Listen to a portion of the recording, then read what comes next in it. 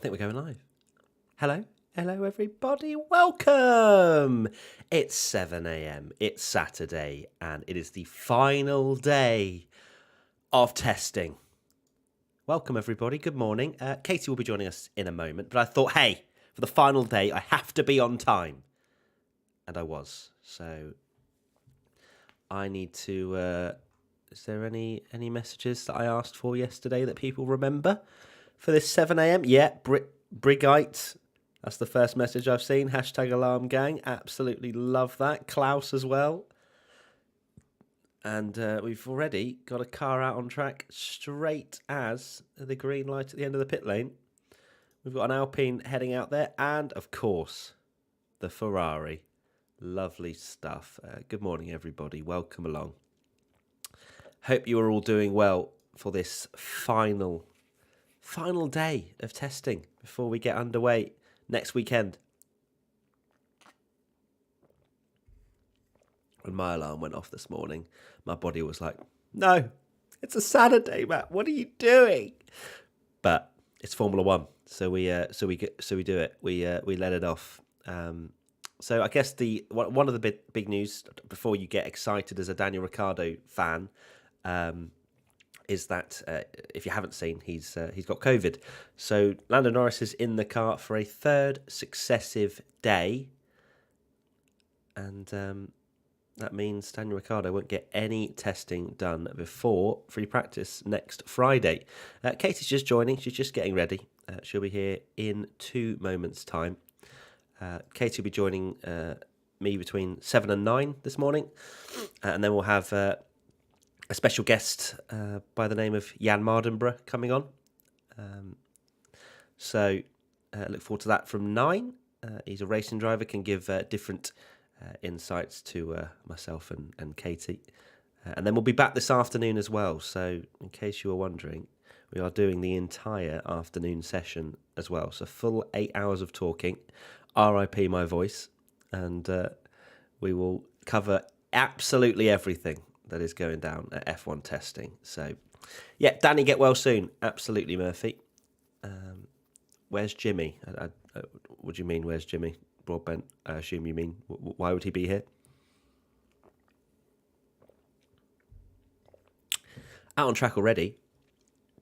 We've got the fastest man from yesterday, Kevin Magnussen, alongside Carlos Sainz, Lando Norris, Pierre Gasly, Nicholas Latifi, and Lewis Hamilton, all out on track right at the beginning of this session. And maybe, just maybe, at some point today, we will see some times at least dip into the 1 minute 32s. You'd like to hope. Whether that will happen, we will find out in 7 hours and 56 minutes. Well, 8 hours and 56 minutes, because there's obviously a lunch break in the middle. Good morning, Joanna. Great for you to be here. Indra, Alarm Gang, love it. Sleepy Sidewalk, no, I don't remember you. Sorry. Haas title winner confirmed, says Crate. Yes, absolutely.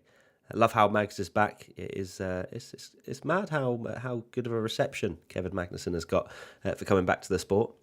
How much water have you drunk in the last 3 days, Matt? I don't even know, Tanner, but I reckon it's a lot.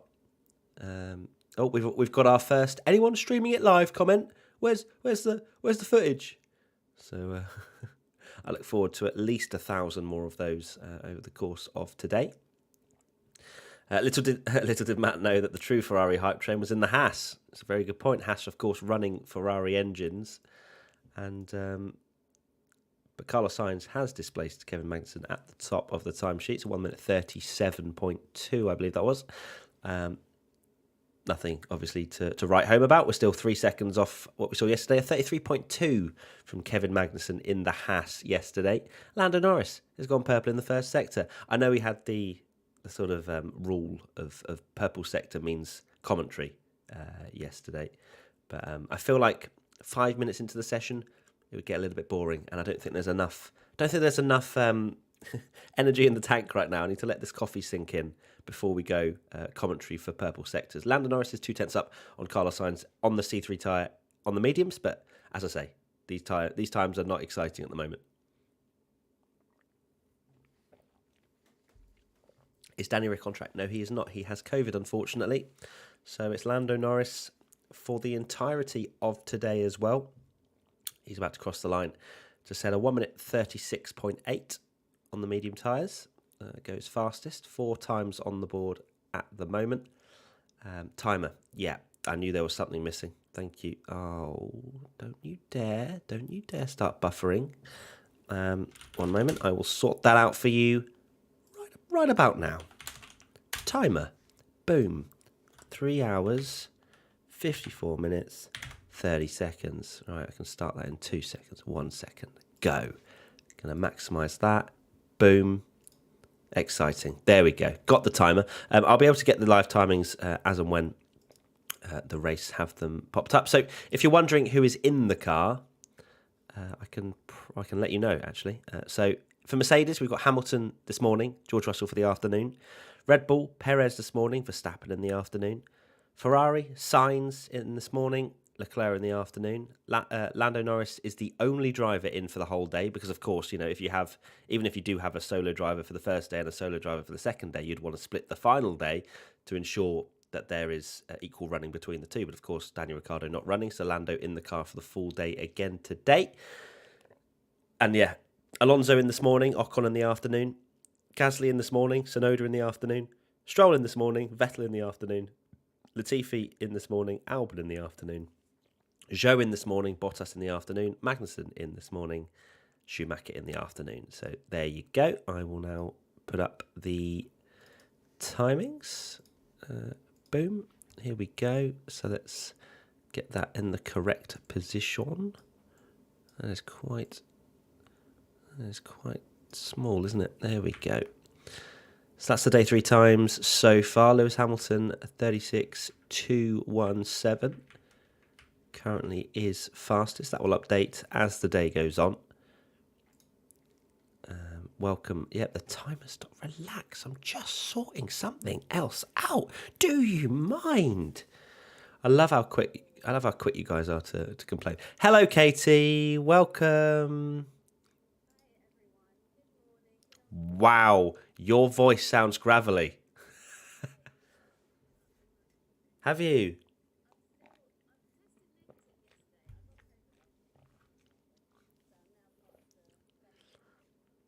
That is that an official term? Yeah.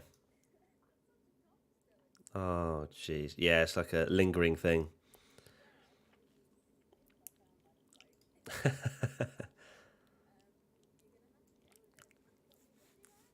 Whoop whoop. So hopefully by the end of those 2 hours, you haven't lost your voice box completely. Oh, you can't hear. Oh, hold on. I've had you on mute. Sorry. It's because I was so used to not having anybody talking that I turned off desktop audio. So now people can hear you. So let's try again. Wow, you guys are really going to be upset because I just said like the most intelligent thing I've ever said in my life during that time. It was groundbreaking. So you'll never know. We were talking about Katie's voice. Yeah, sorry, I have a gravelly voice, everyone. I'm still getting over COVID and I've got a really annoying cough.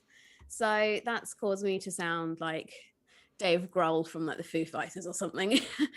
But it's fine. I've got water. I've got fruit pastels in case I need some like sweets or something. In case I start coughing. We'll be fine. We'll be groovy. We've got testing. Everything's fine. Yeah, the preparation has clearly been done for you there with the fruit pastels. That is that's a solid go-to, isn't it? Especially like sort of grandparents' territory. They'll always say a fruit pastel will fix you. So hopefully you survive the 2 hours. That'll be ideal. So. Out on track right now, we've got Lance Stroll about to set his first time. Nothing crazy, a 1 minute 44, but he's got a huge amount of scaffolding on the rear of his car. This one doesn't come off. Yeah, I mean, it's weird how I say scaffolding, the aero rakes. It's weird how they're shaped so differently to what we're used to on the rear. It just looks like, and similar to I think what we saw with Ferrari in Barcelona, it looks like they've just had a crash and gone in rearwards into a wall because of the way in which all of the different elements on that aero rake are shaped. It's so weird, but hey, it must be telling them something. But it genuinely looks like they've just whacked it on and not bothered to really untangle any wires or anything. It's really strange. Hannah, one of our writers, she wrote a a thing about the aero rakes, and she said like it looks as if it's something that's come off a Game of Thrones set, and I have to agree with her. Yeah. It just looks like medieval It's almost, like barbed doesn't it? wire or something. It's Yeah, weird. But yeah, clearly we don't understand something that the teams absolutely it's too do. clever for us, Matt. Yeah, far too clever. Far too clever. Like, these idiots, they don't know what they're talking about. Right, let me get you some pictures sent over from the day so far. We've got a rather suspicious looking Pierre Gasly. Okay, caption competition already by the sounds of it. Hell yeah. Lance Stroll getting overtaken by Hamilton out on track. Stroll taking it very easy with the aero rake. No surprise. He's probably been told do not go full speed after what happened yesterday. Yeah. Was it yesterday or the first day? I can't remember now. It all rolls into one. Day. Yeah, I think it was the first day as well. All rolls into one at the moment. Lewis also running an aero rake, but much more rigid and a solid shape of an aero rake, not something that looks pretty mangled. It's the Mercedes of aero rakes. Yeah, yeah. It kind of basically just shows that every other team have airflow that's incredibly hard to predict, and they need to do all these like bending of aero rakes. And the aero rake on the back of the Mercedes is like, oh, it's just clean air coming through here. Don't worry about it. Don't worry. Ricardo isn't there, David. This is a picture, an old picture. We just wanted to talk about the fact Danny Ric isn't actually at the track. I understand how that may well be slightly misleading for Daniel Ricciardo fans. So, like, oh my god, he's recovered already. So instead, we will change the pic too, because that's what I said. I was like, oh, is Danny Ric at the track? You're like, no, this is an old picture. No, he literally tested positive yesterday. That would be a bit. There's Pierre Gasly, quick recovery, looking straight into your soul. How dare you take a sneak peek into his garage? He is not happy. So there is Pierre I'm Gasly. getting changed here, guys. Bit of privacy. And speaking of Gasly, we can see him on track right now. He isn't running any aero rakes this morning. And he is on the medium C3 tyre, has matched Hamilton in the middle sector, 57 thousandths of a second behind the Mercedes driver.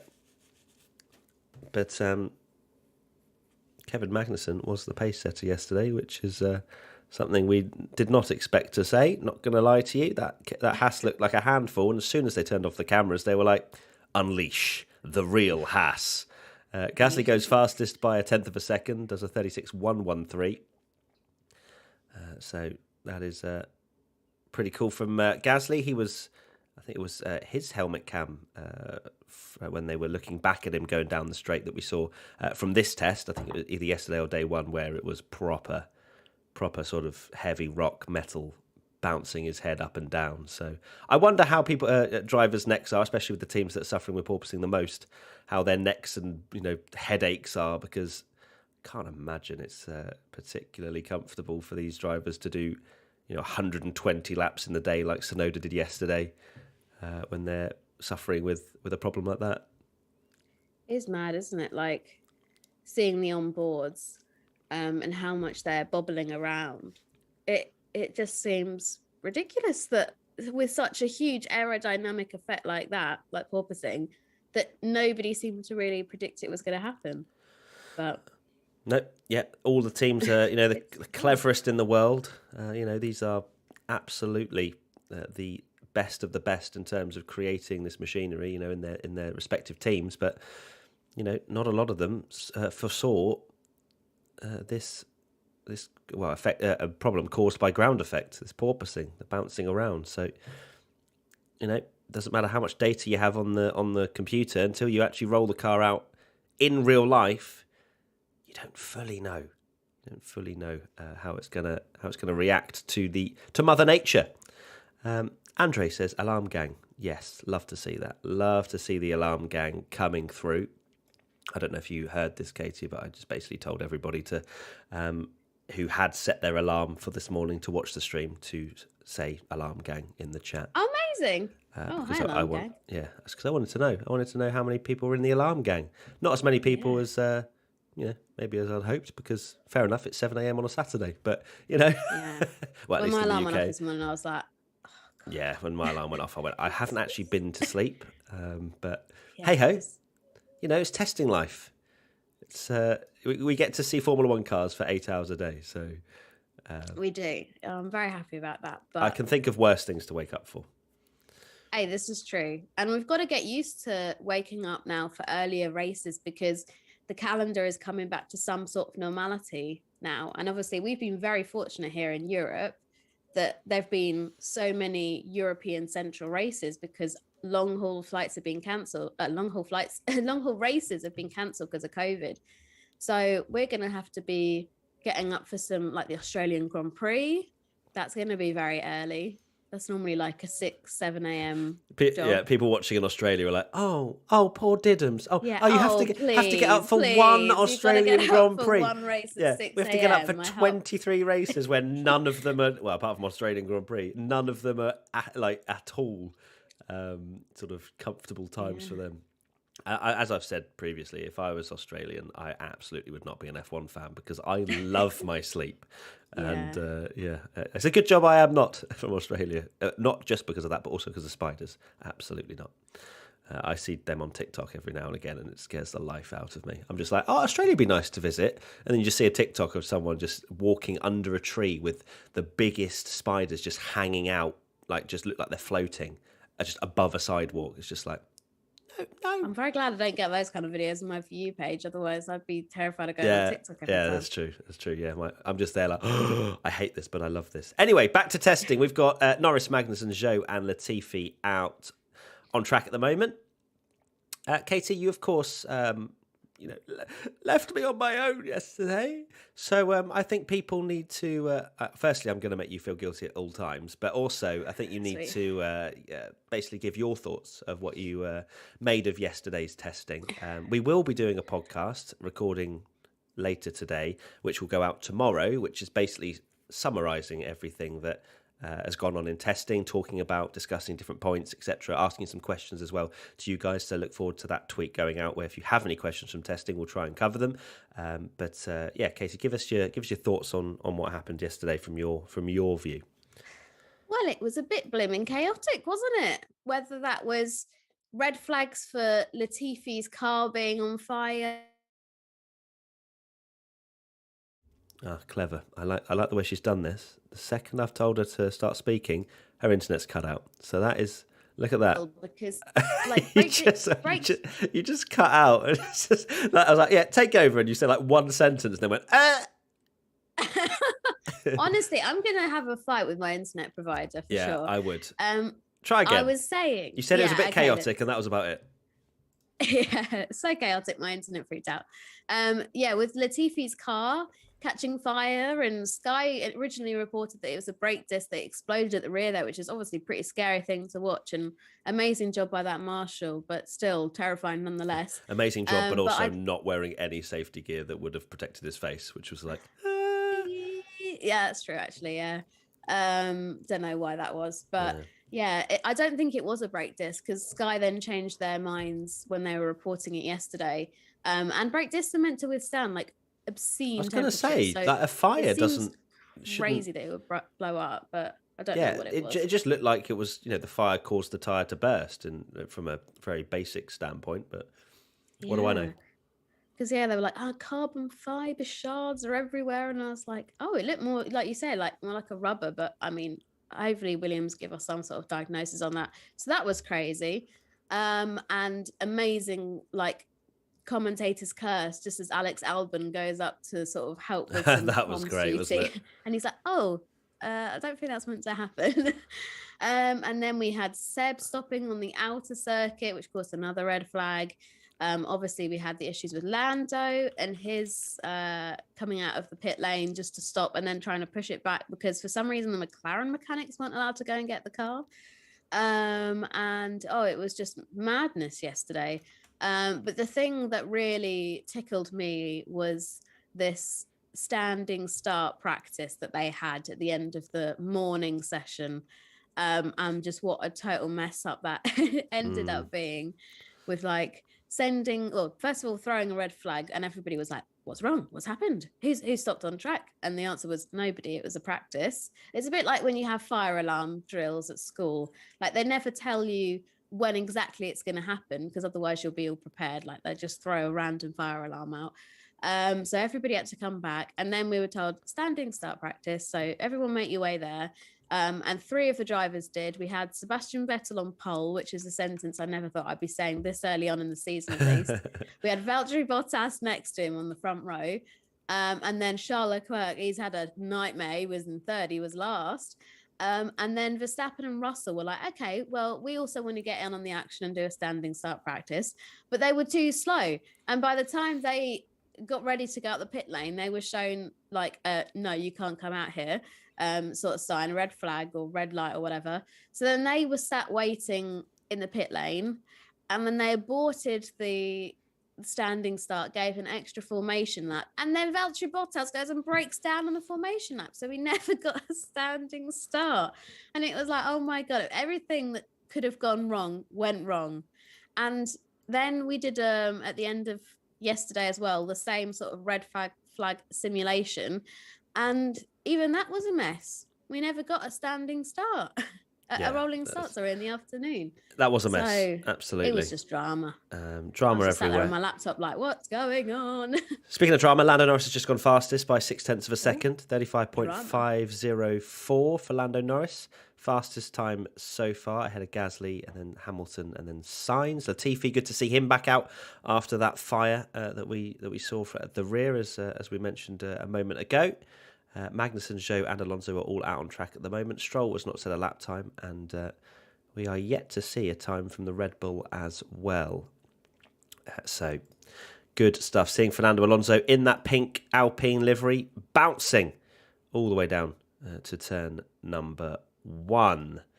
So good stuff. Good stuff indeed. Are you liking the pink Alpine? I'm preferring it, not going to lie to you. Yeah. I think that it looks a little bit better in the sunshine than what it did when they released it.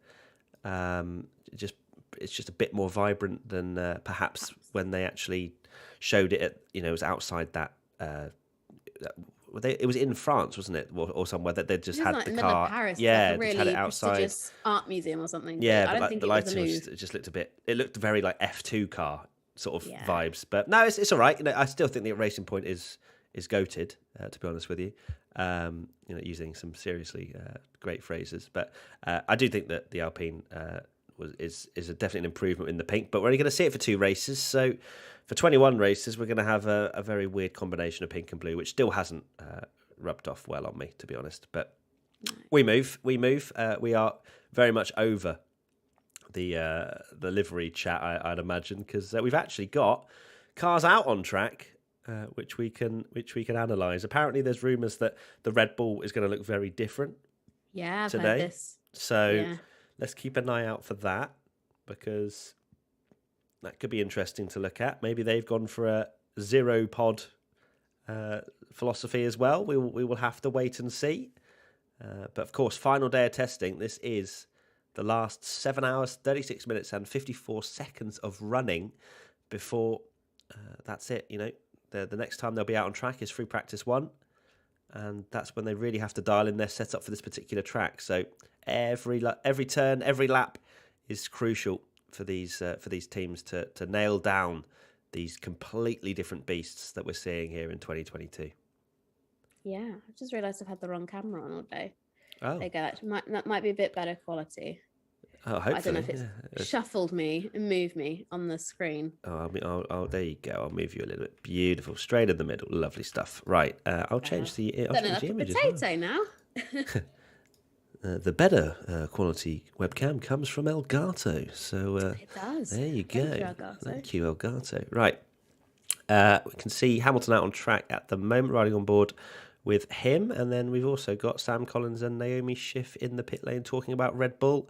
Can't hear what they're saying because I'm not actually listening to the commentary, because I feel like I actually work better when I don't have I can't to listen like to more than one person. Obviously, Katie, your words are much more important than commentary, so have to keep an eye on what you're saying. So no commentary, but I'm sure chat will let us know if we're missing anything crucial.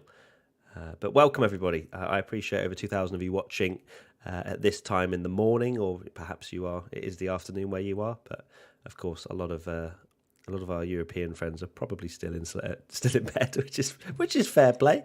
I'll let you off. Just so you know, everybody, we will be doing the entire day. So if you are hoping to watch coverage or updates just like we've been doing, then please come back after lunch as well, because we will be streaming straight away at the start of the afternoon session too. So look forward to that. We can see Fernando Alonso out on track at the moment, two-time champ. He is not really pushing too hard at the moment, out there on the C2 hard tyres. And there's a few cars out on track. Nothing really exciting in terms of times. We're now seeing a little sneaky shot of Sergio Perez through a gap in the wall. Love to see it. Jonathan Wheatley comes up. He looks so lost, bless him. I love it when they get all these shots, especially Sergio. He's got this ability to make anything look like a scene from The Office.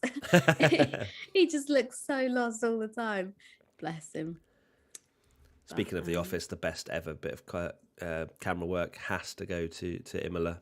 Oh my gosh, that's incredible, right? When Russell and Bottas crashed, that was just zooms out. It was obviously the most frantic bit of camera work, but also clearly they didn't think that they were the main camera that was being shown on the feed, because they were probably just trying to zoom in on the other one. But unfortunately for them, it was being covered. But it created one of the best bits of coverage we've ever seen. So it was good fun to watch. Harris Nicholson just joined. Anything new? Not really.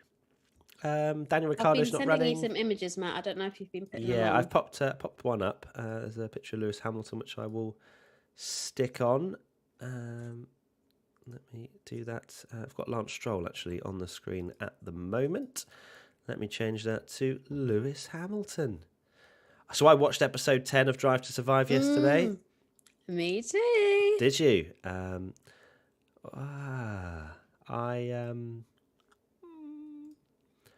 Obviously, I don't want to ruin Drive to Survive for you guys, just in case you don't know who wins. Oh, wow, there's a violent head bobbing from Fernando Alonso down the straight as we just see that. But yeah, Drive to Survive episode 10, still, for me, just a glorified season review. Just nothing came out of it that was, like, at all insightful, in my opinion. It's just Toto Wolff versus Christian Horner, and we've heard enough words from both of those this season to last a lifetime. Well, last season to last a lifetime. So, we're seeing a shot of Alex Jakes with Will Buxton and Oscar Piastri. Oh, it's a good job they're both wearing shirts. Well, actually, no, Will's wearing a polo. Wearing shirts? Well, in terms of like dressed up. No, dressed up. I meant like dressed up for the occasion.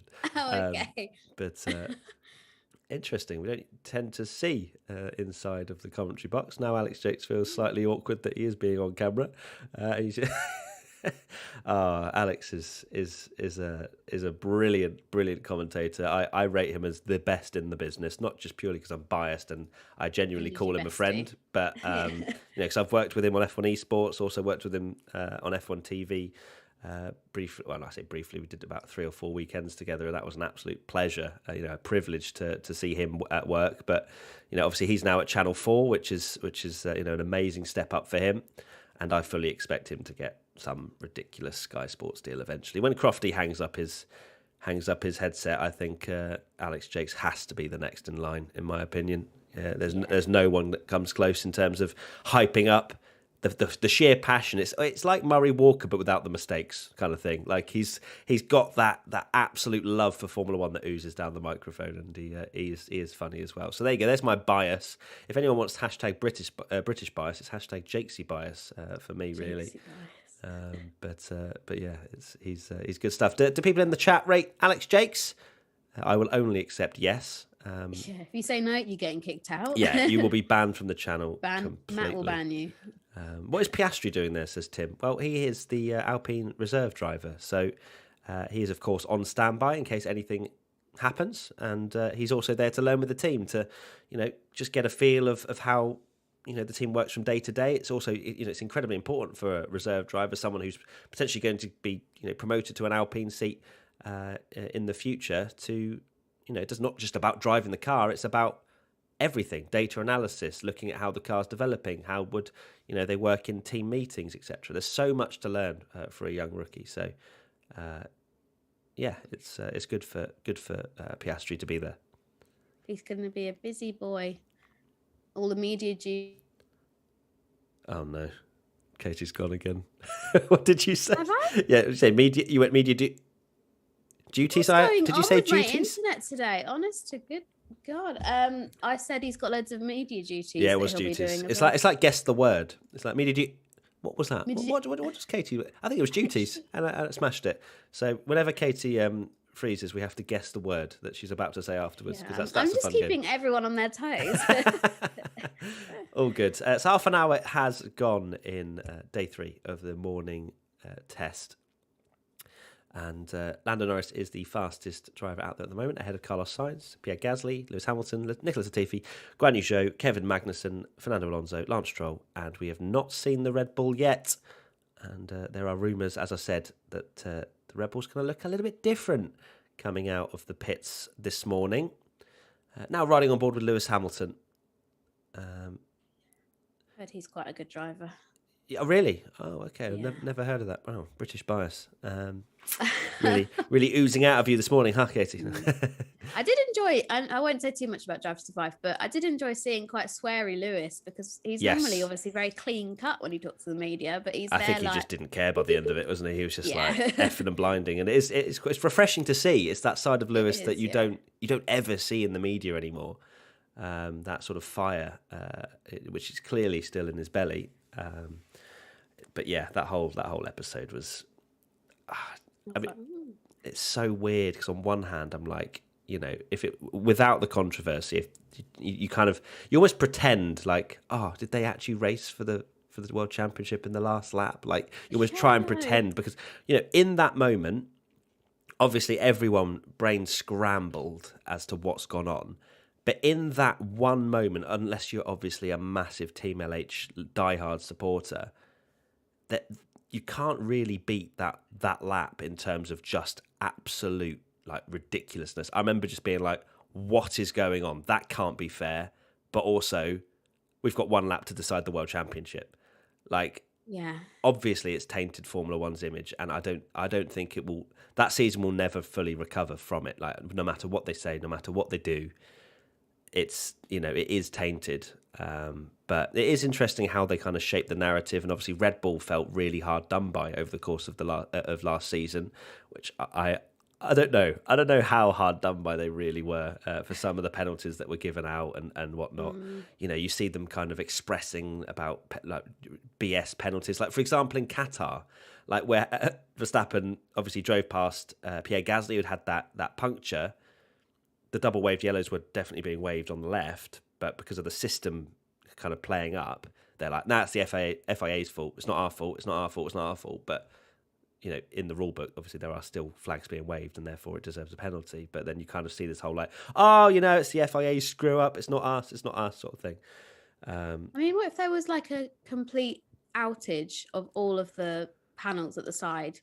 Like, you'd go back to using old school flags. So I think if you see a double wave flag, you just always have to slow down. And also, I'm not buying. Like, I'm not going to get into the 2021 season too much, but we're just it is testing, so you got to talk about something. I don't buy okay, fine, yeah, the double wave yellows were firstly out. Secondly, Verstappen sees a car stopped on the pit straight. Like, it's obviously a yellow flag. Like, and his team will tell him. Yeah. They're not exactly going to be like, surprise, you got round the final corner and Gasly's there. They're going to say, okay, mate, Gasly's come to a stop on the pit straight, so just be aware of that as you come round. Possible yellows I don't know if they would have communicated that, to be honest, because it happened very quickly, and Verstappen was on a flying lap, and I can't imagine. He was like halfway around the track though when Yeah. Gasly came to a stop. Like, it was a long. But obviously time there for them was to that warn him. confusion, so I wonder, because obviously they're hoping that that isn't the case, because then Verstappen can improve. So I don't know. Obviously we didn't get the unfiltered sort of team radio, did we, for like what actually they told Max, or if they told him anything. But yeah, it's just an interesting thing to watch, because it depends. It just, you can easily get swayed by the Drive to Survive narrative of listening to each team, which is obviously very heavily biased towards their own organisation. So I really hope next year, if they do redo it, there is a massive rejig and restructure of how they do it. One, I think we need to go more chronological. We need to make more sense.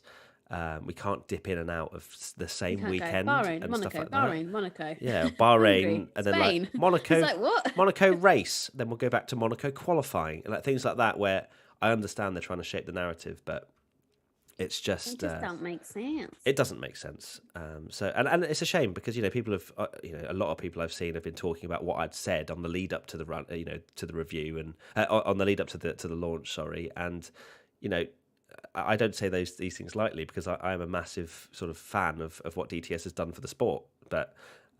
It's difficult to see that the series definitely go downhill. You'll have the big people in Formula One and whatever hyping it up. You'll have certain outlets that won't go against it. But I think that's probably where our integrity hopefully shines through, and kind of hopefully people don't think I was over the top either. I am still really interested to see what people say. And I'm sure a lot of people in the chat have watched my review of it. Was I being unfair?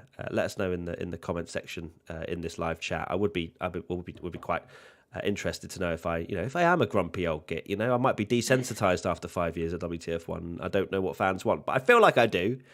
But we'll see. Anyway, 3 hours, 24 minutes and 5 seconds remaining in this morning session. Lando Norris is out there on the soft tyre. Is that the C4? Sorry, C4? Yeah, it's the C4 tyre. And he is pushing pretty hard indeed. Fastest in the first sector. Okay, right. Time to ramp up the energy here.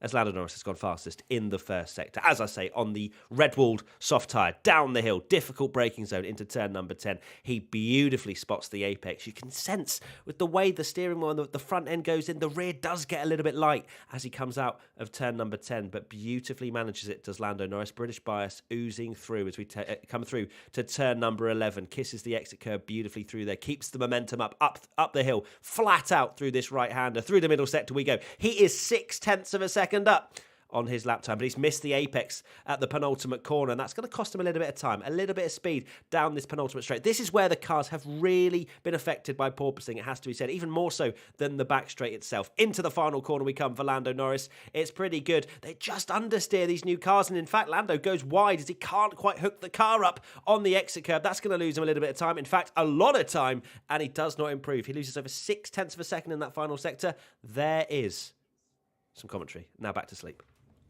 There is some commentary. That was very good, mate. AJ says you may be a grumpy old git, but you're not unfair. I love that. So it's like sweet. You tick both boxes, Matt. You tick both boxes. I love to see it. So yeah, there we go. So Lando had a few mistakes on that lap. Was pushing on, but that last sector really did lose him a lot of time. And there's a replay there of him going through turn number 4. I think that is 5, 6, 7. Yeah, it is turn number 4. Running wide, and also running wide around the final corner as well. Great commentary, says Cleon. Thank you. Thank you very much. Thank you. All that F1 Esports has done something to my commentary. Matt for Sky F1 commentary? Absolutely not. I couldn't deal with it. My brain would explode.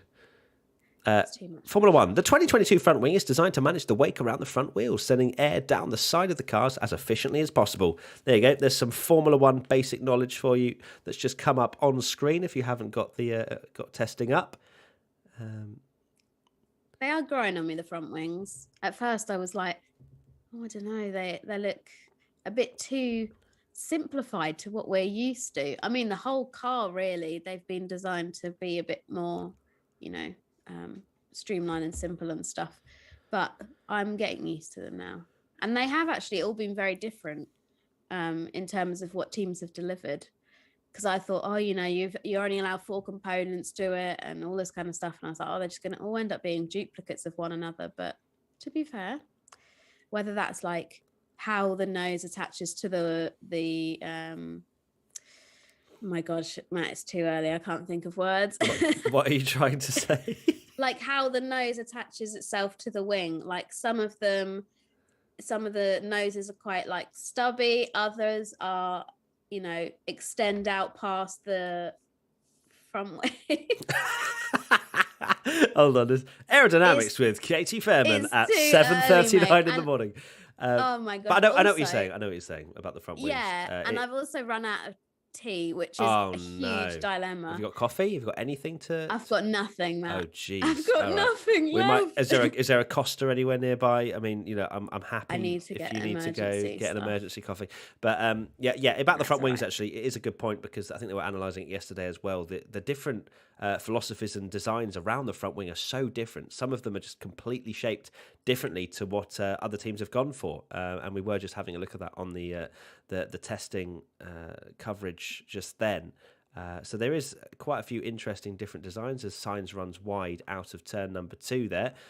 Completely goes off the track, I believe, and he has bailed out of any lap he was trying to do. But yeah, I think definitely the side pods and the front wings are the two main areas where the teams have really gone for some different directions this year. There are, of course, some differences in the rear wing as well. I mean, we've been speaking about the Haas rear wing, for example, and how spoon-like it is, very deep rear wing. Seeing a replay now, yeah, Carlos just misses the apex at turn 2 ever so slightly, puts him out of shape, and he just carries on pretty straight, really. It's not going to be too kind on the floor, is it? No, it's not. And these are the kind of mistakes that will potentially be more damaging to the car than usual, just purely as to how low some parts of the car are running to the watch. running to the racetrack. So got to be very careful. Fernando Alonso's out there. He's got his DRS wide open as we head down towards turn number 1. Doesn't look entirely quick. He is on the hard tyres as well, so I don't imagine this is going to be any sort of representative lap time. Oh, very big slide out of turn number 2 for Fernando Alonso.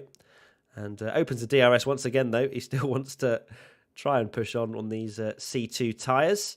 I think it might even be C1s, actually. I can't see the brackets on that car. So that may even be the hardest set of tyres available to him. 1.6 seconds down on Lando Norris. So, yeah, no particularly exciting lap time from Fernando Alonso. Have we got any more exciting images? We've got Lando Norris. Have we got anything on track yet, Katie? Do you know? No, we've got pictures of Lando Norris' girlfriend, but we don't have any pictures of cars on track. Fair. Cool. But I'm refreshing the page as soon as they come through. Yeah, nice. I guarantee you there'll be like a drop of 50 pictures all at once. I'll be like, ah! But for now, we have nothing. Are you working like for the whole day today, Katie? I assume you are. Is that? Oh yeah. Is that right? Yeah. All right. Cool. So if you do, because obviously, if you fancy sending me a few pictures during the day, if you see it, just drop them in my Slack. That'd be lovely because I will. I don't actually have any asset support because Benji's not. He'll be here a little bit this afternoon, I think, but not a huge amount. So yeah, feel free if you fancy I've got you covered. Thank you very much. I think Benji's around about 10 a.m. But yeah, just ask him if not. But cool. Red Bull are still working on their car. They've got their barricades up. You can't see inside. You kind of want to be that guy, to be honest, that's just poking his head through to find out what's going on. Tell us all your secrets. But they're not rushing. Jolyon Palmer's down at the track. He looks like he's having a great time. I love Jolyon Palmer, as a commentator. Yeah, I just love him. I just absolutely love him. My undying love for Jolyon Palmer. Yeah, you can tell you haven't had a coffee.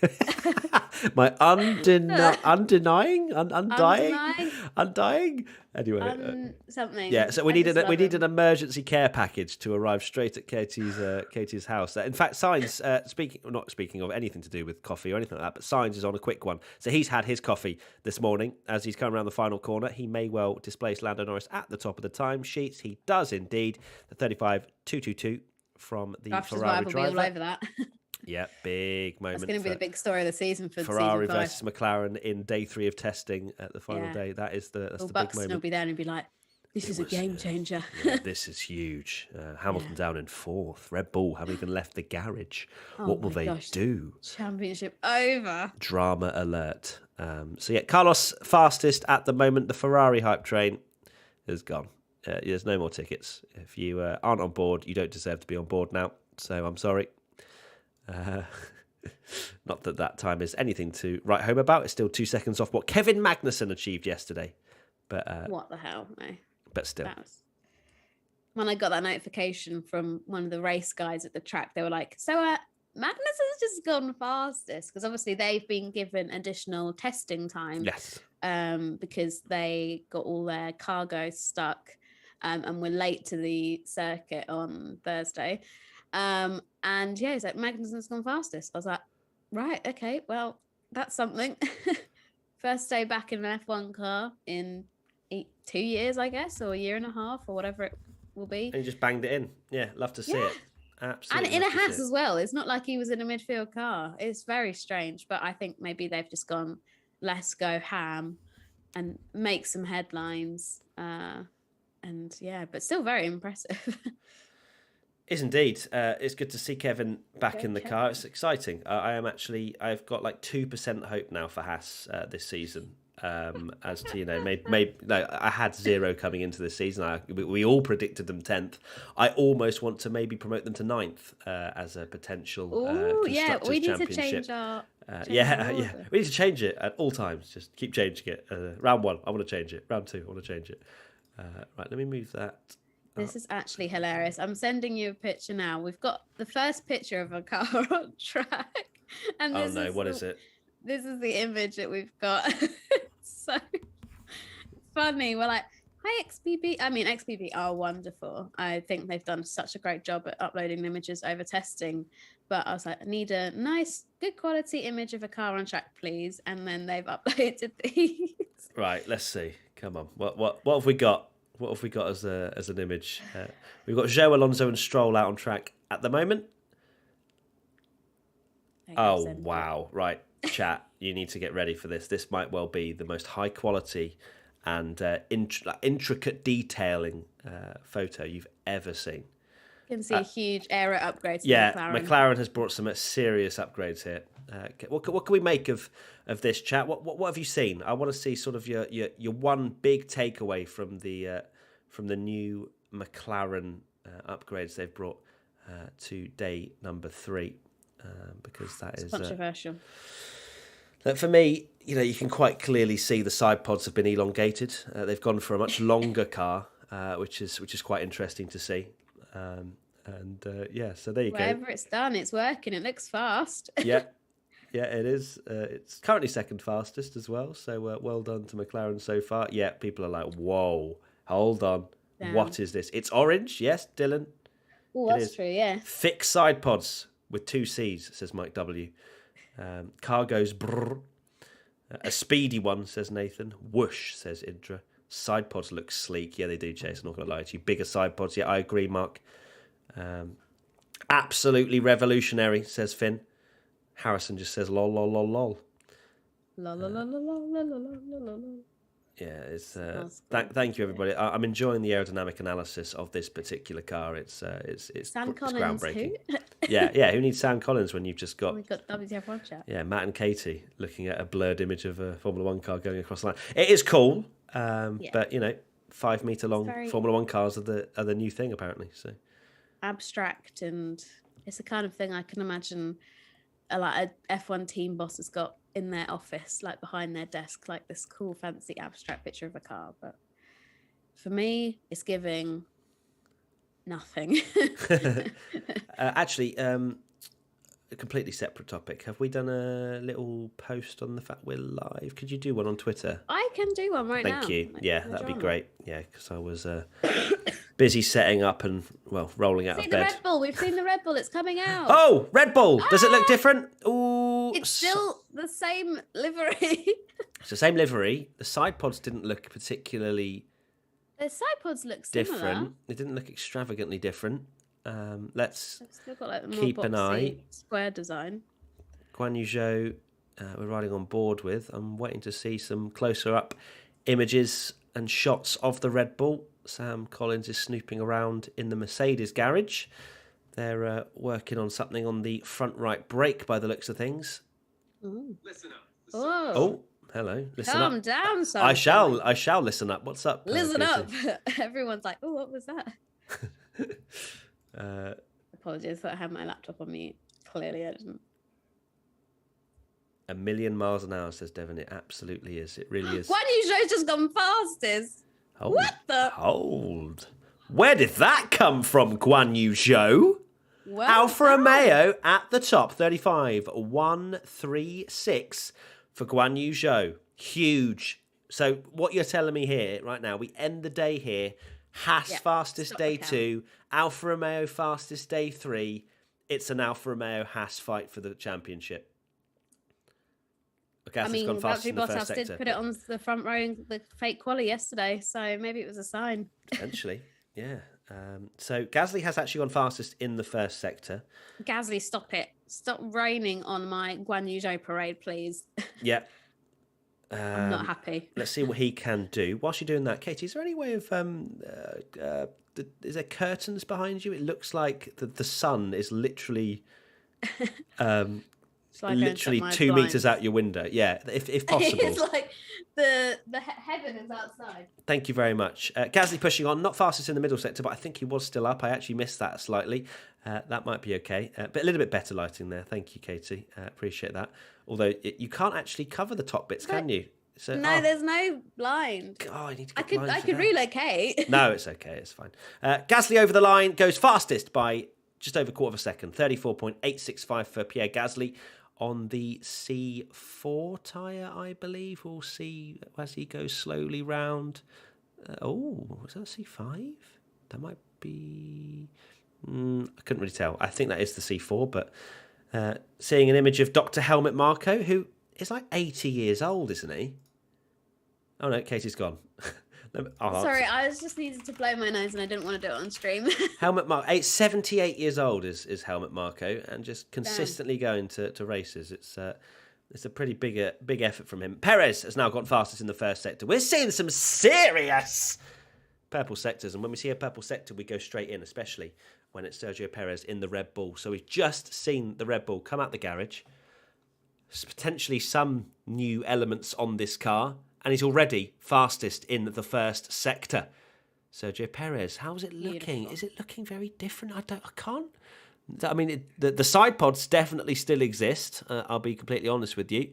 Comes through the middle sector, just over a tenth up on Pierre Gasly. So we are potentially going to see Perez go to the top of the timesheets on the C3 medium tyre. I'm just looking to see if I notice any big differences on this Red Bull, but nothing. I mean, I'm sure there will be minor things we can take a look at, but from an outsider's perspective, not massively. Perez over the line, 34.733, goes fastest of anybody so far. Nice. Yeah, looking at the race live hub, they've just said, it's hard to tell how much has changed from a very brief glance, but the side pods look particularly sculpted. The Red Bull's Who put said its that? summer bod on the race. Fair. Looks sculpted. Particularly sculpted.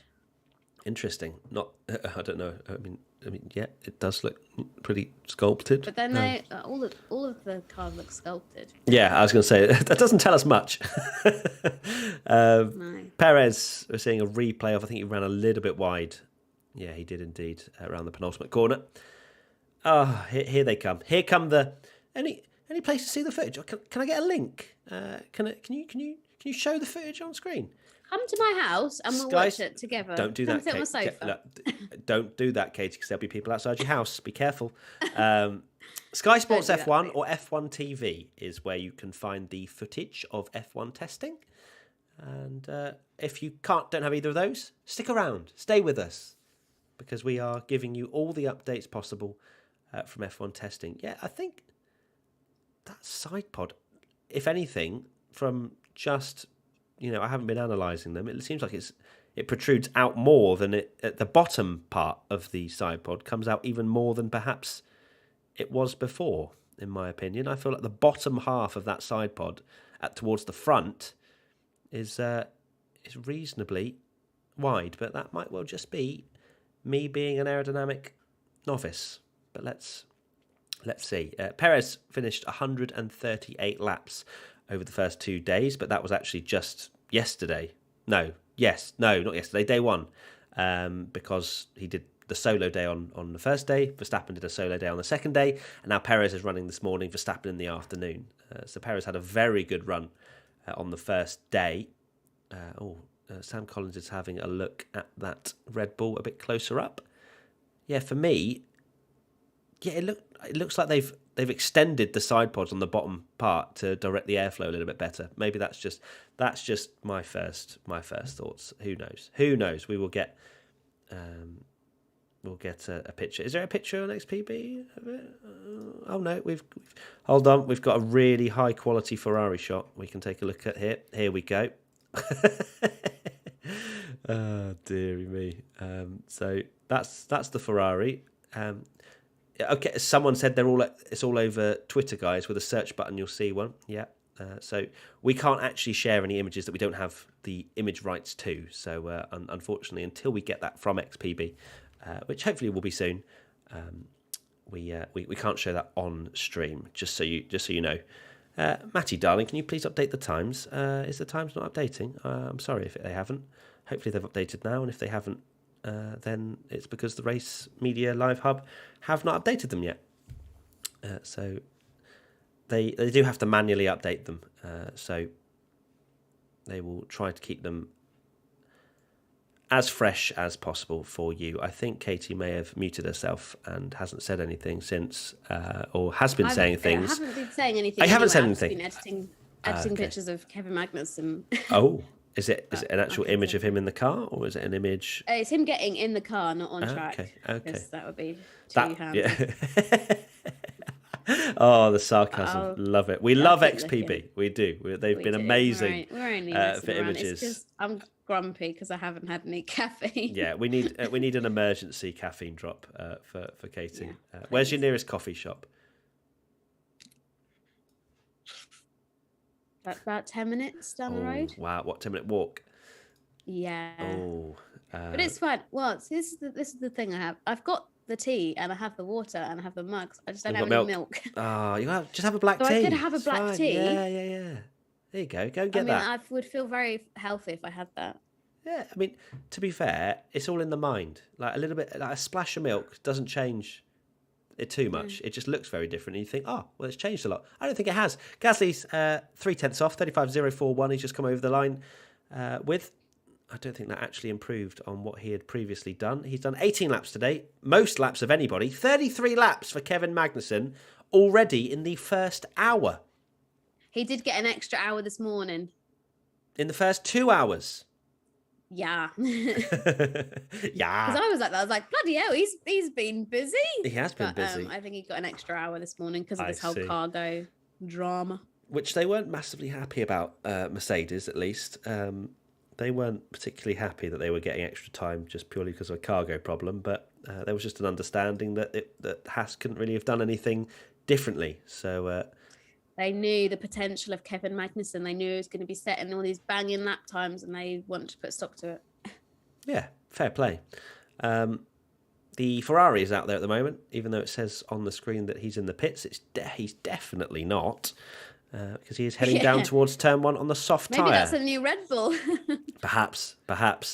Sainz looks like he's on a push lap, to be honest with you. Soft tyres on that Ferrari, and the DRS is being used. I'm fully expecting a purple first sector because Ferrari are looking good. Here we go. Round turn number 4.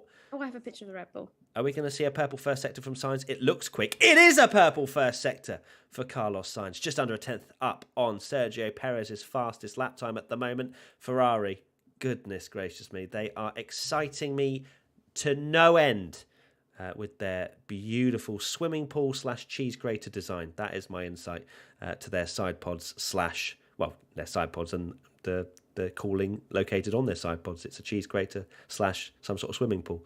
Sainz pushing on very hard indeed. DRS still wide open down the second DRS zone into turn number 11. Little bit of a correction on the exit, which kind of affected his line just a tiny bit. Through the middle sector he comes. 2 tenths up on Sergio Perez. Latifi goes to 6th place, displaces Lewis Hamilton. There is another car going very slowly indeed. That is the McLaren of Lando Norris. Of course, Carlos Sainz's previous teammate there. Carlos through the final corner. Now we go. Will he set the fastest time of anybody so far? I think he's on the C5s potentially. But here we go. He's actually lost a lot of time, has Carlos Sainz in that final sector. Slots in P3, 34.905. And that looks to me like the C5 tyre. So the softest run you can possibly hope for Carlos Sainz. Yeah, I've sent you over some pictures of the Red Bull. I'm trying to find an angle so we can compare the cars from Barcelona, or even just the other day. Yeah. The first day of testing. Do it. But I haven't got any. Make it happen. From a normal angle. Okay. From up above. We'll just have to be patient. We'll have to be patient. We've got lovely some images there. Thank you very much for that, Katie. I will pop them up on screen. So we've actually got, there you go. Look at that, an Alfa Romeo. Looks quite nice, to be honest with you. It's not my favourite livery. Not my favourite livery. I'm a big fan of red and white, but and also obviously the wheel covers are an added point bonus, I'd say. I think the flow of the colours I would have maybe liked slightly differently. I don't know. It's something about it doesn't sit with me entirely right, but it's still not a bad looking car by any stretch of the imagination. Lewis Hamilton's out there, porpoising down towards turn number 1. I wonder how long porpoising will be a thing in Formula 1 before we all forget about it by race number 3. I reckon that will be the case as the teams get an idea. Lewis losing the back end slightly in that last sector. Yeah, nice little slide there. Causes him to run wide. He wasn't on a massively big push lap on the C3 medium tyres at the moment. Gasly, Zhou, Latifi and Hamilton are the 4 drivers out there on track at the moment. As I mentioned, Magnussen 33 laps. Then it's Gasly with 21, 17 for... Zhou 21 as well. Sainz 18, Norris 17, Latifi 15, Hamilton 15. I've missed out Alonso, who's done 19. And then Stroll 8, Perez 6. So varying lap times or varying laps completed in these first hour or 2 hours for Kevin Magnussen, who, as we just said, had an extra hour this morning. So, Haas are making it happen.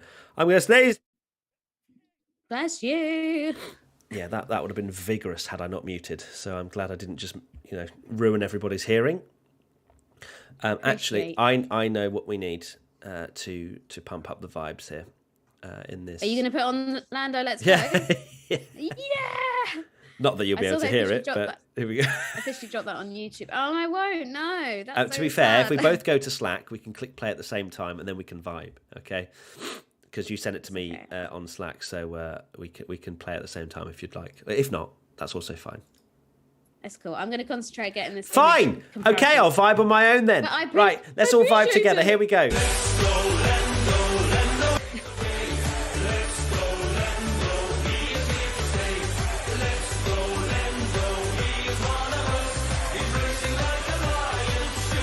Oh, he's racing like a lion. That's what it says at the end. I've only just clocked what those lyrics are. I think it's a stone cold banger. Problem was, Soph was playing it so many times yesterday. I remember I was just sat here doing some work, and I heard it once, and I was like, oh, Sophie's listening to Lando. Let's go Lando. Then it went on again, and then again, and then again, and I was like, do I have to go upstairs to stop that? And then she's like, oh, my Spotify's broken. I'm like, no, it's not. You can just say, Alexa, stop. But she just carried on.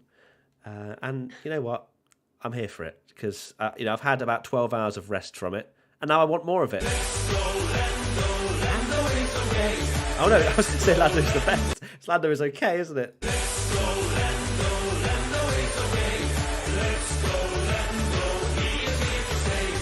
Let's go, Lando, he's one of us. What's the last bit? Soon to... I don't even know what that's... Oh, hold on. Oh, no. Oh, my... I literally just looked back at the footage and saw a fire, and I was like, oh, my God. Oh, no, that's from yesterday. Yeah, it's from yesterday. We're all right.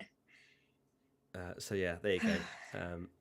Supermax Undefeated. Yeah, I think Supermax is a very good song, but I actually prefer the tune to Let's Go Lando. I think it's a bit catchier, personally. But maybe that is a bad opinion. F off with this song, says Jebek. F off with this song. Okay, fine. I'll F off with this song. Right, Matt, I am going to send you possibly the worst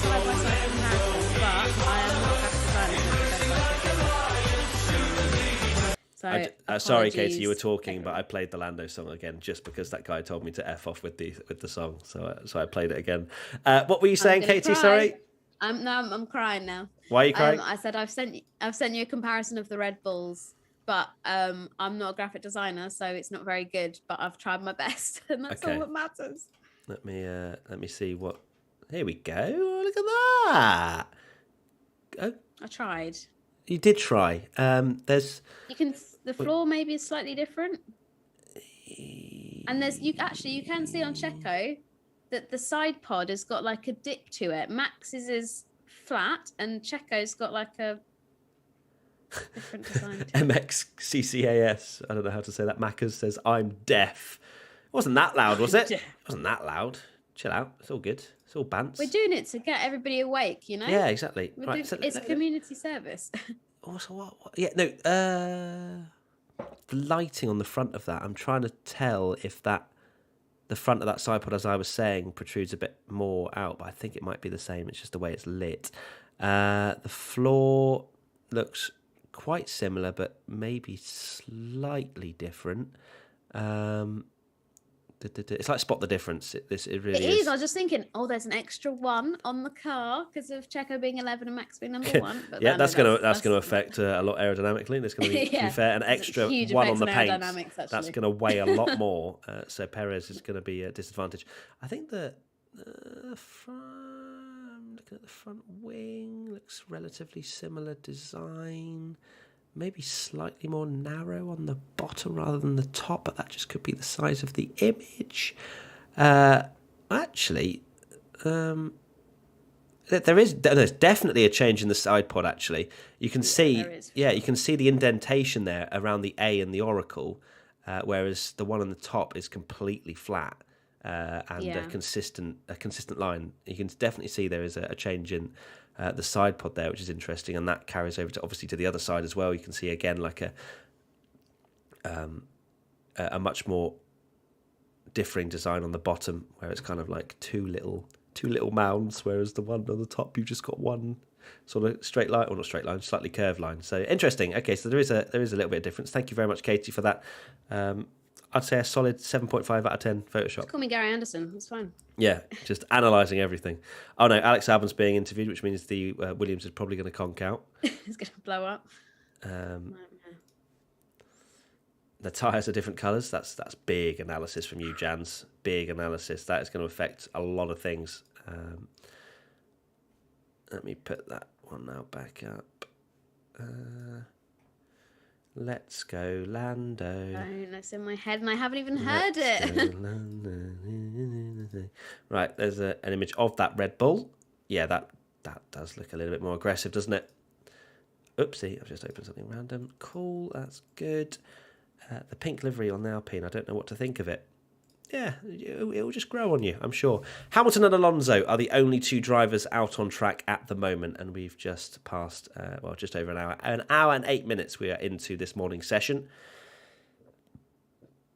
And that is not Hamilton or Alonso. So the pit graphics are not working, because Lance Stroll is definitely out there on track. I can physically see him on my screen, and yet his number is greyed out. So Lance Stroll is circulating. He has made a mistake into turn number 8. Looks like he was on a push light. He just could not stop the car. It wasn't even a lock-up on the fronts. He just carried on, which is something that a lot of drivers are definitely struggling with, is just slowing down these heavy beasts of new cars that have graced the sport this year. We can see that Lewis Hamilton is definitely out there. He's certainly not on any kind of push lap. You can see the red light flashing at the back, meaning he's in some kind of ERS, energy recovery system, saving mode, as he crawls down, to be fair, towards turn 1, going very slowly indeed. So a cool down lap or something like that for Lewis Hamilton. So we get to see the Mercedes in a very slow fashion around the first sector. They've still continued on with their side pod design. So clearly, the data is pointing to the fact that their radical design is still worth testing out and is still the way that they want to go.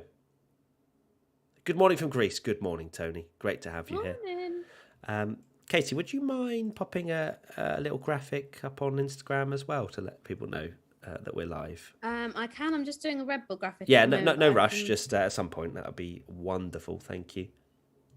No drama. Good night from a gremlin in the US that stayed up till 3 a.m. Thank you for staying up till 3 a.m, Quantum. That is great. He's on recharging mode, says Jesse. Yeah, it's more than likely. We want Tom playing F1 theme, says Sandeep. Well, Tommy is having a lovely holiday. Stop, to be honest. Yeah, we do need Tommy, but he's on holiday. Bless him. Just having some rest and watching Formula One. So you're like, what are you doing, Tommy? You're on holiday and you're tweeting about Formula One. Like, he can't get enough. He's the founder. It's in his blood, and you can't. You can take the founder away from Formula One, but you can't take Formula One away from the founder. Yeah, sure, that makes sense. So true. But he just absolutely loves it, and fair enough. I'd probably be watching testing even if I had a day off. But here we are. Lando Norris is on an outlap. Hamilton and Alonso apparently out there. We're having a look at that Red Bull side pod, which is a little bit more aggressive, as I mentioned, in terms of its design. We've actually got some side-by-side day one comparisons for the side pods. Yeah, that is absolutely insane how that car cools itself down. It's got hardly any air intake, that Mercedes, on the front. How on earth does it cool itself down? I know it's got a few different cooling inlets on the side, but that is an absolute work of genius from Mercedes. And will it be a championship-winning car? That is something that we're gonna find out, or get a good indication of, this time next week. 7 days' time, we have qualifying. We will be doing qualifying watch-alongs as well, so look forward to that. They will be much more energetic, I promise you. Obviously, testing is just a chill one. Qualifying is where we ramp it up. We get really excited, especially in Q3. We had some incredible moments last year that we reacted to. One of which was to Lando Norris and some of his incredible qualifying performances that we're looking at right now. Yeah. He's on track at the moment. Of course, McLaren have had quite a few issues of not being able to do long runs with that McLaren due to the overheating of the brakes. But they may well have that new part. I don't know if we've actually found that out or not just yet, or had any sort of confirmation. I'm going to go on the Race Live Media Hub, see what's being said on there.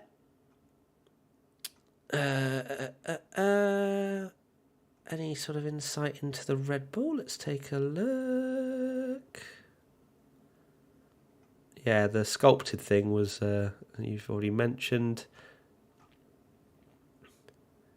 Yeah, so Mercedes say Ferrari's in the best shape. Ferrari says Mercedes is deliberately hiding its pace. Oh dear. There's a speed trace comparison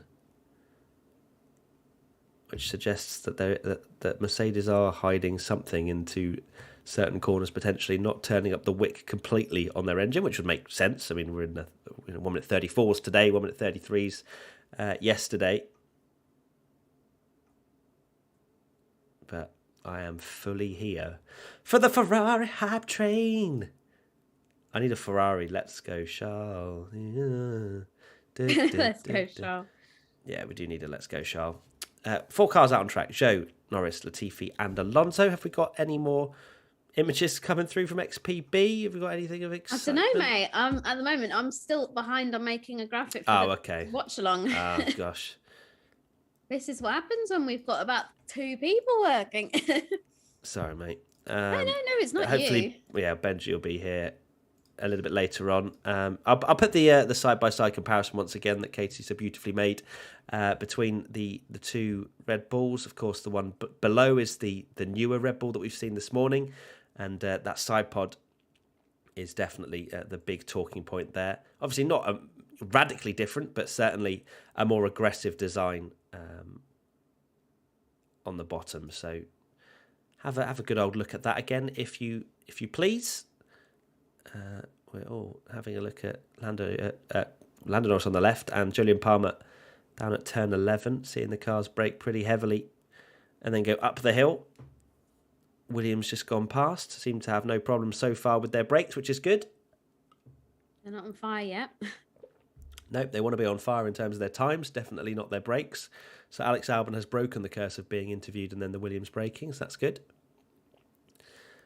Who is that coming down towards turn 1? That is Guan Yu Zhou, who was fastest a little bit earlier, which was very exciting. He's on the soft tyres. Is he going for a little push lap? I think he looks like he's pushing to me. Yeah, his DRS is open. Guan Yu Zhou, can he possibly go back to the top of the timesheets? That would be very exciting. He's on the C4 tyre. That is confirmation. What's he like through the first sector? Oh my God, Guan Yu Zhou's gone purple in the first sector. Hold on, let's sit up. Here we go. We're going to commentary. Oh, he's locked up. Oh, Guan Yu. I literally just got into my sort of slightly leaning towards my microphone position to go full ham on the commentary, and he went and locked up particularly badly into turn number 8. So we're gonna calm it down slightly because I don't feel like that mistake will allow him to be up on any sort of time through this middle sector. But let's see. I will ramp it back up if he is indeed up. He's not. He's only a tenth down actually on Perez. So I might just turn up the volume just by a couple of notches. Let's see what he does. One corner to go for Guan Yu Zhou. Can he go fastest even with that mistake in turn number 8? It's going to have to be a pretty mega final sector. He loses the back end slightly through the final corner. Guan Yu Zhou to the line, DRS wide open, and he does go fastest. Guan Yu Zhou, you can quite clearly tell that Alfa Romeo the engine has been just turned up a notch, because there is absolutely no way he has made a mistake like that into turn 8 in a car that's been, relatively turned down. Alfa Romeo have gone for a little glory run today. I think that I will absolutely say that was a little bit of a glory run. You may disagree with me. Opinions are something that everybody can have. But there you go. Guan Yu Zhou has gone fastest despite this particular mistake, which we're going to see now. Down towards turn 8 and locks up the front right. Misses the apex by about 300 car lengths. Loses the back end a little bit as well. So that's going to have cost him 0.3, surely, because he just couldn't get the car turned in whatsoever. Maybe 2.5 tenths, but still cost him a decent amount of chunk of time. But he managed to gain nearly 0.3 in that final sector, despite running a little bit wide. It wasn't the cleanest of final sectors by any stretch of the imagination. Round this final corner as well, losing the back end again. Just to me, seems like that top speed and the acceleration there was pretty El Rapido. So Guan Yu Zhou back to the top of the timesheets. Pierre Gasly is on a lap, but is he pushing? It looks like he might be, actually. Is Gasly about to displace Zhou immediately? No, he's not. He's 0.6 down on Guan Yu Zhou. So Alfa Romeo versus Haas confirmed for the championship fight in 2022. Unbelievable scenes. It really is. I've sent you a picture of the Red Bull side pods if you want to use that. Thank you very much. Let's go. Let's go, Lando. I tried so hard not to sing that anymore. I was like, let's go. Don't sing it anymore, Matt. Don't do it. Welcome to 3,000 of you who are tuning in to this F1 testing live stream. It's great to have you here. Please do subscribe if you are new. We've got lots of content coming out for 2022. And it's a pleasure to have you this early in the morning on a Saturday. We've got a Ferrari at the end of the pit lane. I really hope that is a practice start and not... Yes, it is. Thank God for that. Good. So Carlos Sainz coming out the pit lane now. Did a little practice start as he's coming out on the C3 tyre. I do like the yellow wheel winglets on the Ferrari. I think it looks really nice. And it looks beautiful when they run the medium tyre. Like, it's just amazing. Carlos Sainz, of course, as well, has the yellow T-cam.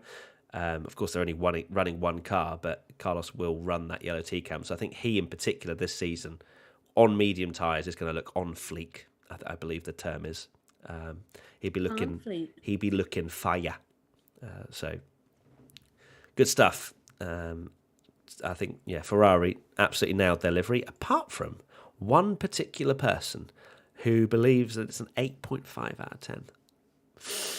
Got a bit of stick there, didn't you, on social media, didn't you, Katie, for your opinion? How dare you have one? How dare you? I know, it's shocking. I love how 8.5 is deemed as like a horrendous rating. Like 8.5? I know. You may as well have given it a 3. But I know, people got upset funny. by that.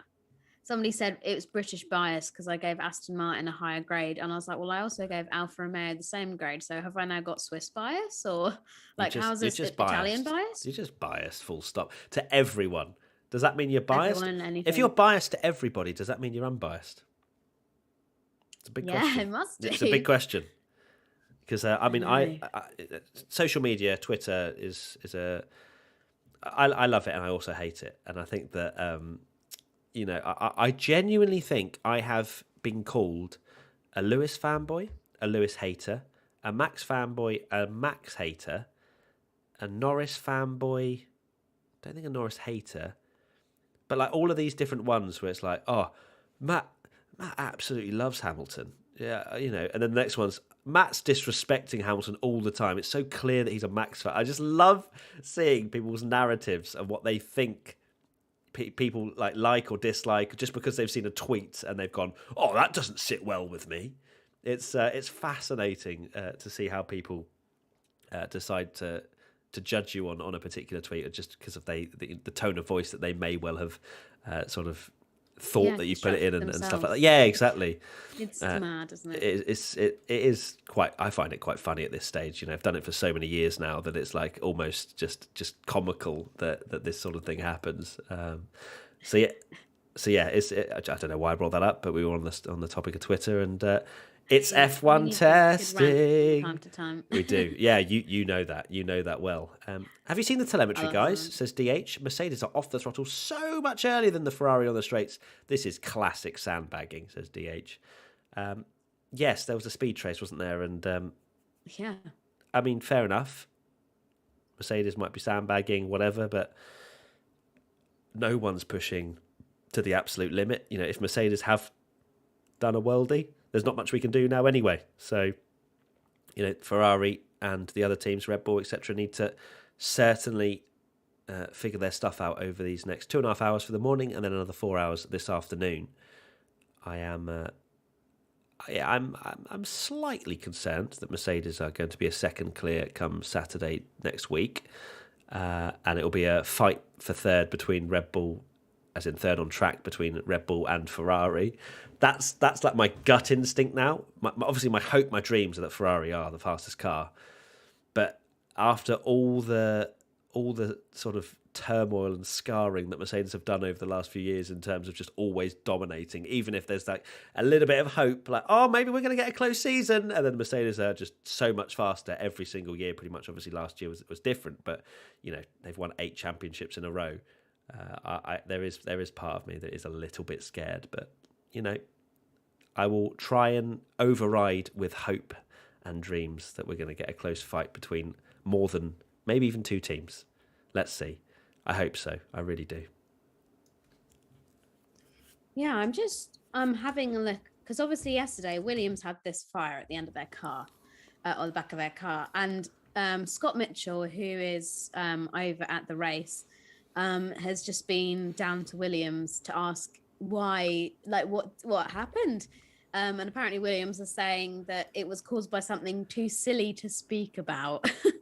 So maybe they left something on the car, maybe. I can't think what's so silly that they don't even want to talk about it, but really? It's amusing. I wonder if like they didn't take a seal off or something, or like they didn't something that would have covered over almost like the cooling part of that part of the car. I don't know. It's clearly something, as they say, that is silly, and I'd love to know. Why don't they just tell us? Come on, be honest with us. Yeah. But I mean, if it was a really silly mistake, that is, it's going to be quite crucial as well, because that was almost a whole day's running that they missed out on something that sounds like it was a mistake on the half of the team. So I wonder how much they'll be kicking themselves that they lost so much running with Nicholas Latifi, because I think they only did 14 laps yesterday. So Not a lot of running at all. They've done 22 so far today, which is much better. And Perez is out there at the moment as well with some Flovis on the front of his car. 8 laps so far, Testing those Sergio new Perez. upgrades. Yeah, testing that new side pod. See what that airflow is like.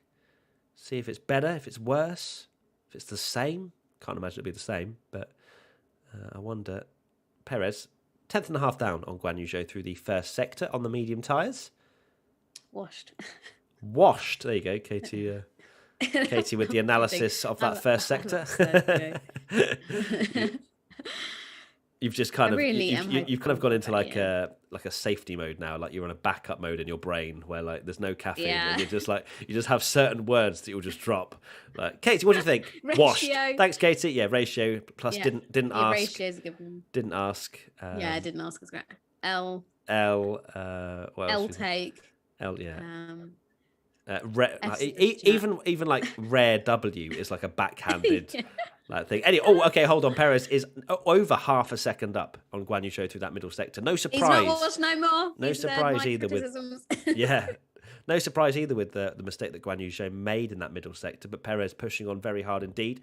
And we may well dip into the 1 minute 33s already today. Let's have a look and see. Perez, Guan Yu Zhou's improved by 0.6 of a second in the middle sector as well. And over the line, Perez comes, and it is still a 34. So 34.134 for Perez. But I think Guan Yu Zhou's going to take the position back in under 10 seconds' time. Guan Yu Zhou round the final corner in the Alfa Romeo. Can he possibly go back to the top of the timesheets? Yes, he can. A 33.959 for Guan Yu Zhou. That is legend. Solid work. 27 laps completed. Top of the timesheets.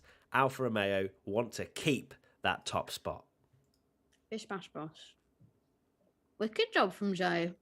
Really, I've said this so many times. I'm really excited to see how he gets on this season. Yeah, I know he's had a lot of stick for. People think that perhaps Piastri should be in that seat, and I can see it's a valid argument. He won F2 last year. But I'm all down for one, supporting the underdog and giving new people a shot. I'm happy to see Kevin Magnussen back in the Haas, don't get me wrong, but I also would have been really happy to have seen Fittipaldi get a shot. But I understand why they got Kevin in, but I just like seeing new faces around, new people.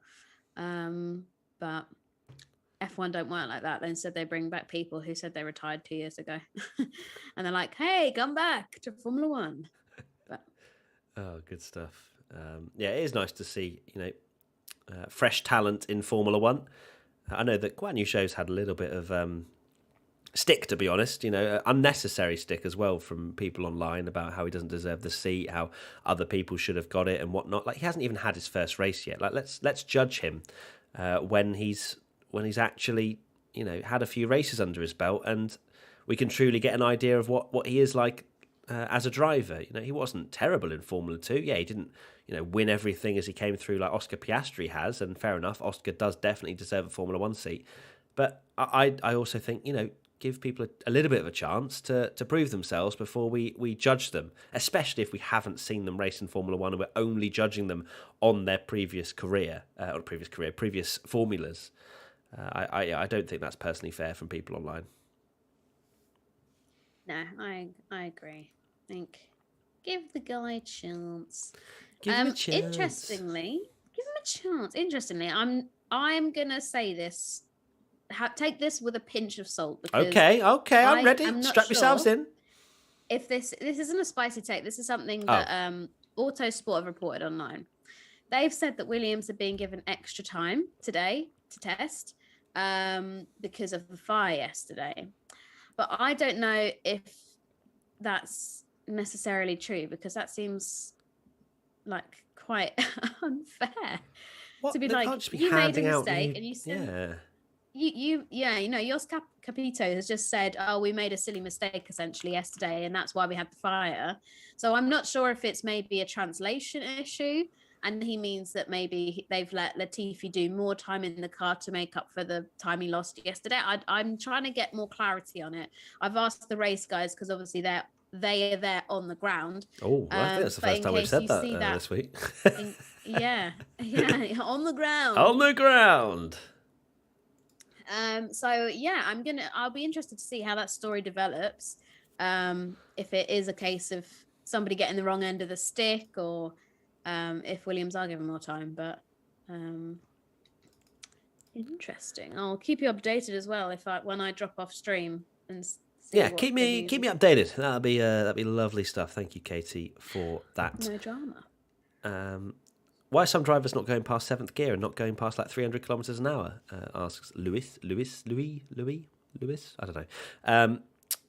Well, it depends. It depends if they've got DRS open and things like that. You know, they'd probably be hitting around 290 if they're not on a serious push lap with DRS open. So it's quite normal for them to be slightly under 300 if they're not on a push run. If they're running with DRS open, you know, we could see 320, 330. But yeah, it's quite normal to see sort of a 15, 20 mile an hour difference, or 30 to 40 kilometers per hour difference. Sorry, bit late, but, says Orange Stuff. But what? Oh, alarm gang. Yeah, did your alarm gang go off a little bit late, did it, Orange? It's fine. You're here now. Hashtag missed alarm gang, says Crawford.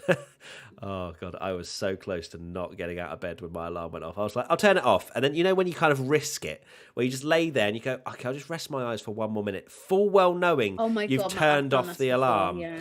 And you're like, God, I am risky. You know, you're kind of thinking, yeah, you know, I'm going to rest, but also, wow, what a rebel. But there was a solid 60% chance that I fell asleep again. Some people jump out of planes for adrenaline rushes, or, you know, like all this kind of stuff. We rest our eyes when we turn off our alarm minutes. and we know that we've got to go and do some entertaining at 7 a.m. And we're like, no, I'm going to do 30 seconds of resting, but I'm going to have enough composure to be able to not fall asleep. So there you go. We were here on time as well. So there you go. Perez, Sainz and Alonso out on track at the moment. We're riding on board, or at least looking at Sergio Perez through the first sector. A couple of tenths down on Guan Yu Zhou on those C3 medium tyres. Remember, Perez's time was on the mediums, whereas Guan Yu Zhou on the C4 softs. So there is obviously a slight pace difference between those two cars. Perez also running the Flovis, as we mentioned, to test out how the airflow is looking for those new side pods.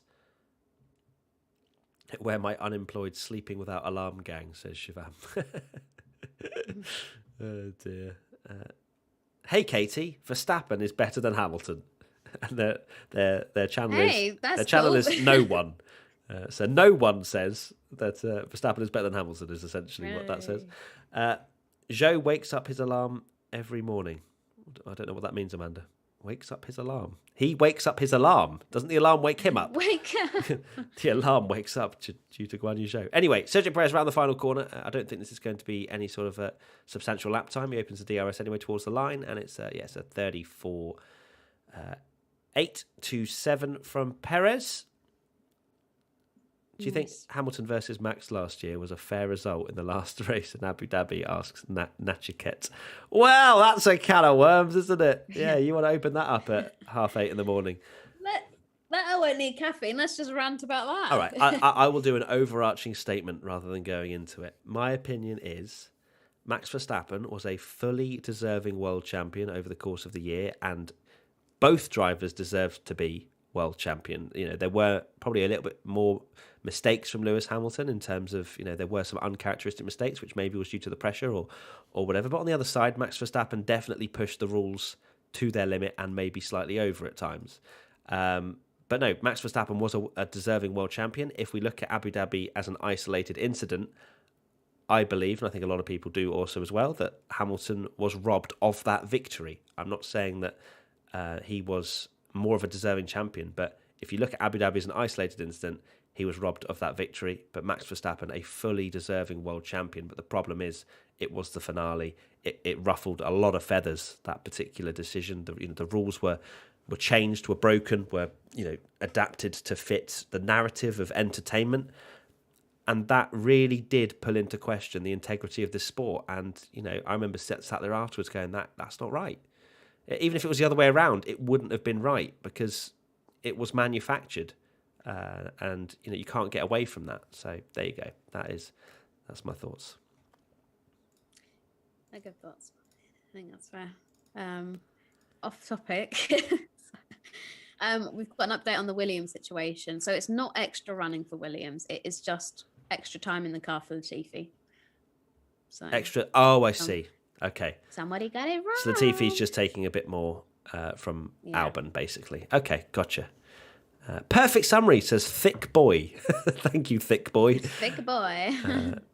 Hey, Matt, why aren't you showing the footage, says Simon. Well, Simon, I know it's banter because you put laughing faces afterwards, but for those that are actually being serious, we can't show it, okay? Because there you go. Matt, that has to be the most balanced answer I have heard to that question. I don't know if you mean by balanced as in balancing on the fence. I don't feel like it was that balanced, but thank you, Tanya, all the same. Facts, says Flex Gangway. So I am actually completely off topic, but I just saw someone say about a Dutchie going on Sky Sports News on Monday to talk about testing. So very exciting. So look forward to seeing me on there, I think at 2:30 UK time, if you ever want to go and watch me chat absolute rubbish and feel like I don't belong. That's at 2:30 on Sky Sports News on Monday. So I don't know why that came into my head, but I think it's because I'm being joined by a Dutch journalist as well. That is something that we did before, where it was kind of like a British versus Dutch perspective, but we both were just like, yeah, we agree with each other. So it's probably the first time online a British and Dutch person has agreed by the looks of what Twitter has been like the last few months. 2 hours 23 to go in testing. Alonso, Sainz and Zhou are out there at the moment. Guan Yu Zhou doing quite a bit of running this morning, at least in this first hour and a half, just over.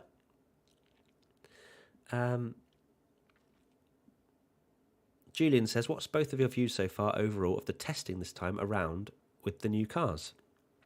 What's both of your views so far overall of the testing this time around with the new cars? I mean, my overall kind of thoughts on testing so far?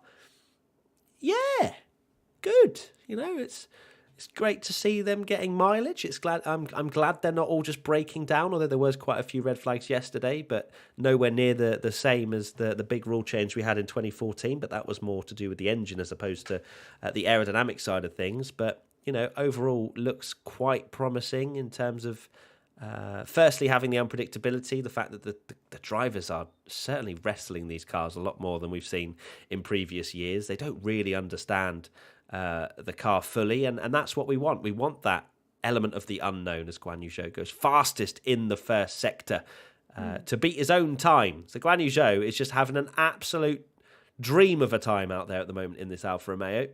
Again, going for another run on the soft tyres. But yeah, what's your overarching impressions of this test, Katie?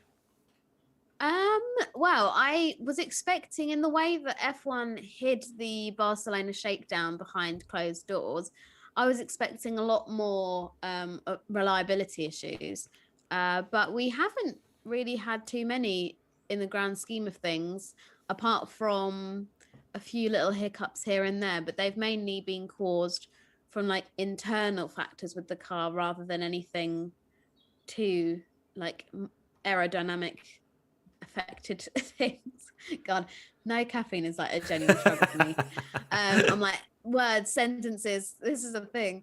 But yeah, generally, I mean, testing is never representative or fully representative of what we're going to see come next week in Bahrain. I mean, I very much doubt we're going to get a Guan Yu Zhou pole position because sandbagging is a thing and keeping your cards close to your chest and all that kind of good stuff. So yeah, it's certainly been interesting though to see all the 2022 cars on track for the first time, and I very much got used to them now. At first, when we started getting car launches and teams were revealing their 2022 challenges, I was a bit like, oh, I don't know, it's so different to what we had last year and previously that I'm taking my time getting used to such a dramatic shape change. But after watching what feels like, is it 48 hours of cars on track?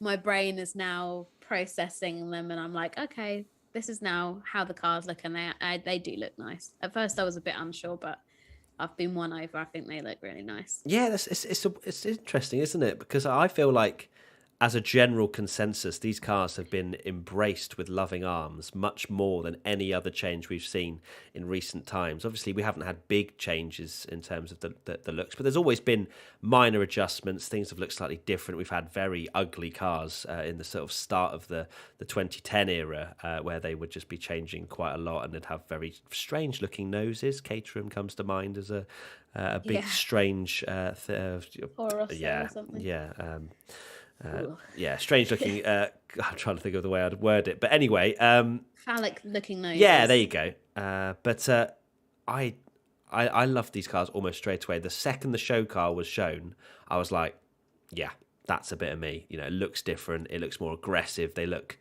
feisty, and you know the teams obviously have changed them a little bit from the show car. I don't think, for example, the rear wings aren't as because the rear wing on the show car the actual shape of it's reasonably similar, but then like it kind of came in much more narrowly in terms of where the joints are. Whereas I feel like they almost have gone slightly more towards what we've seen in the past, but just less boxy. So it's yeah, I love them. I love the look of these new cars. I think they're brilliant. And as I said earlier, I love the fact that they're also very unpredictable. The drivers are struggling. If we're 3-4 seconds off the pace of last year, bring it on. Love it. Don't care in the slightest. If we get closer racing because of it, sign me up. If we get them, you know, wrestling the cars into every corner, sign me up. I don't want to see clean, easy, not easy looking in terms of easy driving cars, but I want them to be struggling. I want them to constantly not know if the car is going to stop in the next corner fully, so that they're going to hit the brake, you know, hit the apex or whatever. You know, I want that element of unpredictability because it will mean for good close racing if two teams at the front have similar performing cars and they're going to push each other to the limit and beyond. So sign me up. Sign me up. Yeah, I think it's going to be wicked to see how the driving style has to change as well for so many of these drivers, and which drivers will be able to overcome that. I mean, perfect example, love him to bits, but Danny Rick last year, you know, he got into the McLaren and it was clearly a car that was set up in a way that he didn't react well with, and meant that he took a long time to get used to it, and that could be a theme that we see with these new cars. Obviously some drivers might not be changing teams, but the actual machine underneath them has dramatically changed, and they're having to, you know, change their driving style to adapt to how the car responds. So it might be that we see a few people struggling at the start of the season and just getting their head round how to work these new machines. And we might have some surprises because there might be drivers maybe in the middle of the pack that actually get it straight away. And in those first few races, they manage to pull out some different performances. So that's what I'm certainly hoping for, because I love a bit of reshuffle and a random result and the Yes, underdog please. doing well. So Yeah, sign me up. yeah, that would be awesome. Right, Katie, I'm going to have to leave for a couple of minutes just to sort out my next guest and things like that and message him and whatnot. So I'm going to have to let you take over for a moment, have a little chat, No let people know worries. what's going down, and I shall return very shortly with a new drink as well because I need to, you know, have a small, tiny break. Hydrate is So important. I will return. Katie, do your thing. Do my thing. Okay, hello chat. Be sure to pop messages in the chat as well so we can engage with some of those. Oh my goodness, the chat is going so fast. Let's have a read through some of these. Oh my goodness, guys, you're typing so quickly.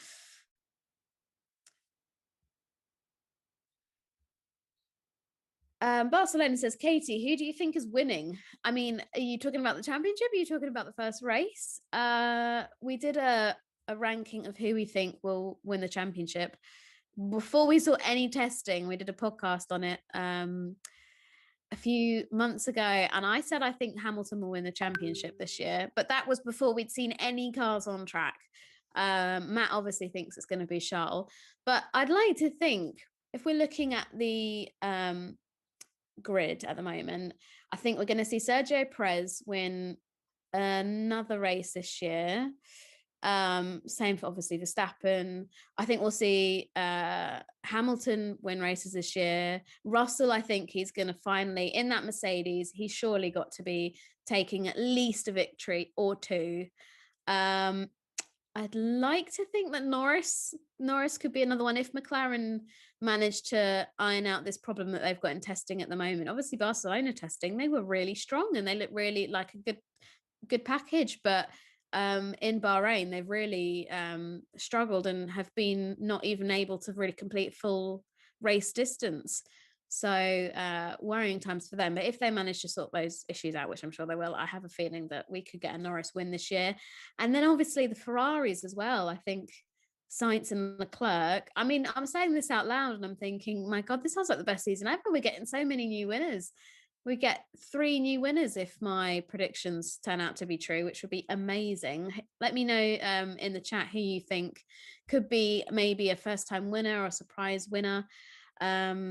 The Epic Racer has said, where is Danny Rick? So Daniel Ricciardo tested positive for COVID yesterday. So he's in isolation at the moment in his hotel in Bahrain. Hopefully he'll be ready for the Bahrain Grand Prix next weekend. If he's not, then as it stands, whether this has been reshuffled, I don't know. But McLaren do use Mercedes reserve drivers. So that's Stoffel Van Dorn, who obviously has got a bit of history with McLaren, and also Nick De Vries. So they are the reserve drivers, and also Paul di Resta, which when you say that, people are like, is this an April Fool's joke? Are you joking me right now? But yeah, Paul di Resta is one of McLaren's reserve drivers, which is insane. But I guess because Nick De Vries and Stoffel Van Dorn, they both compete in Formula E and driving for Mercedes. So if we had a Formula One weekend clash with Formula E, then they're a bit stuffed. So that's why they got Paul di Resta in. But of all people, you think, Paul di Resta, really? But that's a thing. But I'm hoping, and McLaren are hoping, that he'll be all right. He's apparently already feeling a lot better.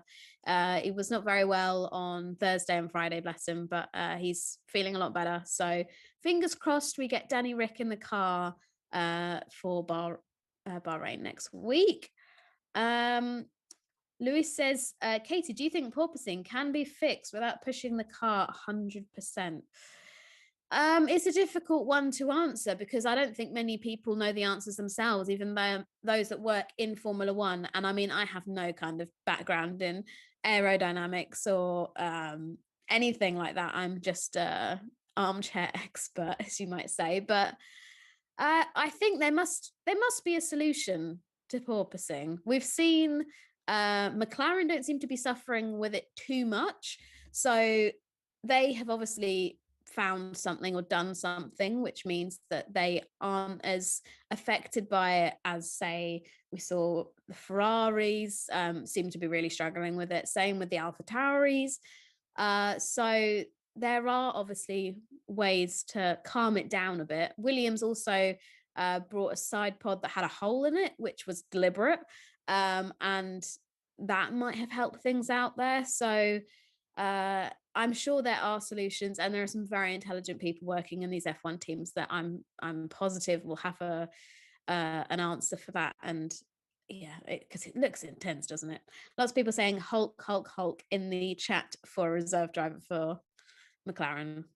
It seems like a sensible choice. I mean, obviously Aston Martin have bagged the Hulk as the reserve driver, but I'm sure if McLaren fluttered their eyelashes enough and said, pretty please, that they might be able to lease them out, both with Mercedes PUs in the back of the car. So you never know, it could be a possibility. Let's see what people are saying. Somebody said, AMD1 said, where's Kimmy? I want to see him. I hate to break it to you, babe, but Kimmy retired. He's long gone. I don't think he's going to be coming back in any kind of advisory role. We might see him maybe at a Grand Prix or something like that in the future, maybe bring the family along, see how life has changed since he retired. But Yeah, I'm also not expecting. Imagine Kimmy as a pundit, right? Like, I mean, it would be amazing, but you wouldn't get any words out of him. Him doing commentary, be like, "Why the race has started?" It would be like Wow. so flat and like giving no energy. But then that would be just so Kimmy, wouldn't it? It would be amazing. It certainly would. I Whatever really it want to see was, that I now. absolutely agree. It would have been Kimmy. Yeah. I said that. Imagine Kimmy returning as a commentator. Like the energy levels would Honestly, be I think that would on the floor. genuinely be like. I think he would choose every other job occupation in the world before commentary. But that I've would. said it now, and now I want it to happen. Yeah. It would just be like watching. You'd be watching the cars go round. That's it. Like there wouldn't be anything. Well, there's been a spin at turn one, and then that will kind of just be it. I love how you're bringing out your Kimi Räikkönen impression. I've got that's quite good a gravelly voice at the moment, so it's kind of benefiting to the impression. Love it. Has anything happened since I've been gone? No. Cool. In short, no. Nothing's happened. Guan Yu Zhou on another push lap, though, it seems. He's still at the top of the timesheets, yeah. Yeah, he's still pushing on. 0.6 down with that particular lap time. 34.5 for Guan Yu Zhou. Any upgrades on the Red Bull car? Yes, Erion. The side pod, they have changed the side pod ever so slightly. It's a more aggressive style rather than it being just one consistent sort of curvy shape, for want of a better aerodynamic expression. It's got more of an indentation in the middle of the side pod. So, nothing like what we've seen with the Mercedes, but they're trialing a different side pod today. I feel like the sandbags are on until quali next week. I agree, JB. I think they are indeed.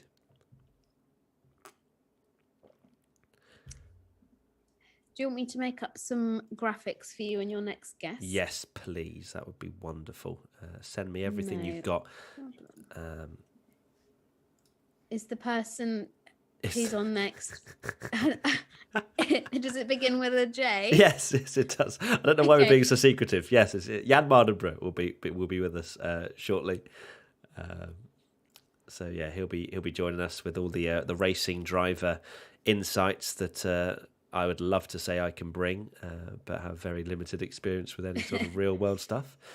I mean, obviously, I've got sim racing under my belt, and I drove an F1 car, but no actual racing experience in real life apart from karting. So, so he'll be joining us very shortly to give you some more insights as to what he thinks in terms of what's happened in Formula One testing so far, and what we can maybe look forward to next week. But of course, it is just a prediction game at the end of the day at the moment, unless you are one of the team members and you can have a pretty good idea of what the pecking order is. Those wheel winglets on the Ferrari, I don't know if I've only just noticed that, but there is detailing on it, isn't there? Yeah, there's eyes. I don't think I've ever seen that before. I don't know. It looks like an evil crab. Yeah, is that different? I don't know. I don't think I've. Maybe I've just not noticed it. But either or, we've got Sainz, Norris, Stroll, Hamilton, Magnussen out on track at the moment. So Zhou is last name and Guan Yu is first name. Family name goes first in Chinese, says DZ. So Kufi, I'm going to sneeze. Oh, I think you said you were going to sneeze, but yes, that is true. I did. Us Westerners normally go first name, surname in pronouncing things, but yeah, over in China and other areas in Asia, they'll go Zhou Guan Yu. Zhou Guan Yu, yeah, which is what I was saying on testing yeah, last time, and you were like, "Why are you doing this, Kate?" I was like, you're confusing me. Guan Yu, Zhou Guan Yu. Even the longest name in F1 history. Yeah. Hi guys. Do we think the Merc no pods are working for them? Any talks in the grid of such, or are they sandbagging so much you can't tell, or have they made a mistake? Hello, first of all. It's difficult to say. I think that, firstly, I don't think they've made a mistake because they ran a completely different side pod in Barcelona. They're running this side pod here, and they haven't reverted to any different design. And I'm sure there are a backup side pod that they have if everything went wrong, especially with how radical the design is. And they haven't conked out. They haven't, broken down. So I would say, no, they probably haven't made a mistake. They've just committed to a certain design philosophy. We don't know exactly how fast they are. It's difficult to tell in testing. But, that's the beauty. That's the guessing game. And that's what we're here for, to try and dissect any bits of information that we get from this running. So, but the one thing you can, that you can't exactly hide is how much mileage you do, how much reliability that car has. That any car has, sorry, and Sergio Perez's reliability on day one was mega, 138 laps, but he's only managed 13 so far today. Slacking. He is slacking, but to be fair, they have had the Red Bull in the garage for the most part of the morning so far because they've been adding these upgrades. So yeah, it's weird because when you actually look at it, it's not like it's an extreme, radical version like Mercedes have brought out that would have maybe, cost them that amount of time eating into the session. But maybe they just thought, look, we've done enough running. We're not in a rush to get out there the second day 3 starts. And they did their work during the start of the session because, of course, as much as you want to do as much mileage as possible, and as I've said through our testing, watch on live streams if you've been watching, that a century of laps over the course of a day is like a decent target to set. But you also don't want to be doing 200 laps because you'll be burning through parts of the car that maybe isn't necessary. So there is a weighing up element to it because the teams have a cost cap and they can't be replacing very expensive parts of the engine or parts of the car that they wear away by using it too much. Big lockup for Lewis Hamilton into turn number 1. That is a huge lockup. In fact, that's not going to do his medium tyres any good on the fronts whatsoever. That's going to be not only is he going to be suffering with porpoising, but also some vibrations as well. Yeah, I was going to say that on board, he's just bobbling around in that car. It's just bubble. They look like little bobbleheads at the moment. But oh, hold on, everybody, sit up. Sergio Perez over 0.2 up on Guan Yu Zhou's time on the soft I was like, what's happening? C4 tyre. We're getting into commentary angle here. This is a rule that I've made up, that every time we see a purple sector, we get excited. So we're getting excited. Into turn 10 we go for Sergio Perez. Beautifully turns that Red Bull in, it has to be said. He's still got that flow vis. You can see the front on the wishbones of the car there. And Christian Horner looking on, seeing if Sergio Perez can set a blistering lap time. Can Red Bull challenge for the title this year? There's a lot of people that are maybe writing them off because they put too many eggs in the basket of 2021. How many eggs are in the basket of this year? We'll find out. But he's 0.6 of a second up on Guan Yu Zhou. If he has a solid final sector, we could see the first 32 of the test. But I'm going to have to be a pretty mega final sector from Sergio Perez. It looks more to me like maybe a 33.1 or 33.2 on the books. Round the final corner we go with Sergio Perez. C4 tyre, as I say, so one of the softest compounds, the red wool tyre. Coming to the line now, Sergio Perez. It's going to be, very close, 33.105 for Sergio Perez in the Red Bull. And he, over 0.8 clear now of Guan Yu Zhou. That may well be the last time we ever see Guan Yu Zhou at the top of a timing leaderboard in 2022. I wasn't going to say ever. That would have been very harsh. But yeah, so there you go. Spare a thought. Perez, that's actually the fastest time we have seen throughout the entire test. 33.2 was Magnussen yesterday. 33.105 from Perez today. Wonderful. Just having a stretch. Oh, you have a little stretch? Yeah, there you go. Lovely. Yes. But no, it's been good fun. Am I leaving at 9? Yeah, you can leave at 9. I'm being booted off at 9. That's cool. I've sent you some images over for when Jan gets here, so lovely stuff. Have that ready to go. Thank you very much. Yes, I think that might be after my testing bit's done, or is in on YouTube, not obviously on editorial. I'll probably be working for another week on just testing stuff alone. But yeah, it's been great fun. If you're one of these people who has been there since the very first one we did in Barcelona, then fair play to you. That's amazing. Yeah, I mean, you must have nothing else to do if you want to listen to us for that long. So thank you. Yeah, I was rambling on me doing my Kimi Räikkönen commentary impressions and stuff. But it's been a pleasure, and I've very much enjoyed chatting F1 with you, Matt. Yeah, and Tommy when he's been here. Yeah, when Tommy's not on holiday. Gosh, shocking. But no, it has been good fun. Thank you, Katie, for all of your time that you have dedicated to helping me not be on my own and alone. And you're little lonesome. So you're pretty much done. I've got 6 hours to go, So not much. Power through, you can do it. It's all good. It's Formula One. It'll energise me. Yeah, and you've got Lando some Norris is good out there on guests coming track up at as the well. moment. Yeah, we do indeed. Jan Mardenborough coming very shortly. I'll sort that out once Katie drops off. But yeah, I think if you have anything else to say to chat or anything like that, do. Lovely chat. There you go. Lovely chat. Lovely chat. Thank you, and Katie. I'll see you around, I'm sure. Goodbye, We're doing a Katie. podcast later. We are. See you later. So there goes Katie Fairman. She is off. And that'll be the final time we see Katie today. And for, any more testing, full stop. I'm now going to get in my next guest, who will be able to give you lots more insight, similar to what maybe Nick Hamilton did yesterday, which was very fun to do. If you were here when Nick Hamilton jumped on for an hour, that was very exciting. Him both giving sort of racing insights, but also some little anecdotes and sort of experiences that he's had with Lewis himself. So I thought that was really cool. So it's great to have him. We will have Jan in very shortly. So off Katie goes, as I say. Thank you to Katie for all of her time. Bring Ben Daly for today, Matt. We can't afford Ben Daly, Raphael. Jeez. I'll ask him actually, but he doesn't ever reply to my messages for at least 3 to 4 working days. So we might it will definitely be the end of testing by the time he replies. He's the worst replier in the world. Get Nick Hamilton back on. Look, Nick spent an hour with us yesterday. I'm not going to get him to spend any more than that, especially in the same week, because he's a busy guy, and I think we should be blessed that he. Oh, blessed! I didn't mean the meme, lovely hashtag blessed. But I think we should be, quite thankful that he came on at all. We're just plebs on a YouTube channel. So it's very nice indeed from Nick yesterday, and Alex Gillen as well was nice for my mate Alex, who's an F1 streamer, to pop on for an hour. He was good.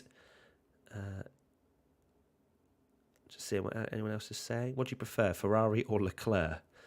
Well, I support Leclerc, I think that's very obvious. But I'm also, I also have a lot of love for Ferrari because I was a massive, massive, massive Michael Schumacher fanboy back in the day. So Ferrari has a dear place in my heart, and I'd love to see them back at the front of the field. But yeah, I think probably Leclerc more. Lovely guy. I think this year we're going to see a lot of one-stop strategies. We are indeed. It's going to be...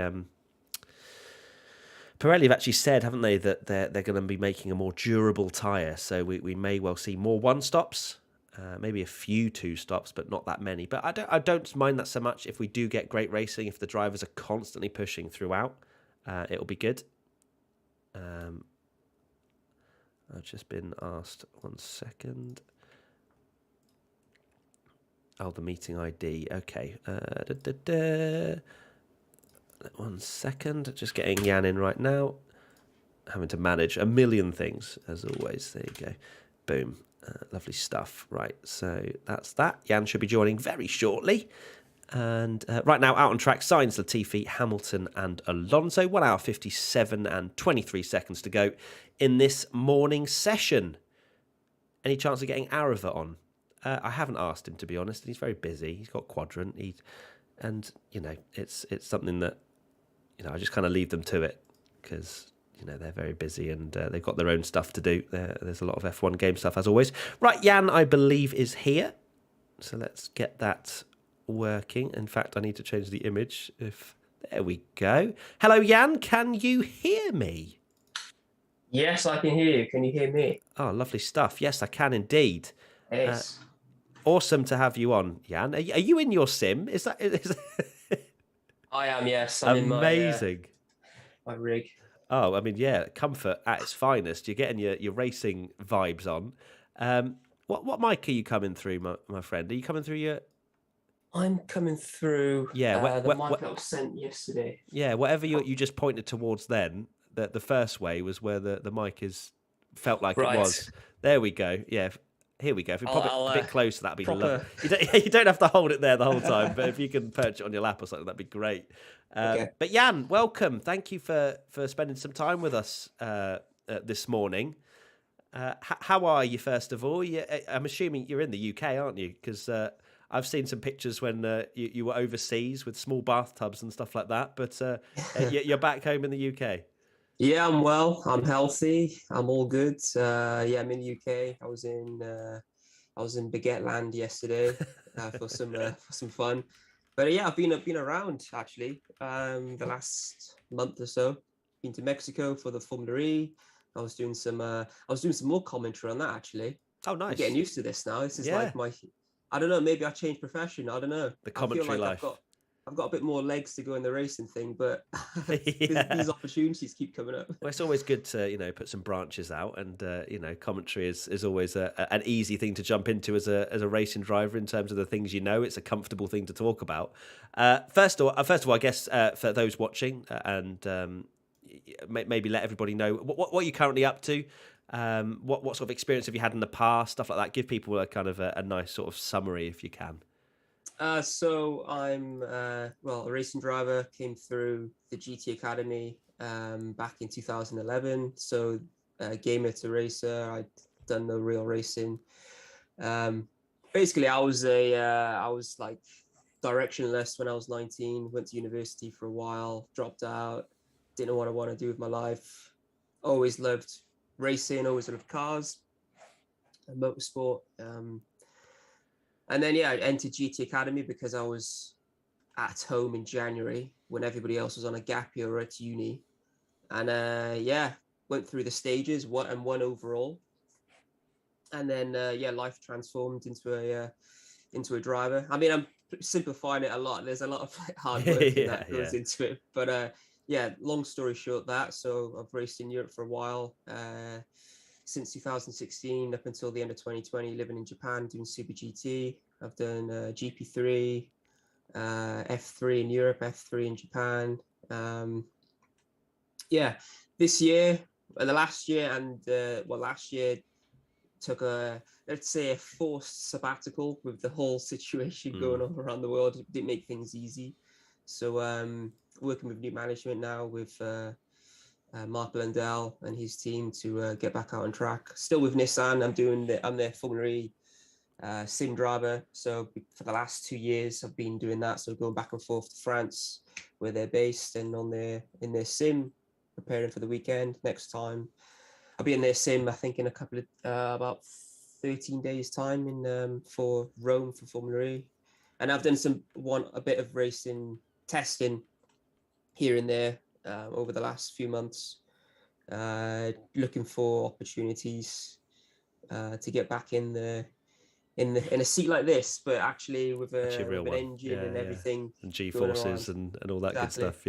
Yeah. So yeah, there you go, chat. So very much qualified to talk about racing, whereas I just pretend I'm qualified.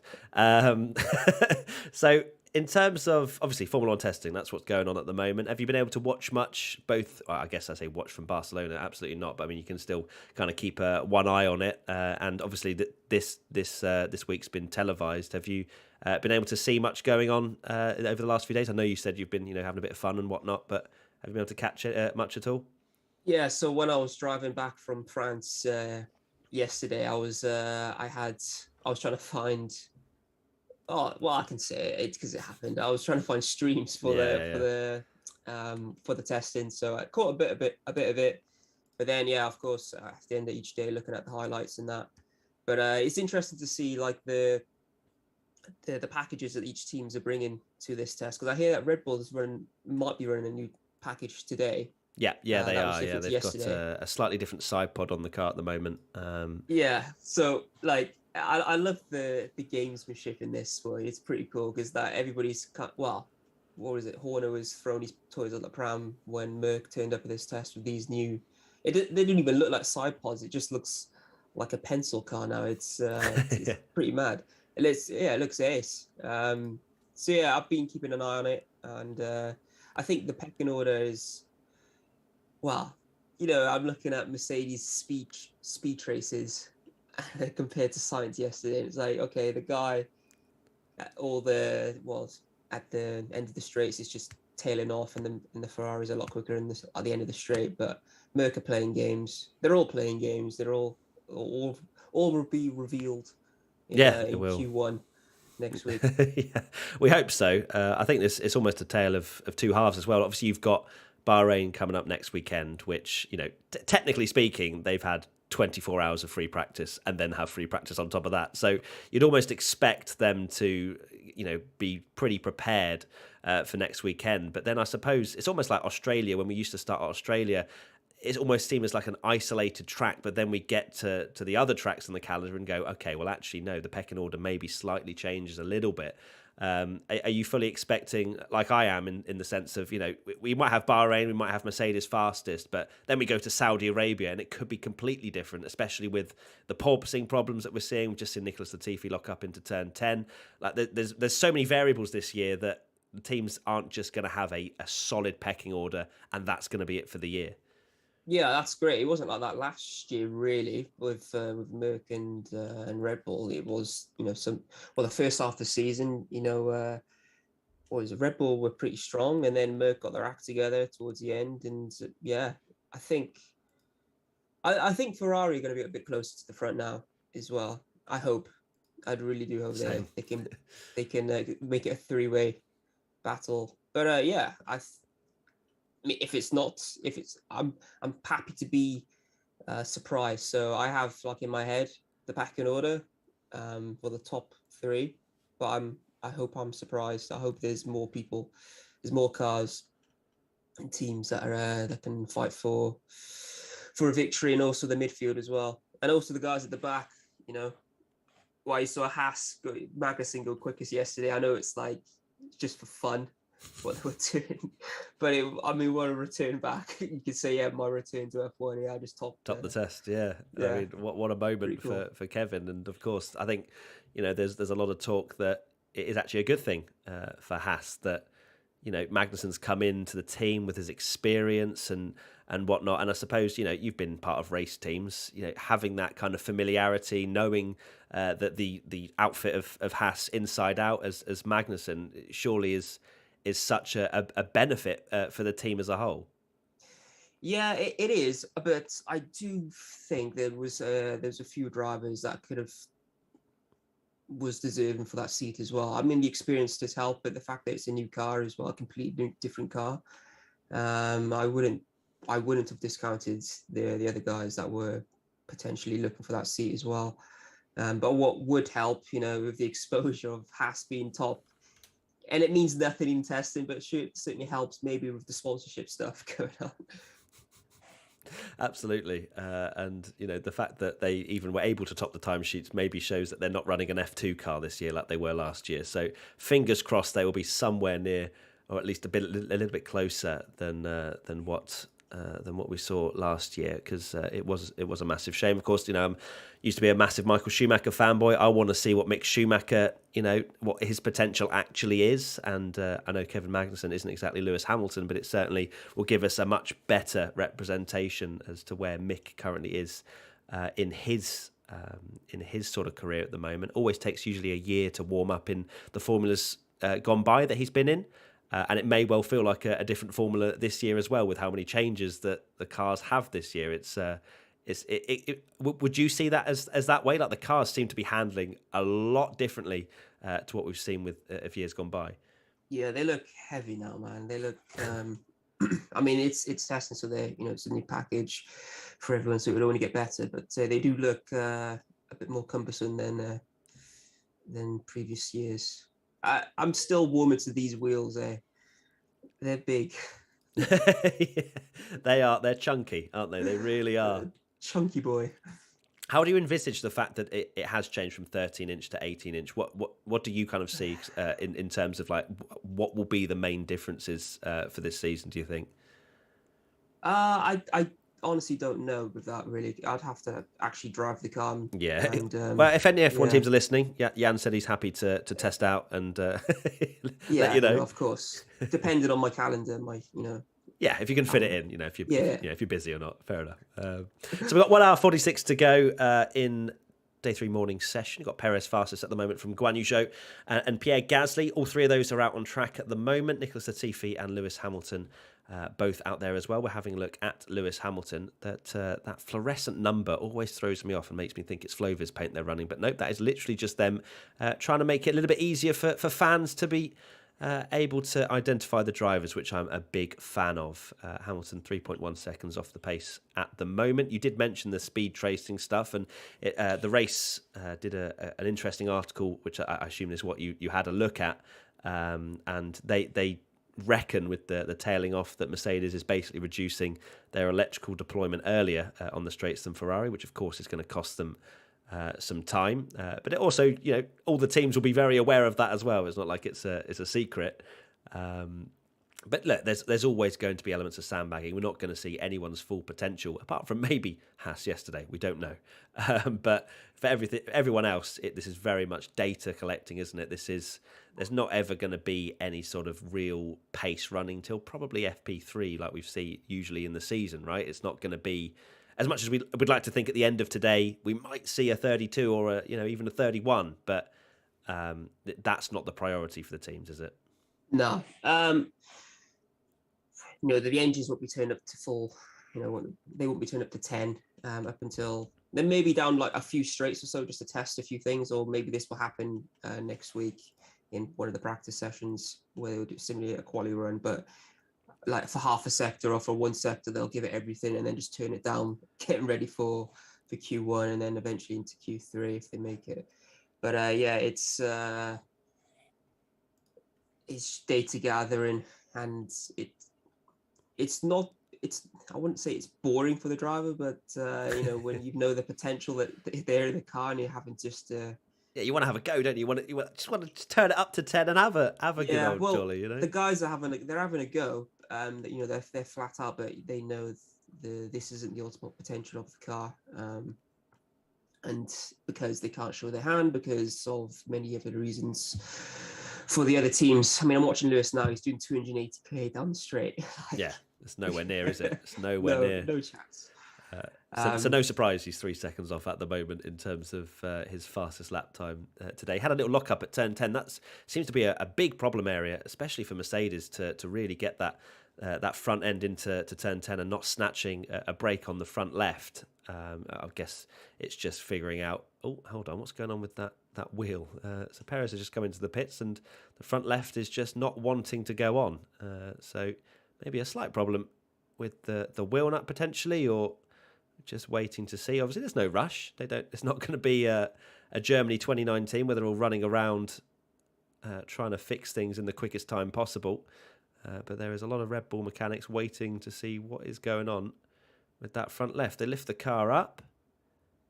Have they managed to attach it now? Or no, they're still trying. And slight problem for Sergio Perez, who managed 138 laps on day one, which was an incredibly impressive feat for both the reliability and also probably his neck as well. So that's good stuff from them. So right now, Perez has done 19 laps, so nowhere near the amount we saw a couple of days ago. So in terms of the new regs, Jan, what part do you think is what teams are going to be struggling to get their head around the most? Because obviously there are so many different variables, so many things that have changed. Yeah. Is there anything in particular that stands out for you? The porpoising, just from watching it visually. I mean, all the other stuff they'll eventually figure out. Even the cars are heavier, so they're going to be a bit slower, but they'll figure that out as the season goes on. But for a driver, like, it's horrible porpoising. It's like being in a car that's with you're sat next to Snoop Dogg. You're in a you got this music active video. suspension going, lad. Exactly. It's like hydraulic suspension. It's horrible. I've had a few cars in the past that have had terrible porpoising problems, and it just Okay. Yeah, it just makes it almost undrivable, and sometimes it's worse depending on if it's a qualifying simulation, if it's a race run, for me anyway. But I was watching, like, a lot of the cars have got it, like the AlphaTauri's got it, the Ferrari, the Mercedes, the Red Bull. There's a few that don't seem to have it as bad, but it's not pleasant. I mean, you're in these cars anyway, in a single seater, you're pretty much sat on the floor. There's like a few millimeters of carbon separating you from the asphalt. And like when the thing's slapping the floor at 300 kilometers an hour, it don't half hurt your back, but also like it's quite hard to see sometimes, and to spot your braking point as well, because when you, of course, when these cars are these ones anyway, when they're hitting the ground, you're losing momentarily all the downforce because you're stalling the floor.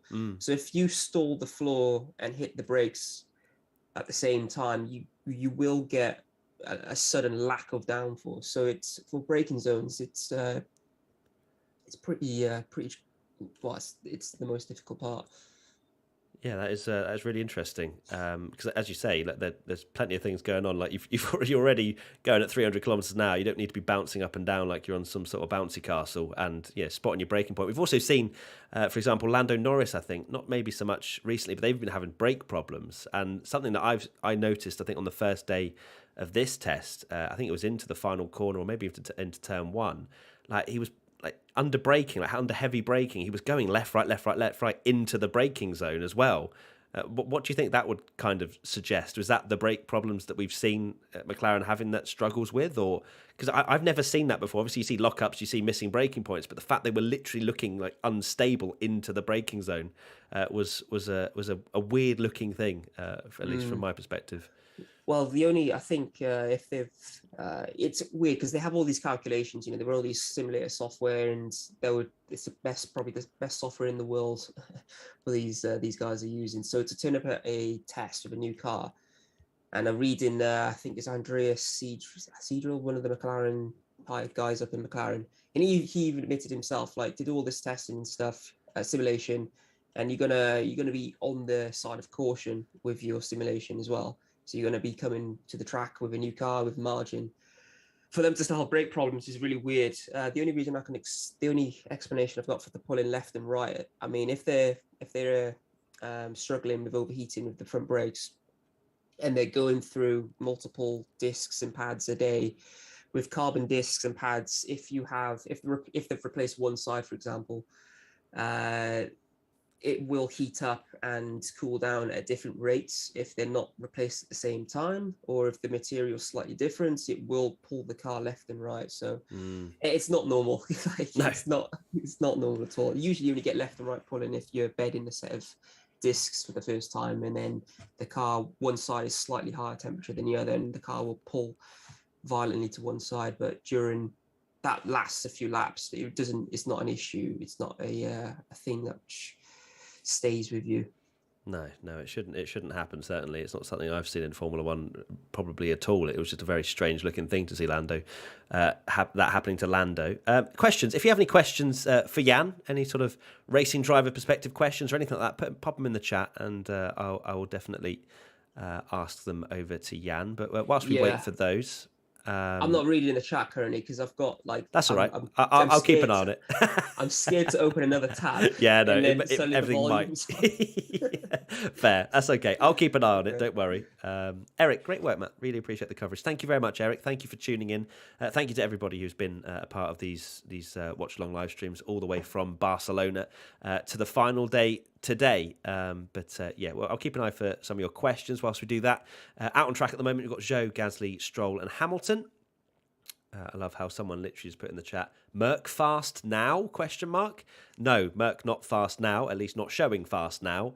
But there is a small bit of, I guess, fear that we're going to turn up next weekend and Mercedes will be a second quicker. But I'm sure if that is the case, every team or most teams, probably not the teams that have a technical partnership with Mercedes, will be saying that is not part of the spirit of the regulations, their side pods, as Christian Horner was quoted but then not quoted of saying when they unveiled their side pods. What do you make of that? That's a weird thing to say, right? Yeah, it's a strange. The whole thing was strange. Not only just what Christian said, but then the fact that Red Bull were like, no, he never said that, and then had to backtrack and be like, well, actually, he never said anything official. So it's a weird thing because obviously Formula One this year have kind of said, right, as long as there's approval from the FIA, from F1, and then from 80% of the teams, they can ban certain innovations that they feel are against the spirit of the regulations. Like there's a weird weighing up procedure going on in Formula One this year, and I guess from a teams and racing drivers perspective, you almost kind of, you want to spend, because obviously you've got the cost cap as well.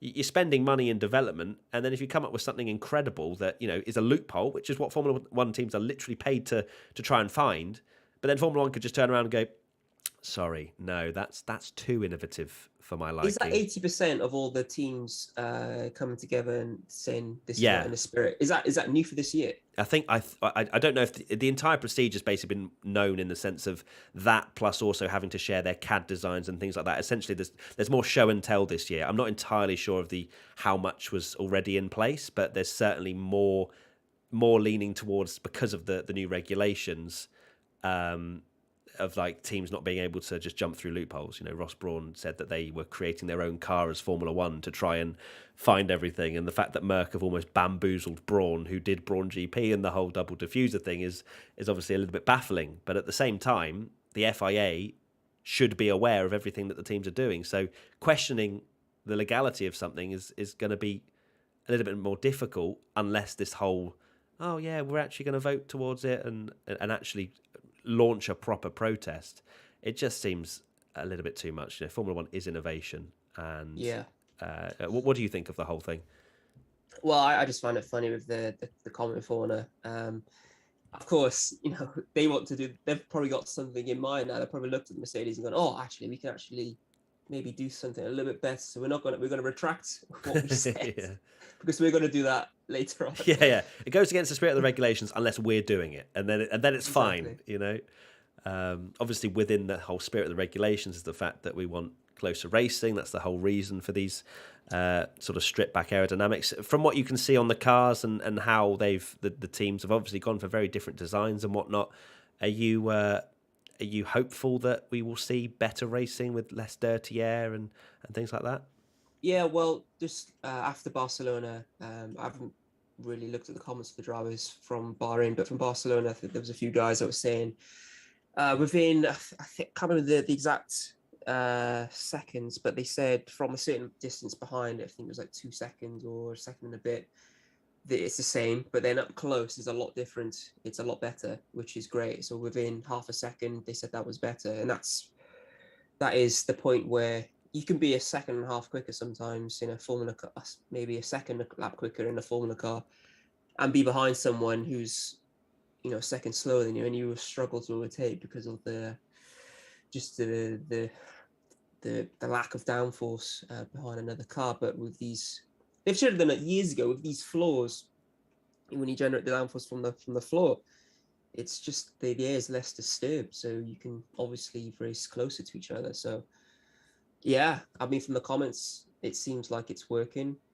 I mean, we soon find out in next week, but I mean, fingers crossed, because that is the killer thing with open wheel racing. It's not being able to stay close to you, and it's not because we just get behind someone and go, we'll chill now, just stay behind them, just get the slipstream, save some fuel, I don't know, something like that. But no, it's just that difficult to overtake. Yeah. Well, I mean, we're hopeful. We've been promised certain percentages and improvements in terms of like how close they can get, but anything on paper and then actually are being on the track are two different things, as we can see with the fact that a lot of teams didn't expect this porpoising problem to even be a thing. So predictions, we will see how close they are come next week, as you say. There's a question from Shadow, which I'm going to ask you, Jan. It says, when you drive on a new track, do you learn the track by pushing or taking it slow to find the absolute limits to be within to keep the car from being unstable? Because, of course, I guess the difference between sim racing and real life thing is you can't just push it to the absolute limit like you do in sim racing and bin it and press reset to track. What's your method of learning a new track? Well, I had experience actually a few days ago learning a new track, so I can tell you. So usually, you do some sim, but not so much. Just to figure out the direction of where things go and the lines, but not spend a lot of time religiously at it, because there's always slight differences. Arrive at the track, do a track walk, inspect the curbs by walking. That's where you see all the guys do a track walk all the time. They look at all the curves, they look where the bumps, they look where they've resurfaced certain corners. Then, I mean, usually if it's allowed, you take a road car out and you do some laps just to get a feel for the flow. And then when you're actually in the car, myself, the first few laps, I'm driving pretty slow around it, not pushing really at all for, I don't know, a couple of laps just to really learn. And when you go, well, for me anyway, when you're driving slow, you can process information a lot quicker. So maybe I'll do a couple of slow laps and a push lap or 2 push laps and cool, then stop and then figure out, okay, where can I, was that right? Was this corner correct? Was that too tight? Or was I over pushing here on the entry? Was I too late on the brakes here? And then you kind of go again hard for a couple of laps and then just piece it together. Or you can do it by sectors. You learn one sector and then back off in sector 2 and 3. And then you just kind of piece it together. And usually by the end of, 7 or 8 laps, you're pretty much on it, and you can kind of figure it out as you're going around. If it's a completely new circuit that you've never driven before in real life, that's usually the case. Yeah, that's lovely insight. Thank you, Jan. It's a process, isn't it? You have to be quite restrained as much as, as a racing driver, you want to be, pedal to the metal, see what's possible, but there has to be that build-up process. Otherwise, mistakes can be made a lot quicker than, as you say, processing that information, making sure that, what you've learned on your track walk is the same when you're in the car, which is also, going to be very different to being on your feet. And yeah, I think it's very similar for a lot of the drivers, where, it doesn't look like they're going much slower, but, just taking 10% off is all they kind of really need to do, isn't it? To kind of be seen as a slower lap. It's just not going full beans straight away. So we saw that a few times, didn't we, over the last few years for F1, with, of course, COVID being a major factor across the whole world, and having random tracks just pop up, like Qatar, for example, last year. That was a track that every driver had to learn because it was a MotoGP circuit. But it's certainly something that a skill that racing drivers have. They're able to learn quite quickly, and I'm sure they'd probably make for very good taxi drivers as well if they ever wanted another. I don't know about that, man. Like, No. My sense of direction is shocking. Like, I'm only good at driving around in circles.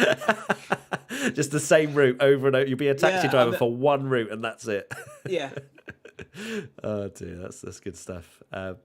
So right, we've got 1 hour 28 to go of this morning session.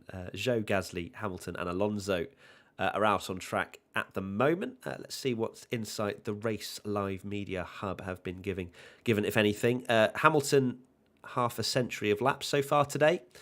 He's closely followed by 47 laps for Gasly, 46 for Zhou, 43 for Sainz, 41 for Alonso.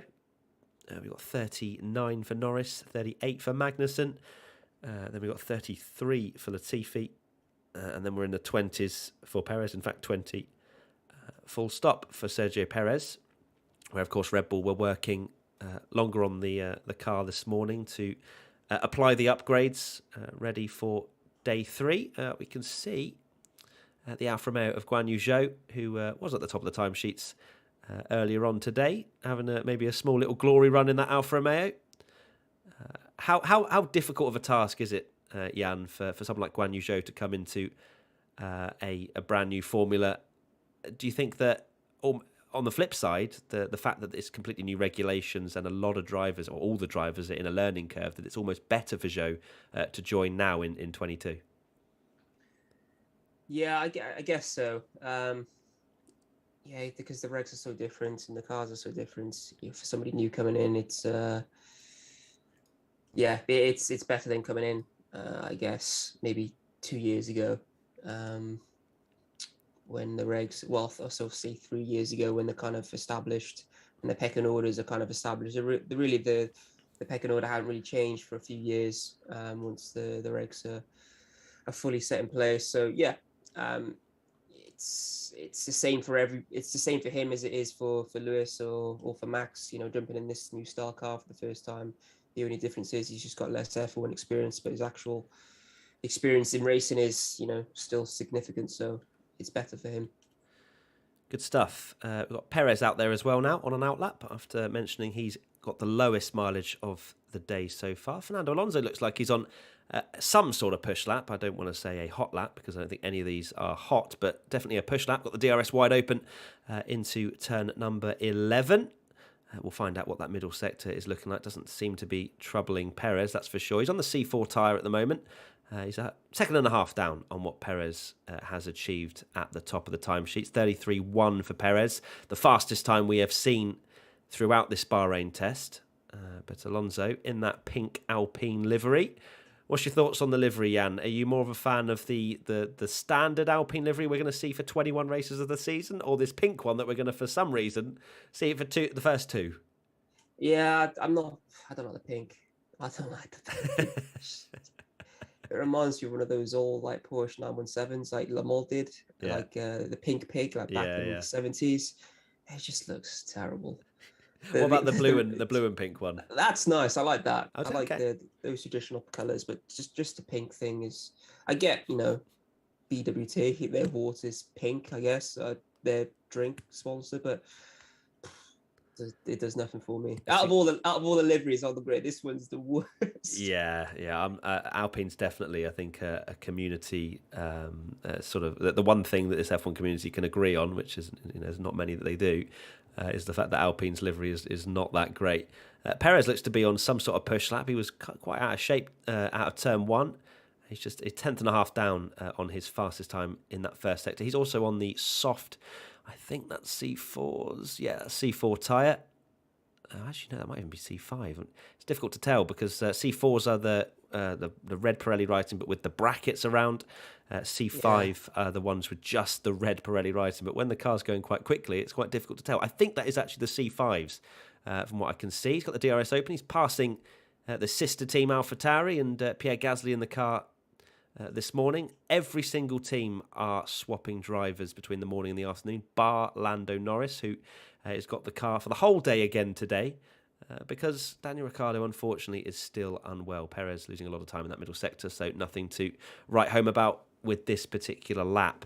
What's the challenges that you think Danny Ric has now for this Formula One season ahead, knowing that he's not turned one lap around this Bahrain circuit? Do you think that round one's going to be a difficult one for him next week? Well, he's just got to pass one of those PCR tests. I think that's the first test. Yeah, that's the first test. But I mean, I think he's coming from a better position, working with the team for a number of years now, and possibly last year we saw, and the year before we saw that struggle to get used to Lando's car with McLaren, and it's quite it's unusual for a driver to actually come out and openly say that, because we're all huge, we all have massive egos and never want to admit but you could see it on the stopwatch. So with these new cars, he's having more of a say in the development, and hopefully he feels much more comfortable in the car, and his engineer can give him a car that that we know he can do the performance that he used to do with when he was with Red Bull. Fingers crossed. Danny Ric, certainly probably my favourite driver in the paddock, because he's the just happiest brilliant, isn't he? He's great. And the beautiful thing is, we've been very lucky with as WTF1 to do some fun videos with him, and you always think, what's he actually like? On the camera he's a bit stupid, and he's fun to watch. He's even worse off camera. Like he does not stop. I say worse in a good way. He's brilliant. He's brilliant, fun to hang around with, and Danny Ric, I really hope he gets well soon, and that he has a better season, because it was a very humbling experience.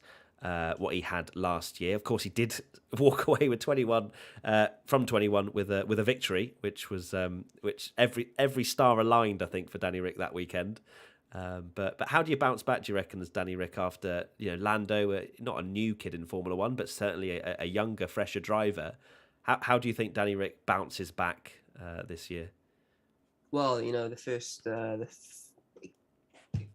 first round, if he comes out qualifying Lando, that's going to be a massive, confidence boost. I don't think he needs the confidence, but I think it would just be a confirming to yourself. I'm here. I'm back to my I feel comfortable, whenever someone's comfortable, a driver's comfortable in the machinery, they get the best out of it. So yeah, it's pretty simple. As long as if you're judged against your teammate and you're quicker than your teammate, then that's going to feel pretty good. And you're getting the best out of the machinery. That's going to feel pretty good, and just only snowball, and yeah, feel even more confident.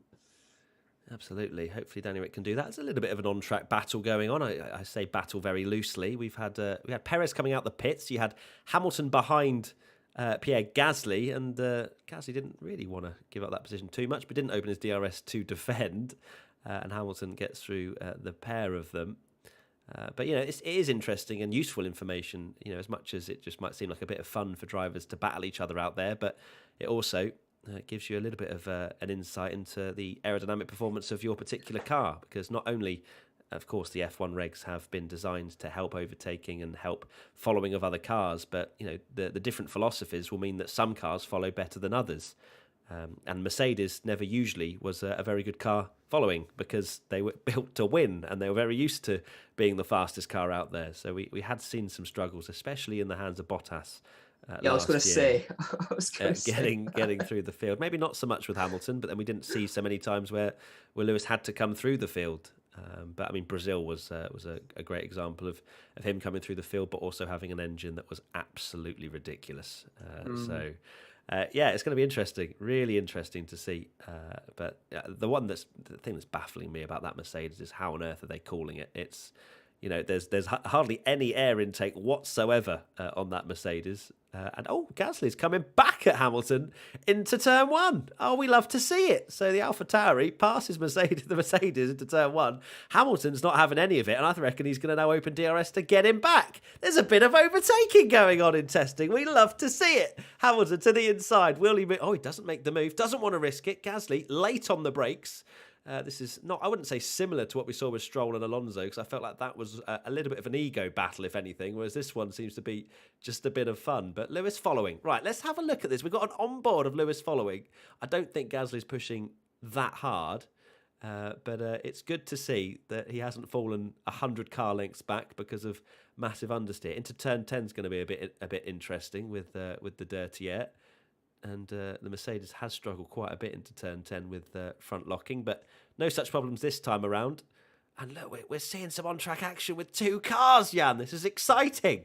I mean, I'm about 40 seconds behind, and I'm watching the first part where Hamilton's in front and Gasly's behind, so I've got all this to look forward to. So you're just enjoying it now.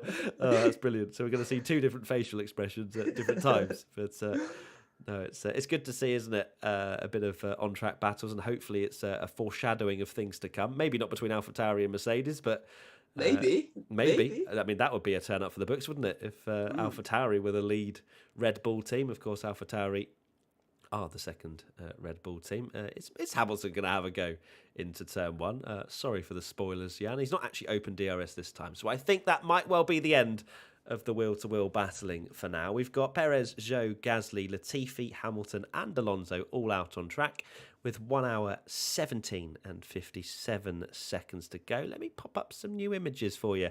I haven't actually done that in a little while because I've been so busy chatting to Jan and getting that racing driver perspective. Let's pop a little Ferrari up there. Why not? It's just any excuse. We can also see Ted snooping around in the pit lane. I can't hear what he's saying because otherwise you'd be able to hear what they're saying, and then we'd get copyright strikes. So I'm just going to have to pretend that Ted is probably doing similar amounts of waffle to what I've been doing for the last 40 hours of talking over testing. But any questions, anything that you want to know? Yeeshvant says, is Aston Martin a slow car? I feel bad for Sebastian Vettel.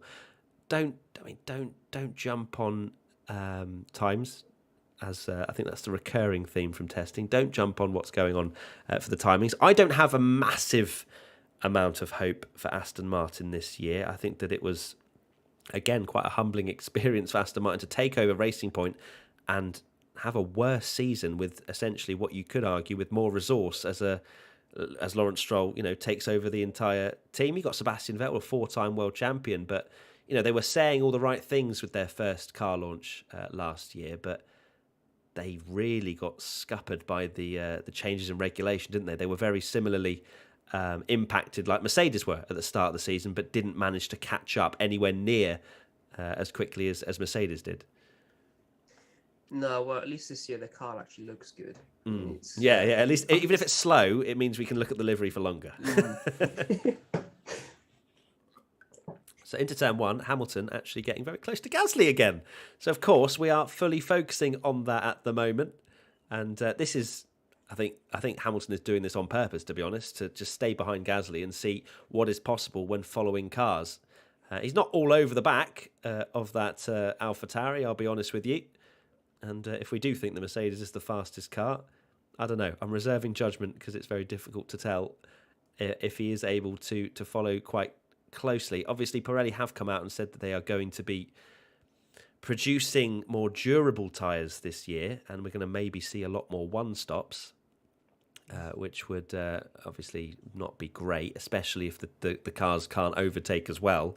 That will mean that there's even less strategy windows available to teams to maybe try something different. But if they have more durable tyres, I suppose, Jan, they may be able to follow a bit closer for a bit longer before worrying about overheating, etc. No, that doesn't. It doesn't translate. That doesn't. I mean, if you have less grip, and if you're already, if you can be a bit closer to the car in front compared to last year, but still struggle for tire grip, that doesn't improve overtaking. It's everybody's got the same struggling with the same problem. If anything, you want more opportunity for different choices. So, if there's a car in front that has worse tires and you have better tires, and I really don't like when tire manufacturers anyway, purposely give a tire which is really durable and doesn't go off so much, but then you just get every team understanding how to drive the tire for the longest amount of time really efficiently, and obviously spend less time in the pits. And so you get this weird, everybody's on the same strategy effect. It happened a lot in Super Formula, for example. It doesn't promote overtaking. So, I mean, I'm happy to be proven wrong, but that comment doesn't make sense. Yeah. Just it's great to hear your insights about the tyres and what we can potentially look for this season. And of course, the Pirelli, I don't know why exactly they've gone down the durable route, but it's certainly a direction that they've been maybe told by Formula One, but I can't imagine Formula One want more one-stop races. It's a strange direction for Pirelli to go down. If anything, you want slightly more durable tyres so we can get more strategy options at play. We're having a look at the Ferrari going down towards turn number 1. Carlos Sainz, currently P4 at the moment. He's running the C3 medium tyres. Question from Crate. From a driver's perspective, is competing in a more difficult type of car like this year's Formula One cars more fun than in a smooth and glued car like last year's? I would say, just from the feeling in the car, it's more fun when something's working correctly. But yeah, that would be the answer to the question. I mean, if you're a Mercedes and you've got you feel like you've got potential in the bag, but if you're, I don't know, if you're an Aston or an Alpine right now, it'll be difficult. But you'd be like, oh man, I know the other teams have got much more potential and the car isn't where I want it to be. So yeah, I would say a car that's working correctly is way more fun. Yeah, and I guess you've got less worries as well if you're not sliding around all over the place and having to manage tyre temperatures more, because of course sliding and getting them out of that working window is a problem for a lot of drivers, and that's what we've had for quite a few years, to be honest, with these quite fragile Pirellis, haven't we? That it's all been about managing the tyre as opposed to them just being able to push and go for it for 60 laps. Yeah, but that's just Formula One now for years. It's with Pirelli, it's always. Well, do you remember how it was?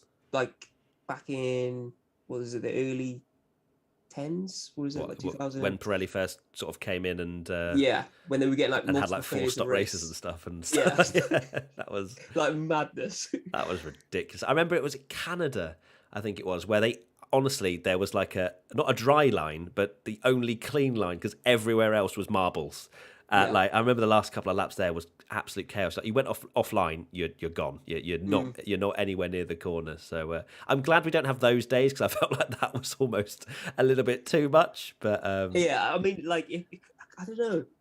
I'm gonna say something which isn't great, but imagine watching that. You're a motorsport fan. You're in tune with the market and like tire manufacturers and Formula One racing, and you see like multiple failures every race from this certain tire. It can't be good for like them to go out for the consumer to say, oh yeah, I'm going to buy one of those.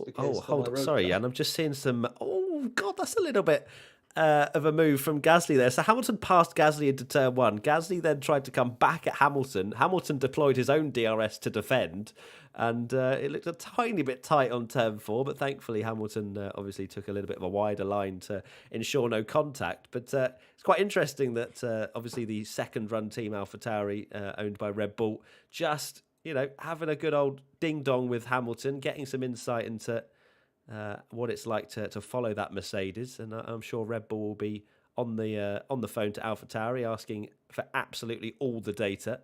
But Gasly's still trying to hang on with the use of DRS, and it's just a little fascinating battle, to be honest. Oh, I've got this coming up. Here we go. Here we go. Yeah, now Jan's Jan's thoughts on it. Here we go. Okay, so I've got Lewis behind. Okay, here we go. What's he doing? Last corner. Does he overtake? Does Lewis overtake? Well, you're about to find out, aren't you? Okay. So what we got? We've got DRS open. Okay, gaining. Oh, now the Merc engine's working. Yeah, now it's turned on.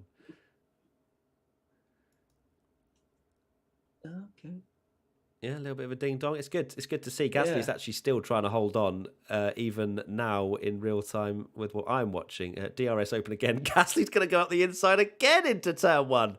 This is brilliant stuff from the pair of them. And Hamilton getting the switch back. This battle is raging on for laps on end. Does Hamilton decide to go back past with the use of DRS? Let's have a look. This time doesn't use DRS. Maybe trying to see how easy it is without the aid of that. Gasly goes a little bit wide. Hamilton's now going to go up the inside and gets back past Gasly. This is wonderful to watch. But Hamilton's gone a little bit wide here, and now we're looking into turn 8. And this is great to watch. These two drivers not only collecting data, but I'm sure having a bit of fun as well. Like this is great fun for both Gasly and Hamilton, rather than just circulating, doing data runs and whatnot. It's it's in the driver's blood to have a bit of a race as well. So I'm sure both of them have a bit of a grin on their face. Gasly opens DRS once again. Down towards turn number 11, nothing doing this time. But it's always good to see two cars have a ding-dong battle just purely for the bants. It's fun to watch. Yeah, it certainly looks a bit better than last year, how close they can stay. And just having an AlphaTauri. I know the Merc isn't, neither one of them are probably turned up nowhere near the amount that we're going to see next week. But just to see this, it's good for the guys. Well, both engineers and drivers, just to get a really good feel for. I'm seeing Gasly go for it again. Hamilton's gone in the pits. Oh, no. Hey, Gasly was definitely shaping up Hamilton to go again into turn one. And unfortunately, Hamilton was like, okay, that's enough playtime. See you later, Pierre. And he's now going in for a change of tyres, it seems. Is he going to come straight back out? It looks like he is. And he does indeed come out. Looks like he's on the C1s, potentially. Was on the C2s before, which was the same tyre as Gasly. And we're getting a little replay of the battle. Gasly went a little bit wide into turn 4. And there was a slight bit of avoiding action, which I don't think we will see come race day with those two. Because obviously they don't want to be collecting themselves, as that would be a lot of lost running in this final day of testing. Zhou, Gasly, Sainz, Latifi, Stroll and Hamilton are out there on track, and a solid amount of mileage, I'd say, for this morning's session so far. Let's run you through who's done what. So we've got 24 laps for Sergio Perez, 51 for Zhou, 51 for Gasly, 43 for Sainz, 46 for Alonso, 39 for Norris, 35 for Latifi, 38 for Stroll, 56 for Hamilton, and 38 in total for Magnussen. Magnussen has indeed also had that extra hour running in the morning before anyone else went out, as a gesture of goodwill for not being able to have their car ready in time at the start of day one, which I found very strange. But that's been allowed. Maybe the reasoning behind it all has been judged as fair enough. All right, we'll help you out a little bit. And maybe because it's Haas as well, there's not been as much uproar as if Mercedes were given an extra hour here and there. I'm sure that would have been a completely different conversation, especially with Christian Horner involved. So we'll see driver swaps from everybody apart from McLaren and Lando Norris for this afternoon. But a lot of teams looking pretty good. Obviously, Perez, the lowest mileage team and driver out there at the moment with 24 laps. But everyone else looking like they're setting up quite nicely to be aiming for at least a century when we finish the day come 4 p.m. UK time. So, yeah, looking forward to that. And Hamilton out there, on the C1 tyre. Let's have a look and see what the Race Live Media Hub is saying. Have we got any more insight? We've got some insight from Gary Anderson. So let me run you through that. Talking about the Red Bull upgrade, in fact, which also features a small tweak to the outer vane at the front of the floor. So from this overhead shot, to be fair, I've got that shot, but it's not got the right names on it. But we showed you it earlier, the two shots of the old and the new Red Bull, and he says from this overhead shot there is really very little difference in the latest version of the Red Bull side pod concept. There is now the step on the top surface, allowing some of the flow that is going over that surface to sweep down into the Coke bottle area, and on face value that's about it. However, all these small changes mount up. I'm sure there's a lot more to it, and as we also often say, it's about the flow structure over the complete car that ends up giving you the overall performance. Getting more flow through the Coke bottle area is one common trend through all of these different concepts. And he also says, as a very experienced designer once told me, if you have new parts you want to hide, then you should also do something visual which attracts everyone's attention. Meanwhile, they won't notice what is really improving your performance. It's all games. It's all fun and games, isn't it, for F1 teams? Smoke and mirrors. It certainly is. It's a fun game, isn't it, between all of them? I was just reading on the race, actually, on the Twitter, Scott Mitchell. The cause of the Williams fire yesterday is too stupid to talk about. So I'm like wondering what can that. I mean, I've got an idea. Yeah, what do you think? What do you reckon is a silly mistake that they've done that's caused both of the rear brakes to set alight? They've left full brake blanking on the rear brakes, and the mechanics forgotten to take it off, and they've just got no way going to them, so they just caught fire. That's what I would think. It's a costly error, isn't it?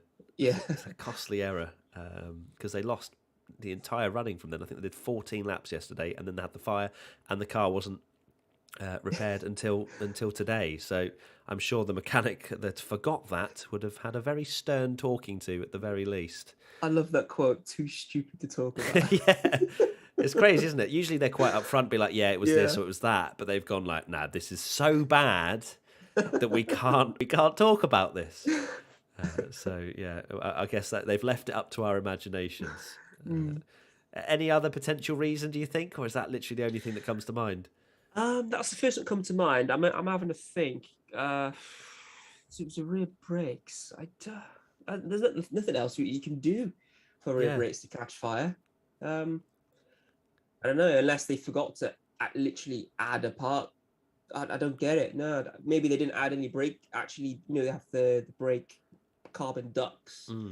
Maybe they forgot to add those, so it's literally no channeling of air to them. Maybe I don't know. But whatever it is, we know it's too stupid to talk about. So we're going to talk about it. So we're going to think of whatever that could possibly be. But thankfully for Williams, they've been able to fix the problem. And of course, that fire would have done a decent amount of damage to the rear. But they've fixed the car now, and Latifi is indeed on track and has done a solid amount of miles so far today. We're taking a look at Lance Stroll, who actually is just coming into the pits now in that Aston Martin. And I think that was a Ferrari directly behind him of Carlos Sainz, who's running this morning. Leclerc will be in this afternoon. And we are fast approaching 1 hour remaining of this morning's session. Right, what are people saying in the chat? How's McLaren doing? I mean, they haven't had the best Bahrain test, full stop, really. They've not been able to clock anywhere near the amount of miles that they maybe would have wanted due to these brake issues that they've had on the front. McLaren dusted once again, says Nis. That's a new term. I usually see a lot of mudded and washed, but dusted, that's a new one. Crate asks, any chance we're getting skirts back in the future? That would be great. For my non-engineering mind, would help with the porpoising of these cars, because the cars back in the 70s, I think, had skirts, and there was Formula 2 used to have skirts, not the GP2 Formula, like the old school F2.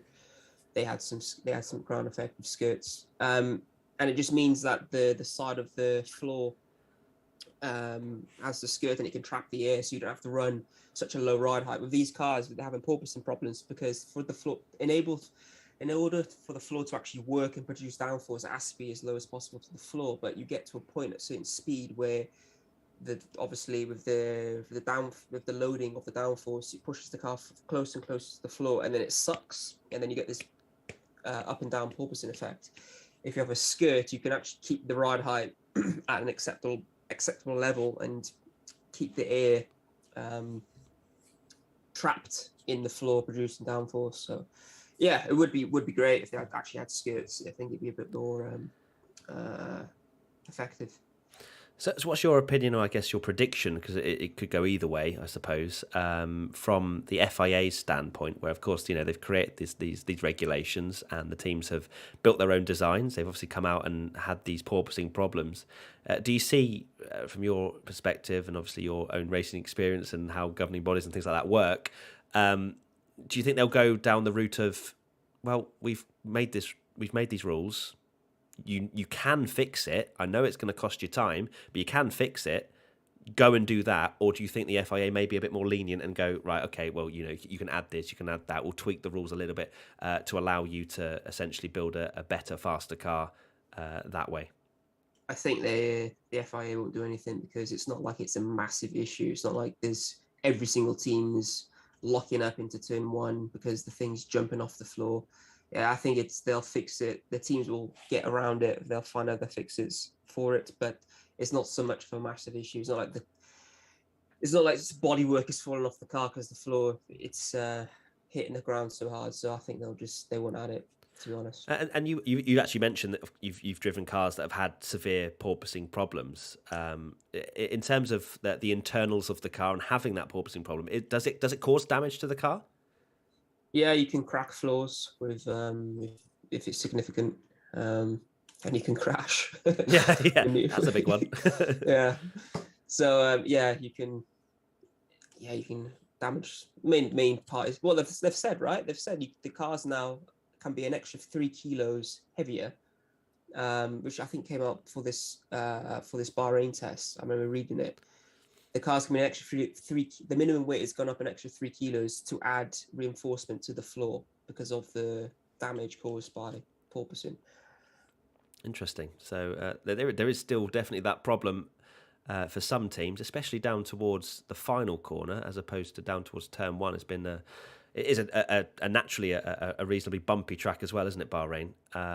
It's going to be interesting to see how the teams adapt to each track, because one setup and how they fix porpoising for one circuit surely is not going to be a carbon copy when we go to others. They're going to have to be quite adaptable.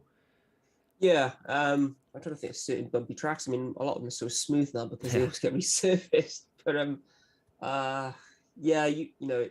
sometimes you can have porpoising which is set off by the natural load of the car, and then also the tire, because the tire does have some squishiness, I guess I think the word is, effect at speed. But and also a bump can set off porpoising as well. So I mean, if you have a naturally bumpy circuit and you have a car which is prone to being prone to have porpoising, it can be an uncomfortable ride down the straight.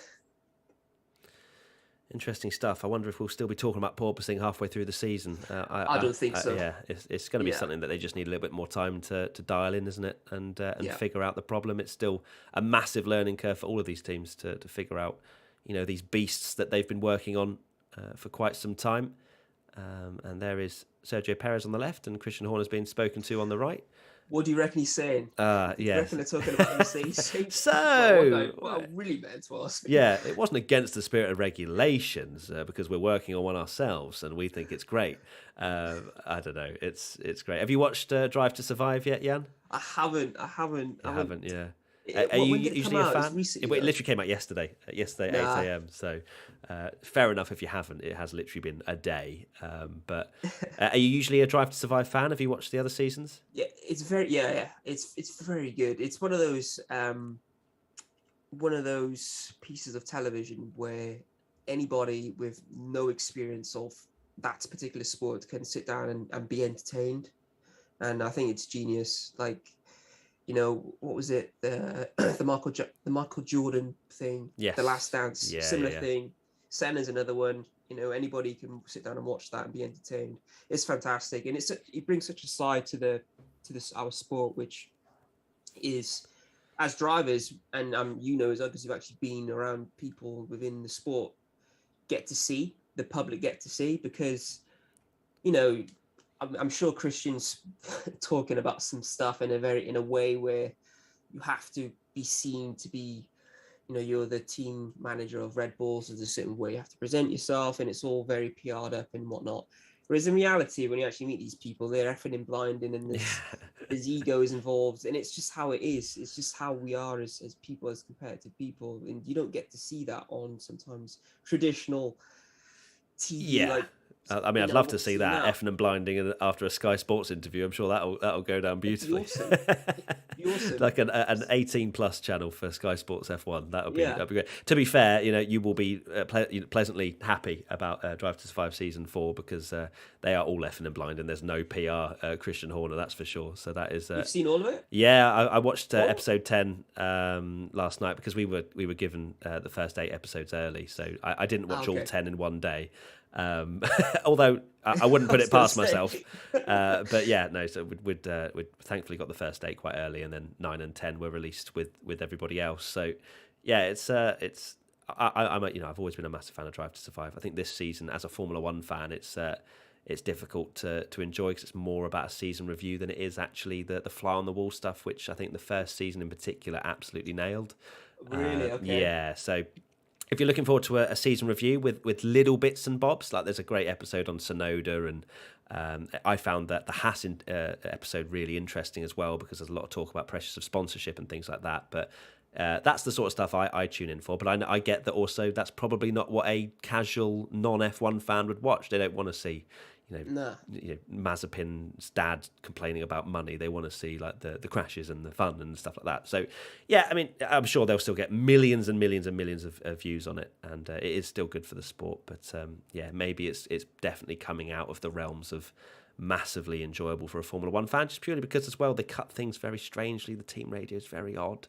They use team radios. It's been a running theme for all the seasons where the team radios just haven't matched what actually is going on.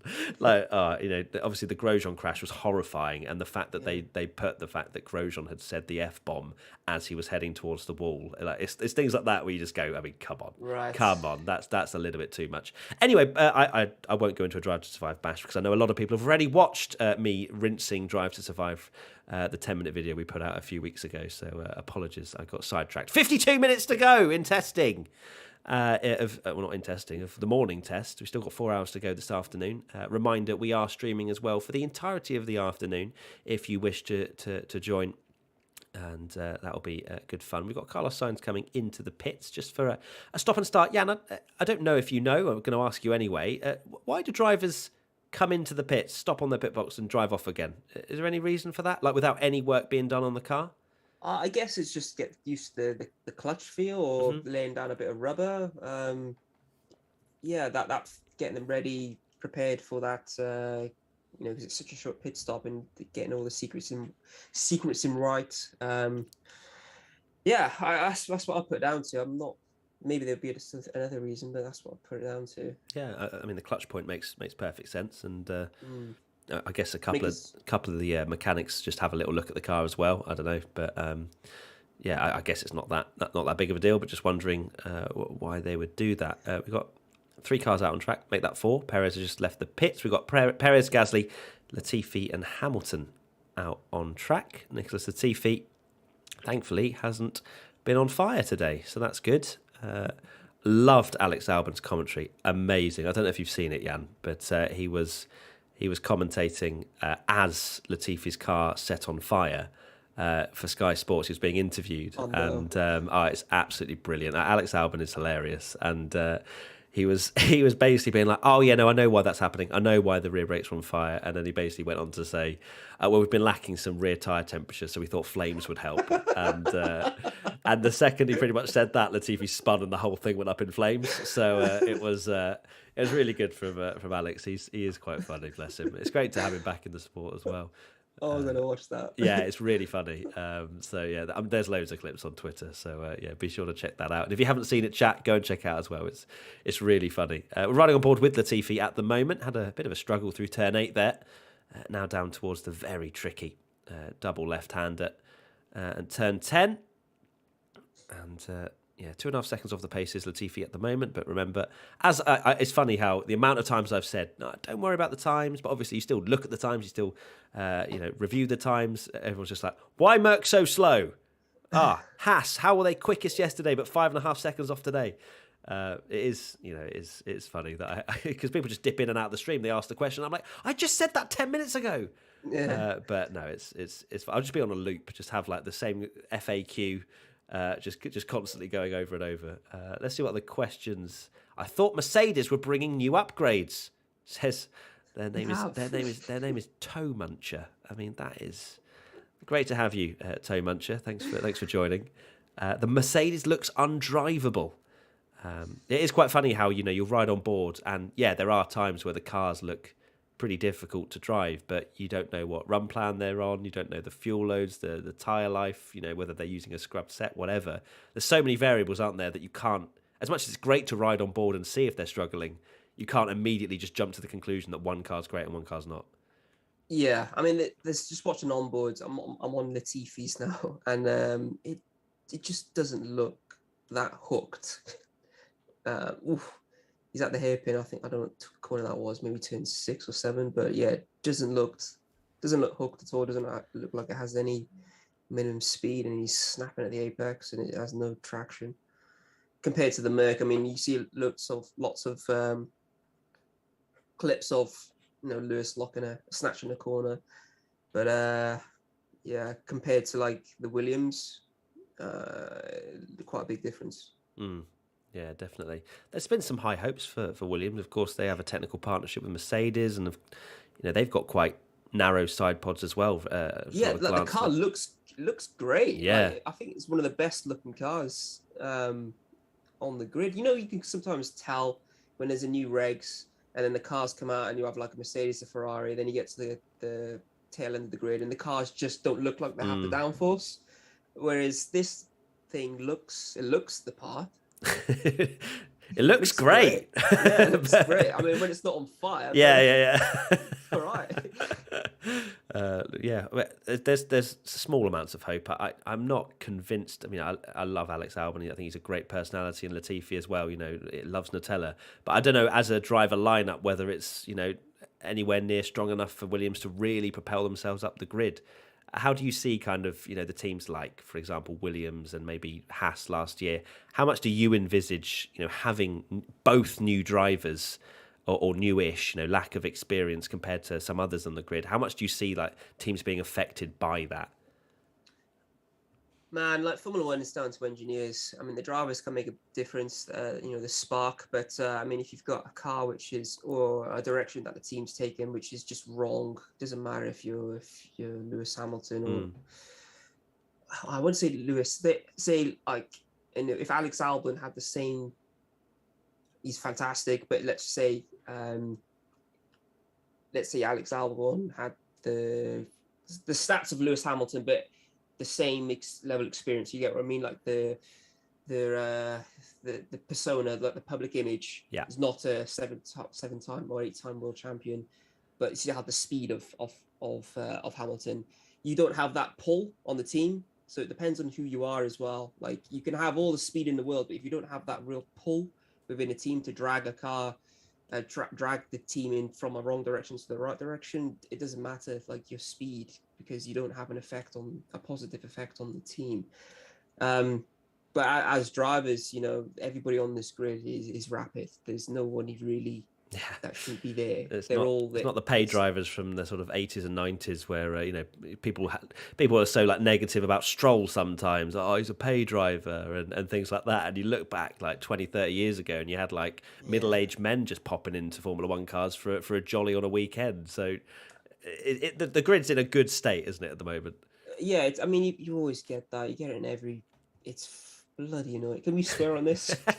You can do bloody. Yeah, that's fine. Okay, it is annoying when you see stuff like that, because but you have to understand racing is expensive and bills got to be paid. But yeah, the grid, there's no tuggers, such to say, in this current F1 grid. But your influence on the team is something which it can't be really measured by statistics. It's how you relate to the team and how you can, move the team and work with your engineers and the higher personnel to get what you want for the correct direction. Oh my days! Right, okay. So you're going to see this a little bit later. Can you judge when you do see it? Riding on board with Alonso, his porpoising looks pretty extreme, in my opinion. Okay. I'm in sector 1 now.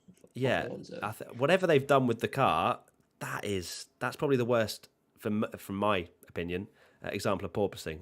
So let me hear your thoughts when you see it. Okay.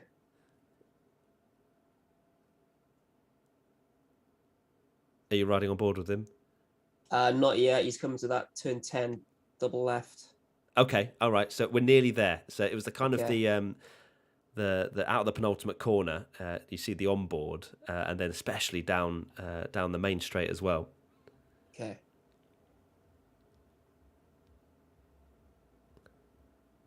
Okay, he's coming into sector. Well, I'm still in sector 2. But he looks, he's on it. He's giving it full he's gas. giving it beans. Is Fernando, but that car does not look very well set up for porpoising.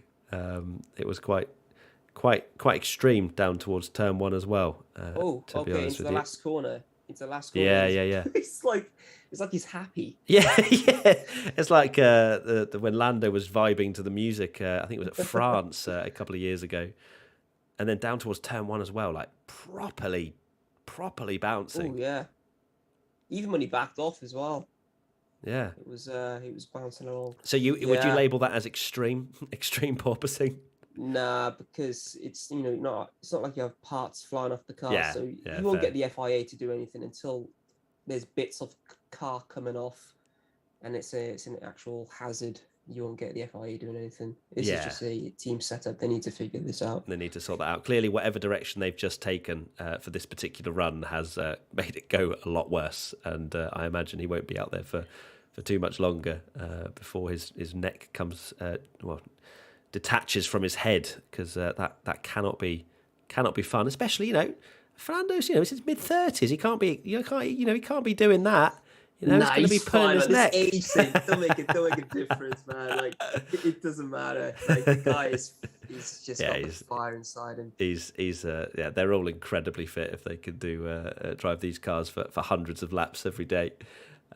He is still out there at the moment. So is Lewis Hamilton, Nicholas Latifi, and Pierre Gasly. We've got 4 drivers out there at the moment, riding on board with Lewis down towards turn number 1. Of course, you've driven Formula E cars, haven't you, Jan? The one thing I can't get my head around is the fact that the T-Cam looks very much like a Formula E car these days for F1. Do you see that resemblance? What with the halo? Yeah, the actual the onboard camera from the T cam just looks very much more Formula E-esque. I don't know if it just looks wider or because of the halo as well. I don't know, but I guess because of they have the wheel covers. the wheel covers as well, of course. Yeah, Yeah. but that's a big thing. 'Cause of course, the wheels are covered as well in Formula E, aren't they? So And the wheels are like they're like a road car now. They're like they're 18-inch alloy now. So an F1, F1's 18 now. I think. yeah, 18 now, and they were 13 before. So it's a big change. Lewis is out there on the C1 at the moment. Has done 15 laps on his current stint, and he's lapping about 6 seconds off Perez's fastest time of the day. And he is coming up to his good friend Pierre Gasly once again. So I wonder if Another those battle. two will have a nice little battle again. If he can catch up to Gasly, although not doing particularly blistering pace out there. Depends what run Gasly is doing there at the moment. World Drivers' Championship prediction coming soon? Question mark. That question. Yeah, I was like, yeah. I guess we may well do one on the channel just from Toe Muncher again. But what's your? Give us your prediction, Jan. What's going to be the top three in the championship? Top three. Top three. Oh man, it's a generic. It's Lewis. I really do hope Russell, George can be up there. But I'm gonna say, yeah, it's the usual top three. Yeah, you reckon it's going to be Verstappen? Yeah. Yeah, Hamilton, Russell, Verstappen. Fair. It's hard to say now. Like after literally going into qualifying, I think it's a better time. Hey, that's the beauty of predictions. You just kind of throw caution to the wind, see what happens. But no one's going to say any different. Yeah. Like you're fooled to Hey, say no, that. well, no. Well, I'm fully on the Ferrari hype train, so I would stick a Ferrari driver Okay. maybe in Yeah, the top Charles, three. eh? But yeah, absolutely. But You got to put money on that. yeah, no, don't be silly. Unless the odds are absolutely incredible, I might put a quid on. But yeah, it's we'll see. Because of course, there's this whole chat in the paddock. Ferrari saying Mercedes are good, Mercedes saying Ferrari good. It's just a load of rubbish, isn't it? Really, they're all just chatting absolute breeze. If I'm testing, you can't really say anything. I'm from I think before going to Q1, and then that's the time to put down some put some accumulators on or put some bets on. Yeah, That's the time because then you've got a bit of information and it's not testing. People are trying stuff. You've had a kind of a quality simulation.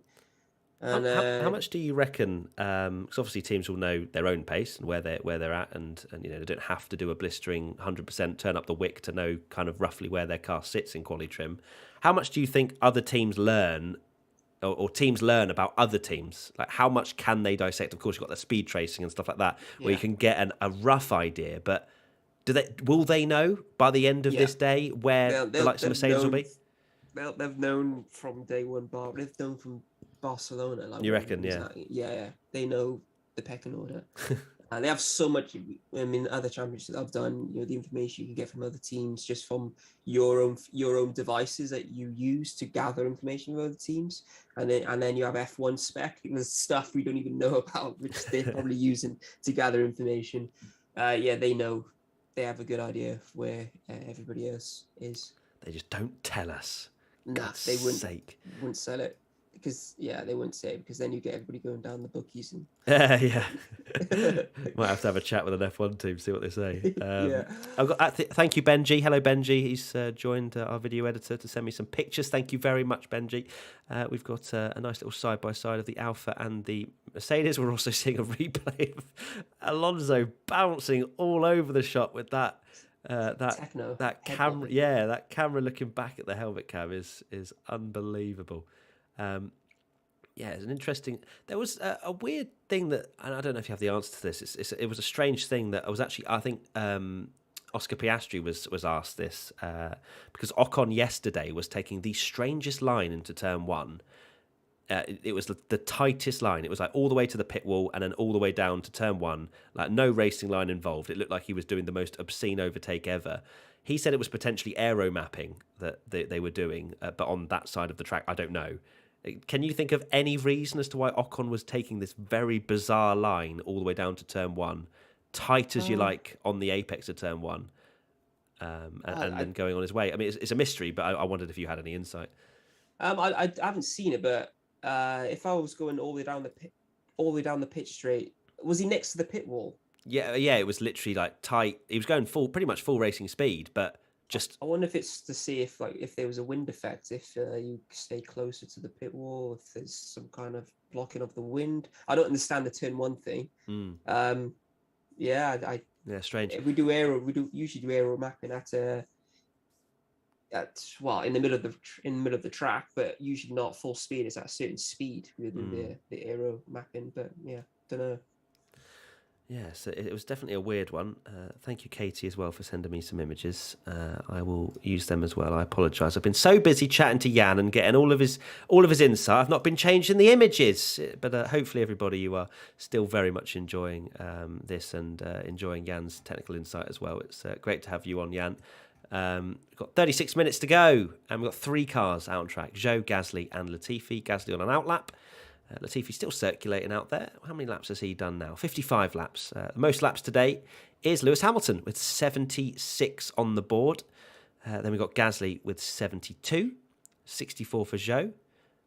Then we have got 56 for Sainz, 55 for Latifi, 50 for Alonso, 43 for Stroll, 39 for Norris, 38 for Magnussen, and 30 for Perez. And as I just mentioned, Latifi was out there. He's locked up an absolute treat into turn number 10 on the C1 tyre. As you can see in the slow-mo, the Pirelli writing of the white, but there's no brackets, which means it is the C1 tyre, the most durable, but also the slowest, should be the slowest tyre out there. There is Pierre Gasly going around the final corner.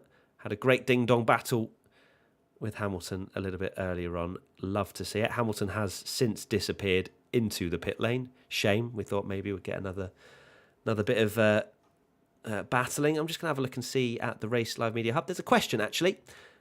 Any significant updates on Aston Martin? How does the porpoising look? Is the side pod design concept of Aston Martin flawed? Lots of questions Gary Anderson was asked. And he's replied saying, it's difficult to see how its side pods will generate robust enough vortices that will travel down the outer edges of the floor, helping to seal the underfloor and diffuser. That said, the flow to the upper surface of the diffuser and beam wing will be better. Porpoising-wise, it doesn't look like the best or the worst. Aston is somewhere in the middle. Again, it needs time to fiddle around with the setup to optimise what it has, so it's early days. We've also got Gary Anderson commenting on the Red Bull. He said, watching the remodeled version of the Red Bull on track, I think I'm seeing the first evidence of an old Adrian Newey trait of increased rake. The sides of the floor just look that bit higher than what I believe I was seeing yesterday. For sure, they look higher than all the other cars. Through turn 4, when the cars are running out on the curbs, you can see the outside of the floor on the Mercedes very close to the ground. On the Red Bull, there is definitely more ground clearance. Even on the straights last year, we used to see a wild array of sparks from them. Now there's very little. So far, that is. Interesting bit of insight there from Gary Anderson. Jan, what do you make of all of that? Well, seeing all these cars for the first time, they don't have any rake to make the ground effect work. Whereas we've seen from the past, Red Bull's always had super aggressive rake. Seems to work for their package. And so if Gary spotted that already and they can make that work, that's be interesting to see how that progresses on. Maybe they're just testing to see if it actually does anything or if it's a negative or not. Good stuff. We've got 6 cars out on track now. 33 minutes to go. Sergio Perez is on an outlap on the C3 medium tyres. And, he just comes straight back into the pits. So just a shakedown lap or whatever was going on there. Perez back into the pits, which makes 5 drivers. Zhou, Gasly, Sainz, who is on an outlap, Latifi and Stroll. We have got, we will see every single driver bar Danny Rick, who unfortunately has COVID, so he is unable to drive the car today. And he'll be relying a lot on the data that's found over these 3 days. A lot of feedback from Lando as well, I'm sure. Their relationship is an odd one, isn't it? Everyone was thinking going into their announced partnership, oh my God, 2 funny guys, they're going to be incredible. But the difference is that they're, Lando's funny in a quirky way, Danny Rick's funny in a loud way, and when you actually combine the two, they're they don't exactly gel. You know, they're two completely different generation of drivers. Danny Rick a lot older, a lot more experienced, and Lando obviously trying to make waves. And I think, oh my God, Carlos Sainz now suffering with a bit of porpoising down towards turn one, which you'll see in about 3 hours, Jan. So let me know when you see that and give me your opinion on that. But I think Drive to Survive this season also kind of showed the tension between the two as well. You know, there was a little conversation about Lando saying he's never crashed apart from Spa, and then Danny Rick was like, well, no, actually, that's not the case because you crashed here, didn't you? And he was like, no, I just lost my front wing. And I don't know if it was the way Drive to Survive edited it, because it may well be to add more drama, but there was added in silences and things like that. And it was like, oh, God, oh, this kills me. Those two need to work together, don't they, Jan? Because I guess as much as, you know, the engineers are very much responsible for, you know, putting the performance of the car and basically, you know, their philosophy is what decides whether or not it's quick or not. But two teammates working together in harmony, you know, on setup work and stuff is surely more beneficial than having them a bit like awkward with each other and not really communicating.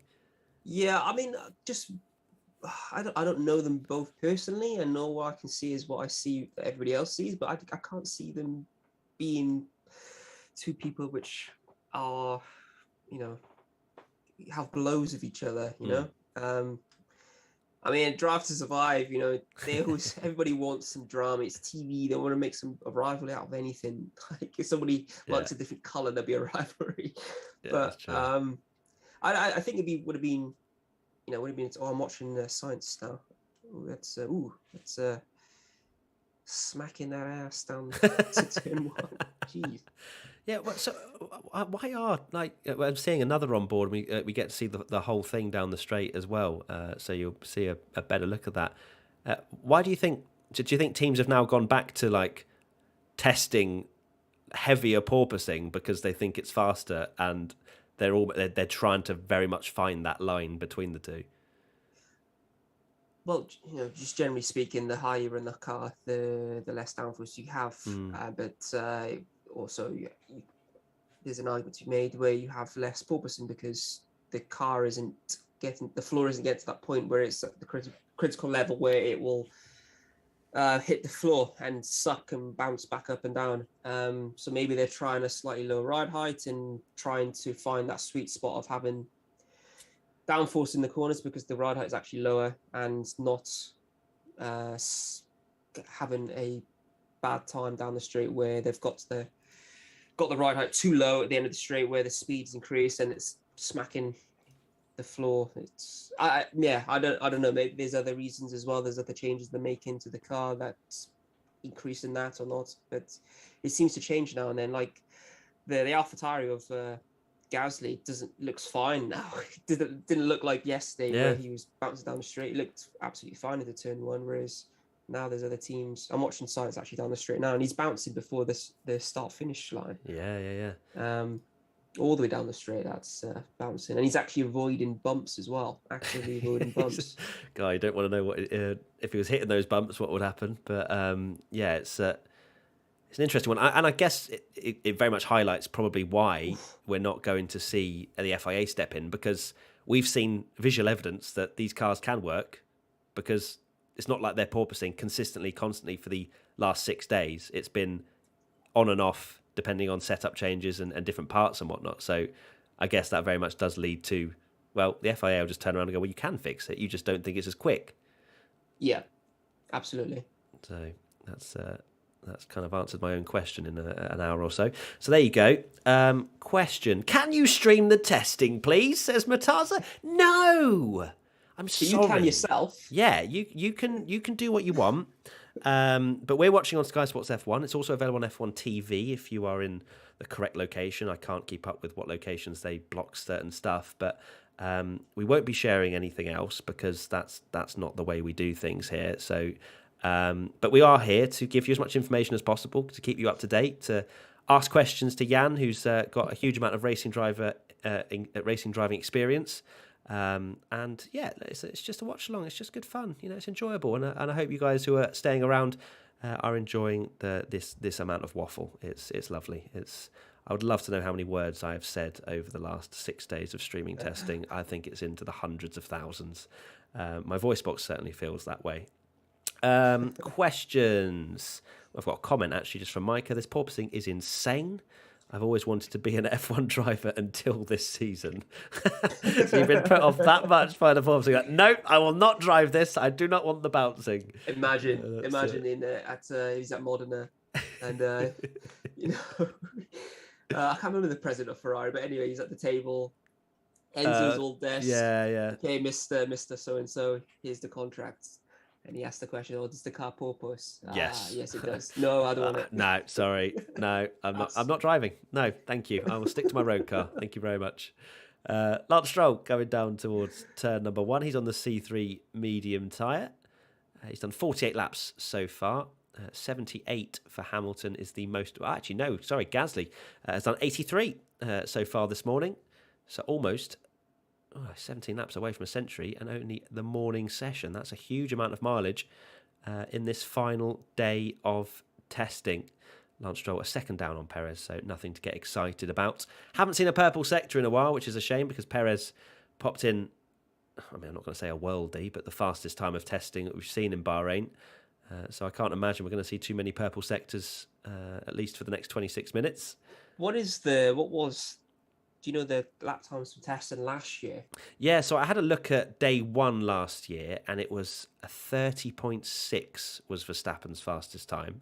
Okay. Day 2, I seem to remember the conditions being quite a lot worse, and there's a lot of sand on the track. I think it was a 32.2 was the fastest in day 2. So, and pole was in the 28s, I think, it's mid 28. So, a couple of seconds step up from testing to qualifying. I think we'll get close to that. Last year, yeah. It just looks mad, like when you're watching like an onboard of Lewis and he's like doing a 36, it looks like he's got no grip at all. Yeah. That's what you want to see, though, isn't it? That's what you want to see, is the driver struggling. I know from your perspective, you're like, no, I want a grippy car that's fun and, easy to drive. But from a fan's perspective, you want them to be struggling, surely.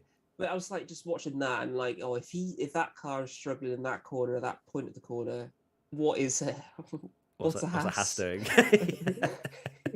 Yeah, to be fair, if you got a Haas contract, I could maybe understand the comment. No, absolutely not. No chance. Quicker cycling around, especially last year. Yashwanth has asked what are the changes on the Red Bull car. The side pod is the most visual change, but it's nothing extreme like we've seen with the Mercedes, just a small visual change. And nothing else doing. We did read out something from Gary Anderson earlier that was essentially saying that, okay, that's the visual change, but it's probably not the changes that that's the change Red Bull want you to look at, not the other ones that they may be doing more intricate things with. So speaking of the Red Bull, they've just come into the pits, Sergio Perez, and he's just changed from a set of C3 medium tyres to another set of C3 medium tyres, and is coming out of the pits now. 24 minutes to go. And good mileage from everyone. Surprising not to see Haas out anymore. They had a solid. Well, obviously they had an hour extra running this morning before the official test started today. But Kevin Magnussen not in the car, and don't expect to see him maybe anymore because he's chatting to one of his engineers. Absolutely not kitted up in the slightest. I mean, his racing overalls are there, but just tied around his waist. And there doesn't seem to be much work going on in the Haas garage either. So 38 laps looks to be all she wrote for this morning's session for Haas. 39 for Norris. Sergio Perez is on 36, so he may well get out of that last spot for the least mileage for today. How is Red Bull doing? Difficult to say, Midas, unfortunately. They are P1, so let's go with well. It's going well. But yeah, it's they were working very hard this morning to make some changes, and clearly weren't in any rush to get out there. But Perez is doing a lot of laps at the moment. We've got some close, not battling, but we've got the Williams and the Ferrari out there together. Carlos Sainz behind Nicholas Latifi. Are there going to be any ding-dong battles? I wonder. I hope so. Fingers crossed. Latifi is on the harder tyres and Carlos Sainz on the mediums. So I reckon we might see an overtake here, heading down towards the final corner. And the Ferrari has closed in very quickly on the Williams. Now into the final corner we go. Carlos been suffering with a bit of porpoising. How is he behind the Williams? Reasonably close, actually, out of the final corner. Will we even need DRS come after next year? I hope not, but let's see. DRS wide open for Carlos Sainz. He looks to go straight to the inside. No defending from the Williams. No DRS open either from the Williams. Heartbreaking from Carlos. Up the inside. Does Latifi... No, Latifi... I was going to say, does Latifi come back? But he was basically 45 degrees sideways out of turn one. Oh, he does open his DRS, though, to try and hold on. Don't do it. Don't do it, Latifi. Don't do the dive bomb from there. Absolutely not. I sound like Crofty hyping up a move from about 6/10 back. But there you go. So a little bit of action. Sainz passing Latifi on track. A Red Bull does look like it has quite a bit of rake on it. I'm like a minute behind you, but I'm just looking at that Red Bull. It's good. You can kind of analyse all the rubbish I'm talking and be like, well, no, absolutely not, Matt. Or, oh, no, I agree with that, Matt. So it's good. It's a good setup we've got going on here. Well, I can see the battle coming up now. Oh, why is he doing that? He's like, he veered as if he was defending. Yeah, just a little one. Just a little, oh, yeah, I might defend this. You know, I'm in a Williams. It might be the only time I see a Ferrari on track, but he has fallen back quite significantly, has Latifi now from Sainz, but seems to be actually slowing down quite a bit. Looking in his mirror quite a lot. Maybe, again, scared about his rear brakes, potentially. Don't see any flames, but he's going incredibly slowly and sitting in quite an awkward position out of turn 11 there as Gasly went past. There is the Williams pit wall. Jost Capito at the helm. Quite an interesting character in Drive to Survive this year. Don't really hear much from Jost apart from in DTS, at least not that I've seen. And seems like a proper racer and wants to really push that team forward as we see a replay now of Carlos Sainz bouncing his way past Nicholas Latifi. Right, we've got any questions? To Jan. What is his opinion on the style of racing and how it may have been changed? Or maybe they mean driving style or whatever. Will there be... Oh, no, it's actually about overtaking. Will there be more under-braking or more around the outside? There you go. There's a question. Is there going to be more under-braking or around the outside manoeuvres with these new cars? I can't say. Yeah. I kind of started reading it and I was like, I don't think Jan's going to be able to answer this, but I'm going to throw it to you anyway.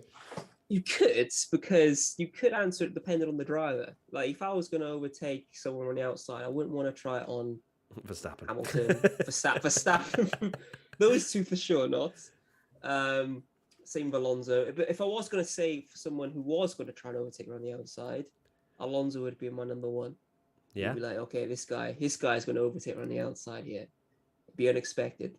Yeah. But I think in general, from what drivers have been saying from comments, if I was going to answer your question correctly, would be from the comments that they've said, it sounds promising, more promising than last year, that these cars should be able to be a bit closer together, be able to race closer together, and hopefully more overtaking because of that. Whether that will be under braking, who knows? There has been some struggles, with the brakes. That's where you overtake. Yeah, or you just I guess. I mean, DRS doesn't really count as it's an overtake, but it's just we've had that. But I mean, where else would you overtake? It would be on the brake. I guess it's either under braking or under braking then round the outside. I don't know exactly what the question was there, but I mean, there should be more. Yes. Fingers crossed. Yeah. Let's just go with yes and move on. Let's see what else have we got. My setup is ridiculous. Oh my god! I was going to say that he's saying your setup is ridiculous. Nor so is the Williams handling into turn one. I've just seen that was very very ropey. My setup is ridiculous. 5 screens, your channel, the Sky stream, and some F1 content. Well, what's on the other 2, Nor? I need to know. So let me know in the comments. Maybe there's two screens of telemetry. If so, please forward on the telemetry if it's to do with the F1 cars. That'd be very interesting. Haas for Constructors World Championship called it first, says Dennis. Okay, all right. You know, you've seen the timings from yesterday, and you've gone, I'm taking this at face value, and I appreciate that. I can imagine that K-Mag is going to get into Q3. Do you think it could happen? Says Master Gamer. It could happen. Whether it will is another matter. Oh, Latifi now locking up into turn 10 as well, having one of the scruffiest laps I've seen in Bahrain testing so far. That Williams does look like a bit of a handful. How did you first get into F1, Matt? Oh my god! I've just seen the name. My dad, when I was about 2 or 3 years old, just plonked me in front of television, and I've been hooked ever since. Another question or comment.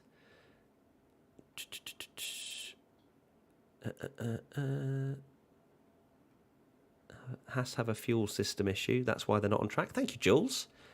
Thank you, Jules, for that bit of information. Obviously, I can't hear the commentary, so I'm just going off pictures, which is tiny bit difficult. Oof. Have you just seen the Williams moment? Yeah. But also the ride height of that car looks pretty high as well. They're not porpoising, but it doesn't look like it's on the deck. Yeah. Mm. Yeah, just seen an onboard now down towards turn 1 and hardly any sort of bouncing whatsoever. So that would support that statement.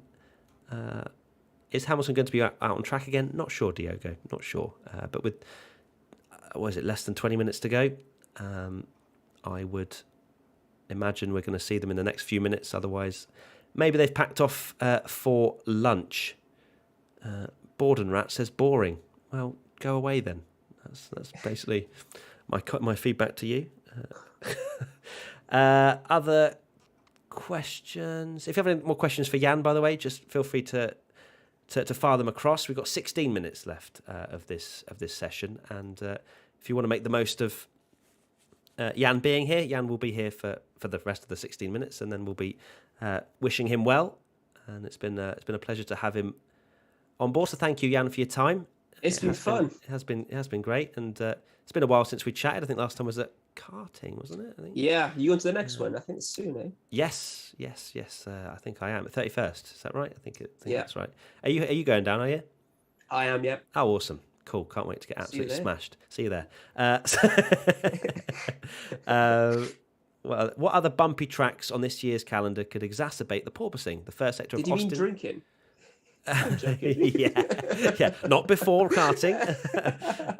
What other bumpy tracks? This is a good question actually from Tim McCarthy. What other bumpy tracks on this year's calendar could exacerbate the porpoising? The first sector of Austin could be brutal. Yeah, Austin is quite a bumpy track, isn't it? That could be very interesting to watch them go through. Hasn't that been resurfaced? Oh, potentially. That they all, as you said earlier, they have all just been kind of resurfaced recently. And yeah, that is a good point. Because Silverstone used to be bumpy, and it's just. Oh, we've got a red flag. Flag out there. They have done test red flags over the last couple of days. Is that the same for this one? I haven't seen any camera shots of anyone out there. Perez, Joe, Sainz and Latifi are the 4 cars out on track. They do a random red flag as opposed to... I mean, I kind of... The teams know roughly in terms of it towards the end of the session, but they don't know the exact minute that will go out. But yeah, it looks like it's just a red flag test. So, back to the circuits. Jan, is there any others? I know that we mentioned earlier, we're not sure which ones have been resurfaced, which haven't. Maybe there's chats of like Malaysia coming back on the track, on the calendar, to replace Russia. What would you like to see replace Russia? Wow, Malaysia. Yeah, Malaysia would be great, actually. I'm trying to think where else. Because they go everywhere now. Yeah, they go everywhere. Well, I'd like to see the Korea one back. I thought that was weird. Why that was never a thing. Yeah, that was actually a decent circuit. Yeah. Any time there's a circuit cancellation, the entirety of Turkey just go, well, Istanbul. Hi. Yeah. And to be fair, I love Istanbul. It's a great circuit to watch, and I'd happily welcome it back with open arms. What a strange Grand Prix we had there a couple of years ago with a track resurface. But the worst thing that's ever happened to a Grand Prix track ever, and the fact that they were running road cars to try and lay down some grip before qualifying and things like that. That was a little bit over excessive, I think, in terms of unpredictability. But another person said, J-Mate says Hockenheim. That would be nice. There isn't a German track, is there, at the moment on the calendar? Isn't there? There's not no big Hockenheim. No. So it'd be good to see Hockenheim back, definitely. That's weird. That is. Why is that? Yeah, I don't know. I think Hockenheim. I think they just didn't have enough money to host it, from what I can remember. Strange that Nürburgring again hasn't really entered the fray. Yeah. But yeah, I'd love to see Hockenheim back. Staple circuit of. Oh, definitely. Well. And also definitely. Germany in general is like the motorsport mad, that place. It's weird that Yeah, Nürburgring would be great. Actually. Yeah, it would. And obviously, they used to alternate, didn't they, between Nürburgring and Hockenheim, and they were in a pretty good spot. Sometimes I think they even had 2 German Grand Prix, and now having none is a big shame. It's a big shame. Valencia, I'll pass on that, Titan.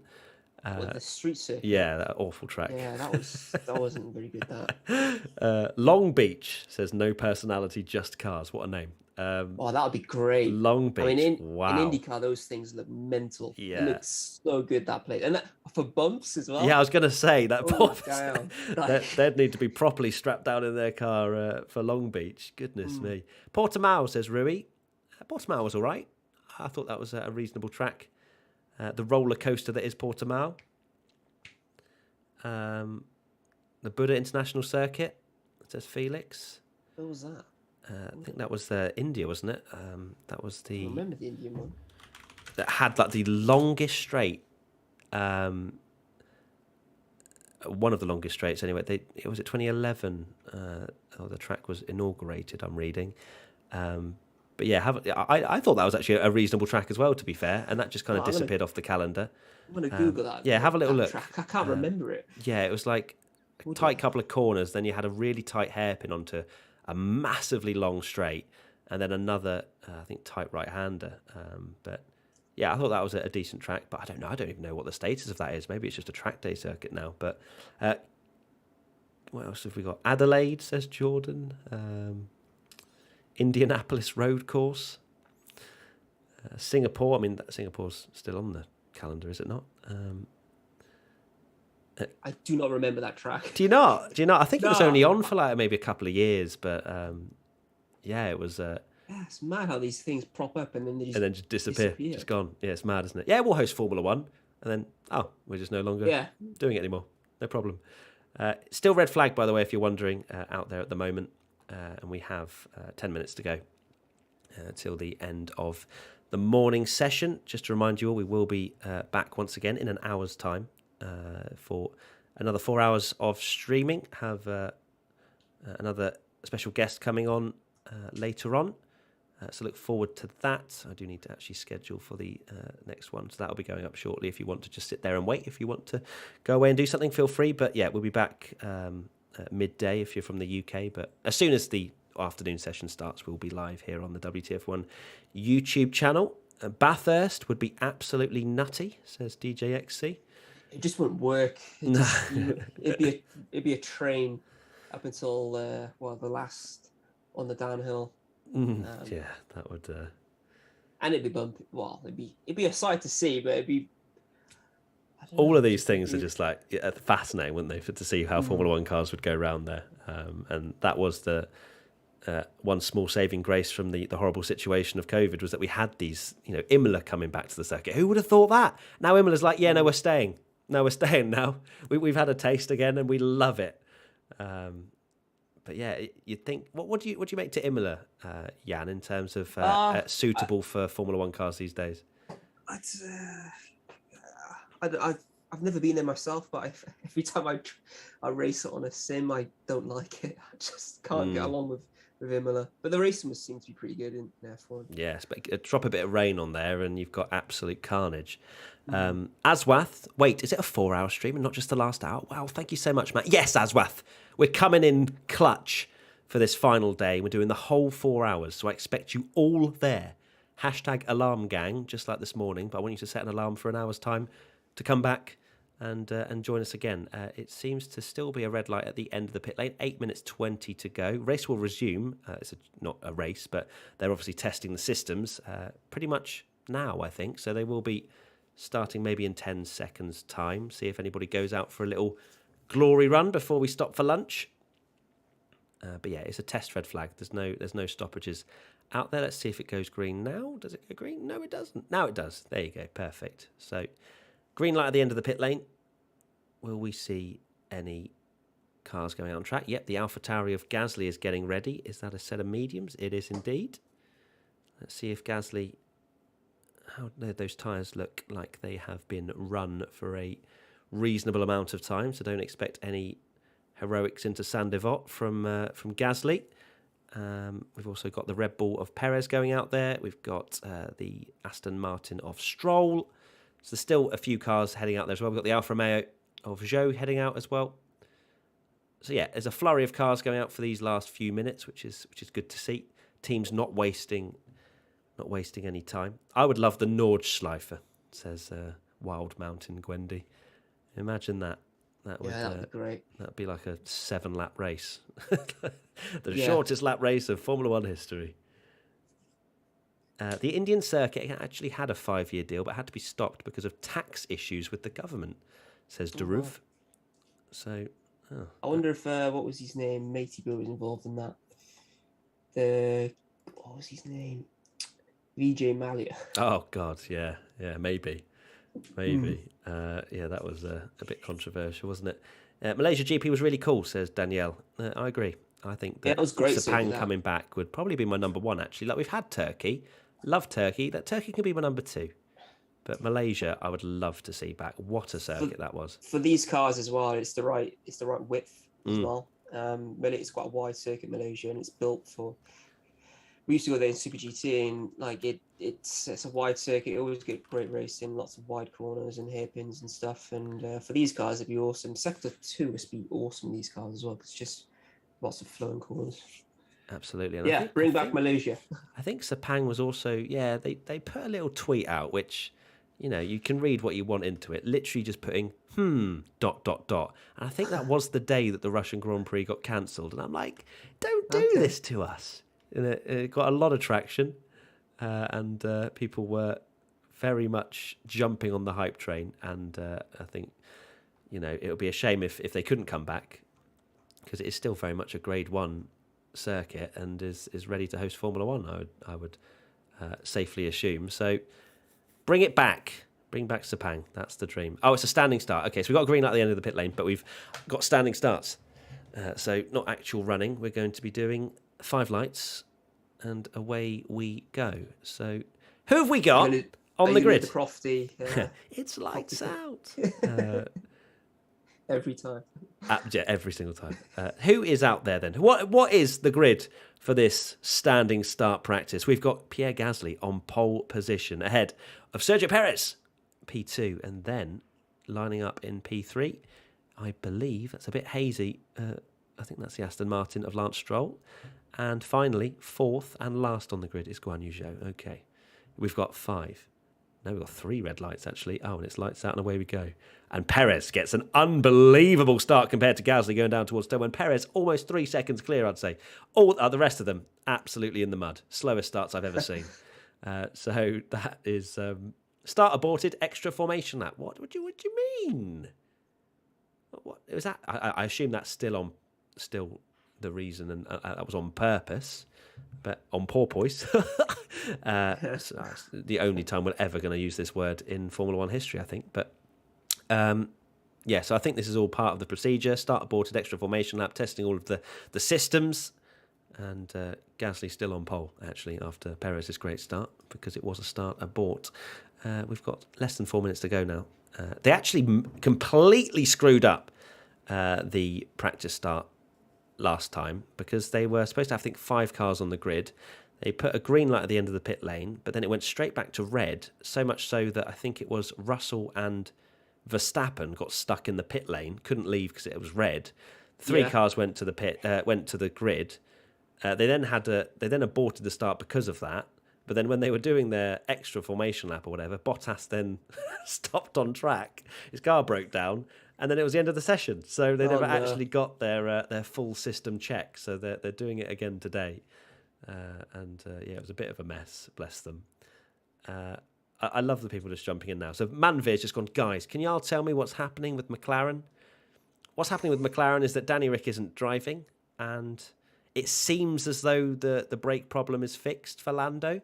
Lando's done how many laps today? Let me just scroll up. He's done 39. So yeah, I've barely seen that's not as much as they'd be hoping after 2 pretty difficult days. So maybe again they're still having some problems with the temperatures of those front brakes. Not as bad as what we saw yesterday with Latifi and the Williams and his rear brakes. But it's a shame that they can't do a long stint without having to come in and cool down the car. So, okay. We've got the extra formation lap just finishing now. Race control have just said standing start. So once again, we've got Gasly actually warming up his tyres down towards the start, which is quite cool. He's preparing himself, or going to prepare himself on pole position, I imagine. Yeah, he's doing some burnouts as well, as is Perez behind. And Gasly will line up on pole position. A 4-car race. Not as bad as Indianapolis 2000 and... What was that? 2005? I think it was 2005. Either 05 or 06. But yeah, 4 cars on the grid. Let's see what happens. Do we get 5 red lights this time? Yes, we do. We actually get the 5 red lights coming on now. All 5 are illuminated and it's lights out. And away we go. Gasly gets an unbelievable start down towards turn 1. Perez absolutely washed. Maintains P2 though, but it's Gasly that wins this standing start race from pole position, and the race is now over. 1 minute 22 to go. So Jan, I guess before we go and break for lunch, and just so everybody knows, once again, to be very clear, we are doing the full 4-hour stream this afternoon. So as soon as the afternoon session starts, we will be here live for you on the WTF1 YouTube channel, providing you with all the waffle that you could possibly wish for. It was 05. Thank you, Thomas Grover. But Jan, I guess give me your overarching thoughts before you leave of what we've seen today in testing, any sort of lasting impressions from what you've seen, and all that good stuff, really. So quite a general question, but fill it how you please. Well, I'm pleased. We have some unreliability issues. Sorry, with the McLarens. Unreliability issues, what that means. Everything's perfect. Everything's great. But it's hard to pick, really. It's hard to choose, where everybody is. I do hope the Ferraris are closer to you have to assume the Mercedes and the Red Bulls, and hopefully the McLarens can be closer as well to those 3. But it's hard to look into anything here. It's you just got to look at the teams that are getting the most mileage. They're probably the teams that have the best reliability, and also the teams that have the most data and feel most confident. I think personally, I'm betting on AlphaTauri making another step forward this season. Ooh. The car looks good, and Gasly's he's been killing it for years now with that team. Could they launch it into the top 4? Maybe displace McLaren? Do you reckon? Yeah, I think so. Yeah, good chance. Yeah. I think they're going to be closer. I hope. I don't think. I hope. Yeah, because I don't know anything right now. It's all hopes, and fingers crossed for Sonoda to have a better year this year as well. So yeah, that's awesome. Well, thank you, Jan, for your time. It's been an absolute pleasure to have you on the stream for a couple of hours. So thank you for spending it with us. I'm sure the chat are also incredibly appreciative of all the insights that you've given. So thank you so much, mate. I'll see you, I guess, in a couple of weeks for that karting event where I'll get absolutely destroyed. And I look forward to seeing you then, mate. Yes, ciao for now. See you later, mate. Bye. Bye. And there goes Jan Mardenborough. Awesome. So, guys, thank you so much for watching. Sorry about the alarm that went off the timer, by the way. But that is the morning session done. We will be back in 1 hour. So set your alarm, #alarmgang. Set your alarm for 1 hour to come and join me here on the WTF1 YouTube channel for the final 4 hours of testing. Until then, I'll love you and leave you. Enjoy your lunch or whatever you're doing in that hour. And I'll see you very soon for the live stream in 1 hour's time, as I'm seeing a replay of something hanging out the back of Pierre Gasly's car. Odd. Anyway, we'll revisit that in an hour's time.